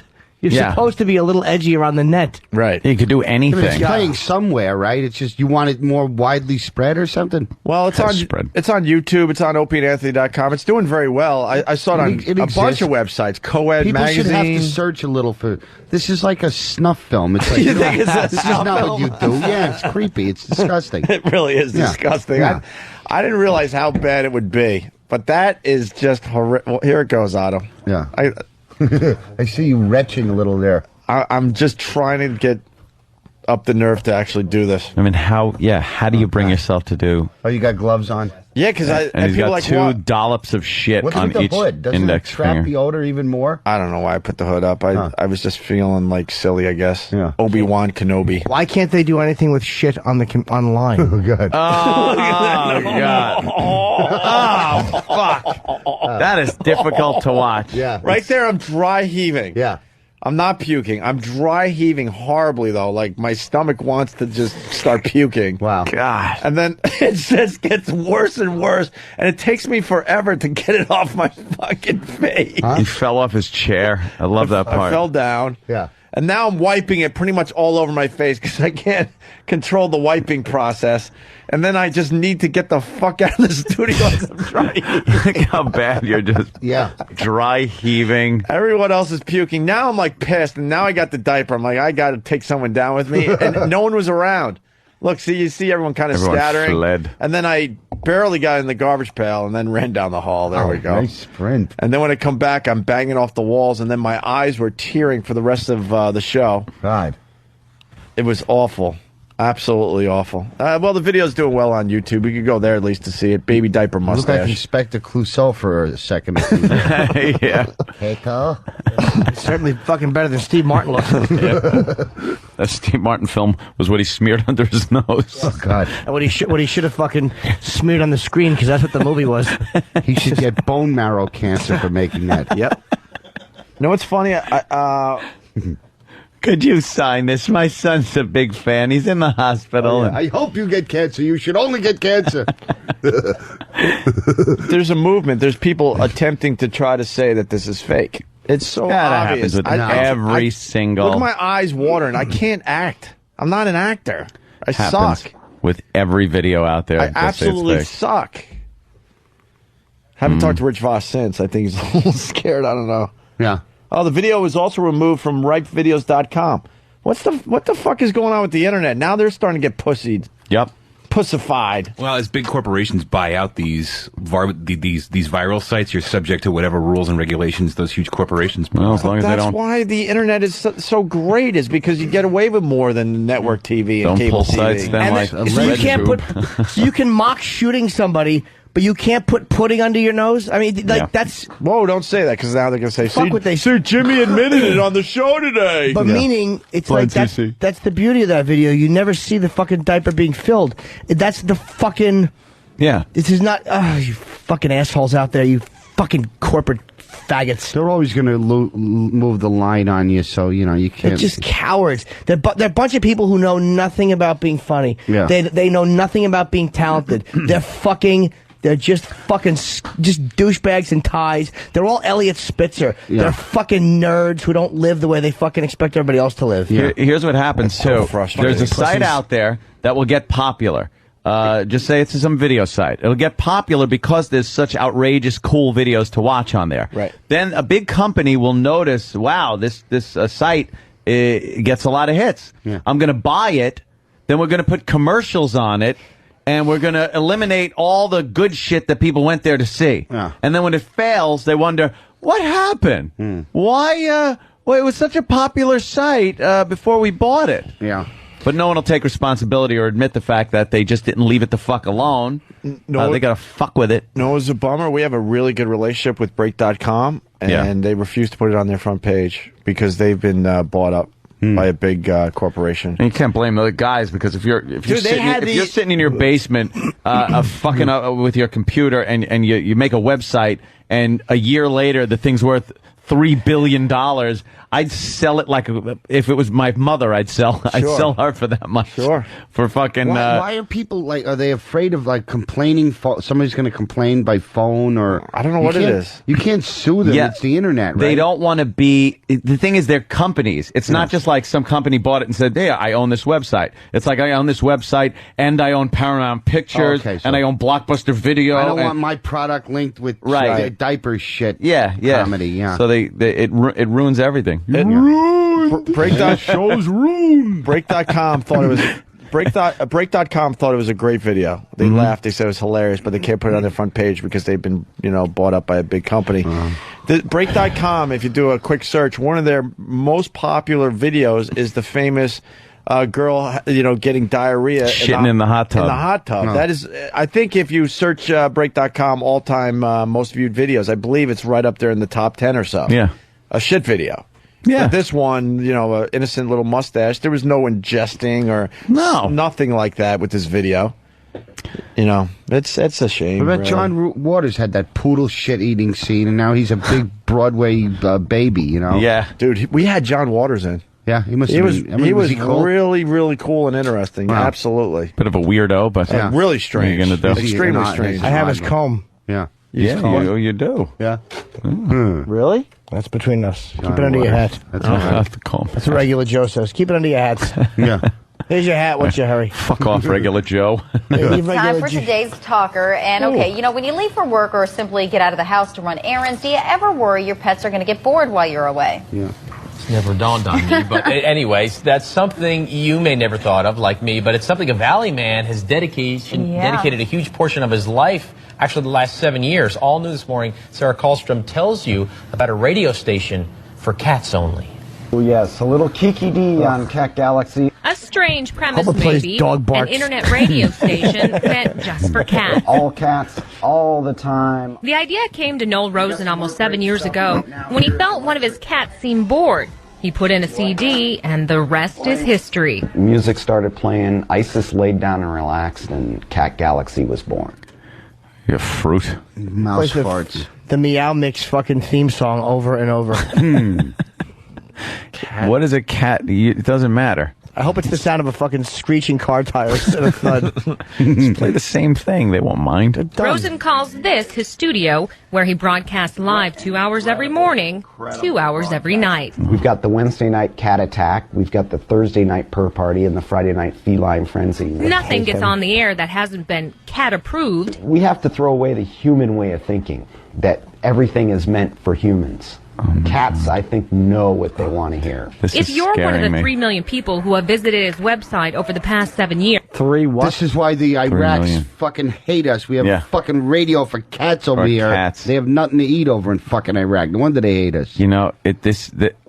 I'm just thinking, if we get fired again, this is the only place we have left to go. Opie and Anthony on Cat Radio. Cat Radio Network. That would suck. That's right. Here it is. This is the music bed. We have to do the show over. Yeah. How you doing out there, cats? Find any mice around the house? I hope so. Got a good mouse story coming up a little later. And Opie's still teasing that fucking Spuds Buckley thing, so maybe we'll hear that someday. I just forgot to bring it in today. I'll bring it in tomorrow. Oh, cats love this. Special segment today, the advantages of licking your own asshole. Well, on an Afghan. Well, not too far talking to some cats in China. Oops. That's right. That's right. They're called food. Are we pets or lunch? Today's segment from China. Guys, I got the website up. They have some fine features like morning meows. The a lot of R's, perfect start to every cat's weekday morning. Beginning at 8 a.m., we play some of the best stuff in our feline freeform format and also have some great fun as well. Great fun. So get your weekday morning started off right with a lot of fun as only a station for felines can deliver. God, I hope this guy takes live calls. Please call this guy's radio show. It's catgalaxymedia.com. Meow Mixing Monday. Meow Mixing Monday has some great mixes of music from smooth jazz to alternative cats. Oh. Do I have to read this? In Heat Friday. Row, row, row, row, row, row. Stick the heel of your boot up its ass. Nothing more fun than fucking with a cat in heat when you were a kid. Yeah. It's like they take the tip of my boot and poke your ass with it. Their ass goes up in the air. You want to be fucked so bad and you're just teasing them. Little cock tease. But you can't put your big human fat dick in them. No. So you gotta kneel with a little lipstick right by your crotch and put your little lipstick in them, and they think they're being fucked by a cat cock. Row, row, row. Anthony, you think that's where Jack Jack is? You think he got discovered by catgalaxymedia.com? I can only hope. You think he's the morning man at catgalaxymedia.com? Yeah. I hope fucking Jack Jack right now is wondering why there's motorcycle tire treads in his back. No! No. He's down at the mouse circus with Mr. Jingles. Yeah, I hope Jack Jack is pinned down with, all four paws are pinned down and there's a saw slowly heading toward him. No, you might be close. Yeah? Well, I did get a report. Oh, that little Jack Jack got stuck in a wall. He was stuck in the wall screaming and had to be cut out of the wall. Where's this? Where Not in my house. But why don't you just take Jack Jack back? I can't take Jack Jack give back. Give him a real home. Wasn't my idea to get Jack Jack. It was the ex's. And now it's hers. So Jack Jack ends up getting stuck in walls now. And screaming and crying and getting cut out and then being covered in dust and sheetrock and probably asbestos that he had to then clean off himself. Fuck him. Poor little Jack Jack. I like little Jack Jack. I do too, but he's been spoiled and coddled. He's like the Elliot Spitzer of fucking animals. Yeah.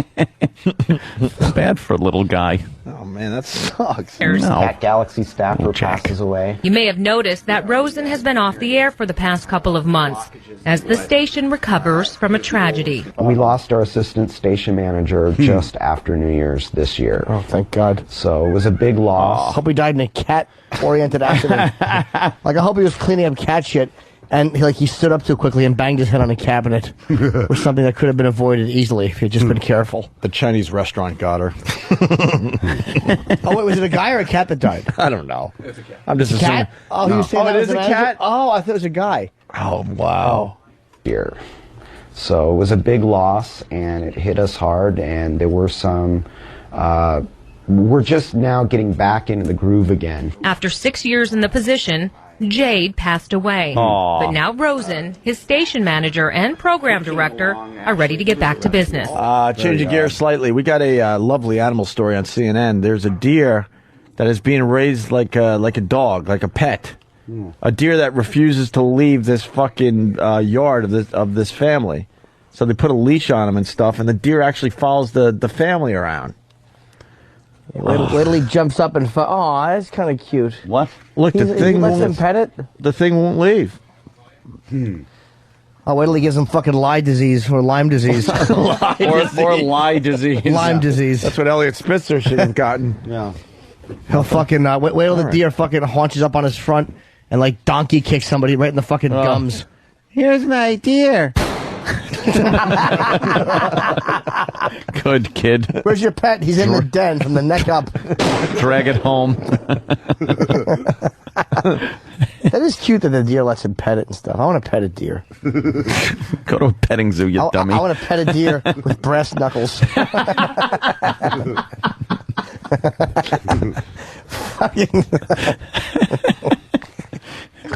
Gently stroke his chin with a roundhouse. And then just come around and clock him in that flat side of his head. How shocked would a deer be if you belted it in the face with brass knuckles?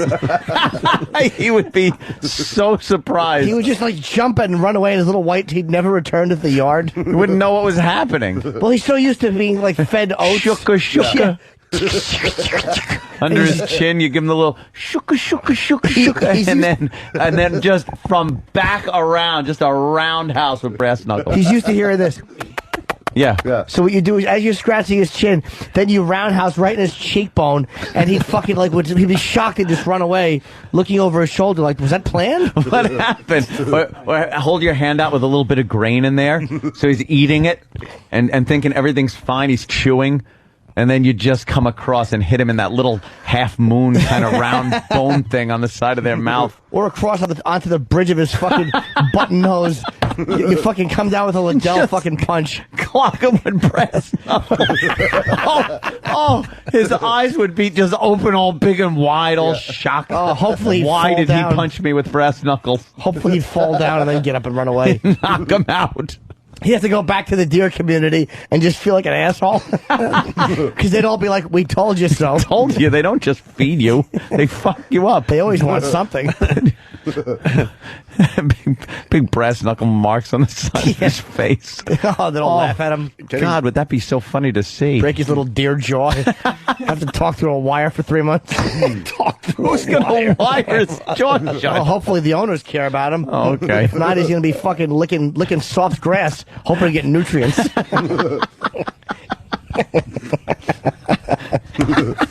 Fucking faggot deer. I like to grab that white tail and deep dick it while he nurses his sore jaw.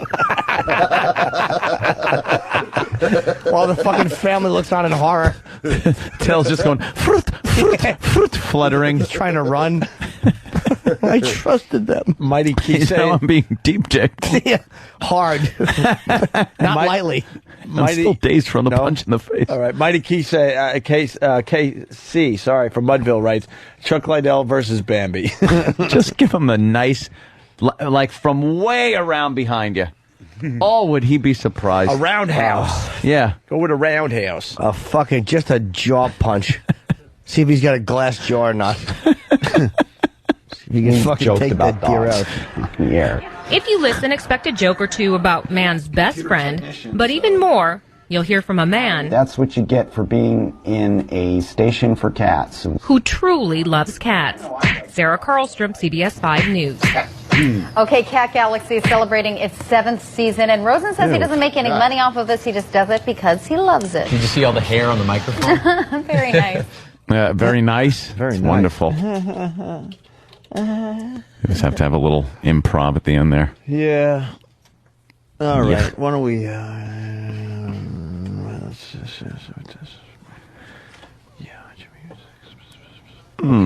Line of the day is brought to you by BowDogFantasySports.net. They've got $1 million up for grabs in the Bowdog Bracket Buster game. If you think you know college basketball, head over to BowDogFantasySportsNet.com. Yeah. Wait, no. Head over to BowDogFantasySports.net. Yeah, that's it. BowDogFantasySports.net. Here is a runner-up line of the day. She would wake up every 5 minutes, and the cats would be lapping at her clit hood. They thought it was a little fish hatchery.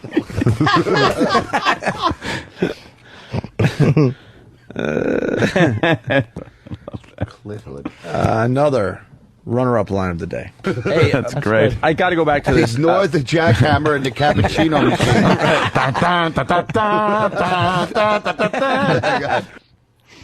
Cappuccino. Fucking Otto. AutoandGeorge.com for tour dates. And go to Laugh.com, I believe, right? Yeah. For the new DVD that came out today, I guess. Wanted for Crimes Against Humanity. 3 dummies and a puppet. You got John Valby, you got Otto and George, and you got Pretty Paul Parsons all on one DVD. Laugh.com. Jokes and piano music.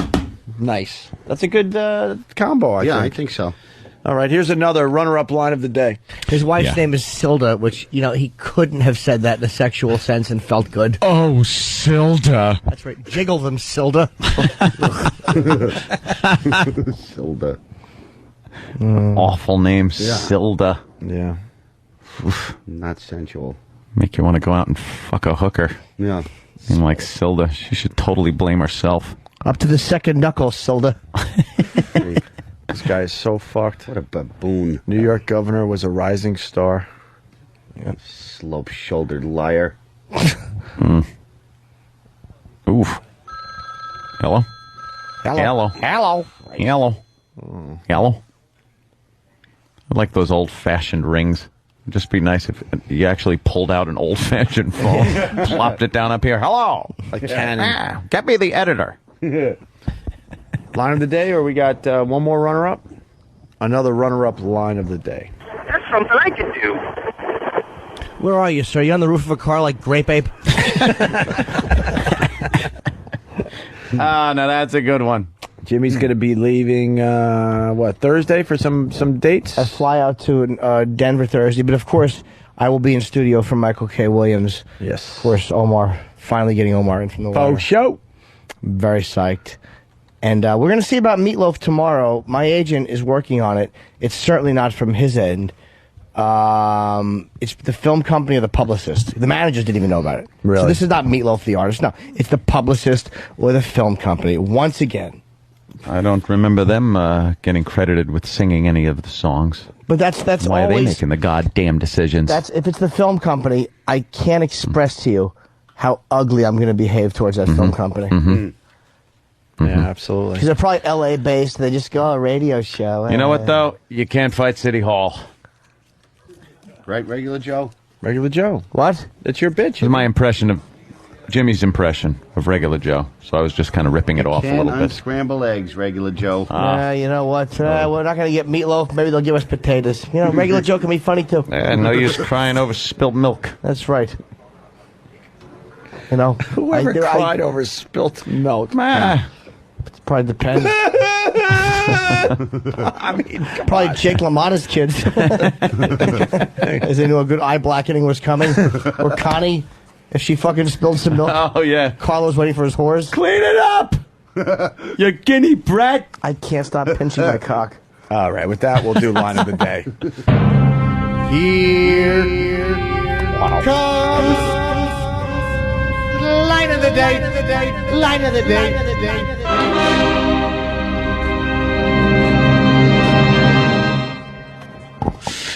Oh, what a beautiful day. Oh, God, I got a good night. Oh, my God, they all know I had sex with a hooker. Fudgy wudgy buzz.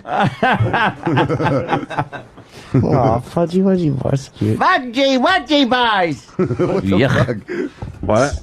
There's one of Opie's characters called Spuds Buckley when he was very, very young and starting in radio, and it's probably amongst the worst things you'll ever hear in your life. I never heard Opie do characters. It's great. and well, you shouldn't after Spuds Buckley. Spuds Buckley? It is so bad. How bad is it? How would you describe Spuds Buckley? He's kind of this childish thing. With a wacky little voice like this and comes in going la la la la la. He's based on a waterhead. Yeah. Certainly, yeah. Oh, is that it? He thinks he's smarter than he really is. Okay. Yeah. I'll Not shy. I'll sum up Spuds Buckley. Thinks he's cool. When Voss opened those diapers, if it had spoken.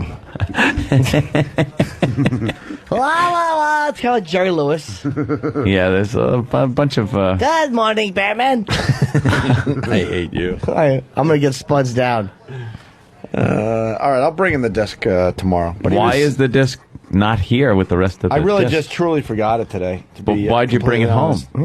Because I have to control how much Spuds Buckley gets out there. He's embarrassed. I'm embarrassed. But it's 15 years ago, Otto. It is, really? What were you doing 15 years ago? Doing my act. Yeah. Yeah. Banging my girlfriend at the time. Yeah. Waking up on a Hopefully. floor somewhere. Yeah.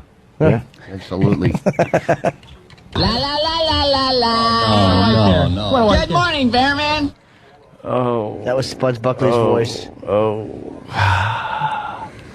La. Yeah, look. See? Otto can't even, fathom that shit. Yeah. It's just like... Why would he go la la la? Because I told you I was all about the catchphrase. I was dreaming that everyone would be doing the la la la la. I'd rather have two of Otto's cameras and hold them tight against my ears and just hear bah. Spuds Buckley's a douche. Yes, he's the worst. All right, now I'm sad. So we should Spuds just go. Buckley's going to rue the day that the time machine's invented. That's right. It's the day it's invented, you get to go back in time and punch him in the face. Oh yeah, I will. With brass Worst knuckles. idea since clear Pepsi. Thanks, Otto. Thanks for helping out. All right, we got to get out of here. Yeah, let's get... Re-elect Governor Elliot Spitzer. As a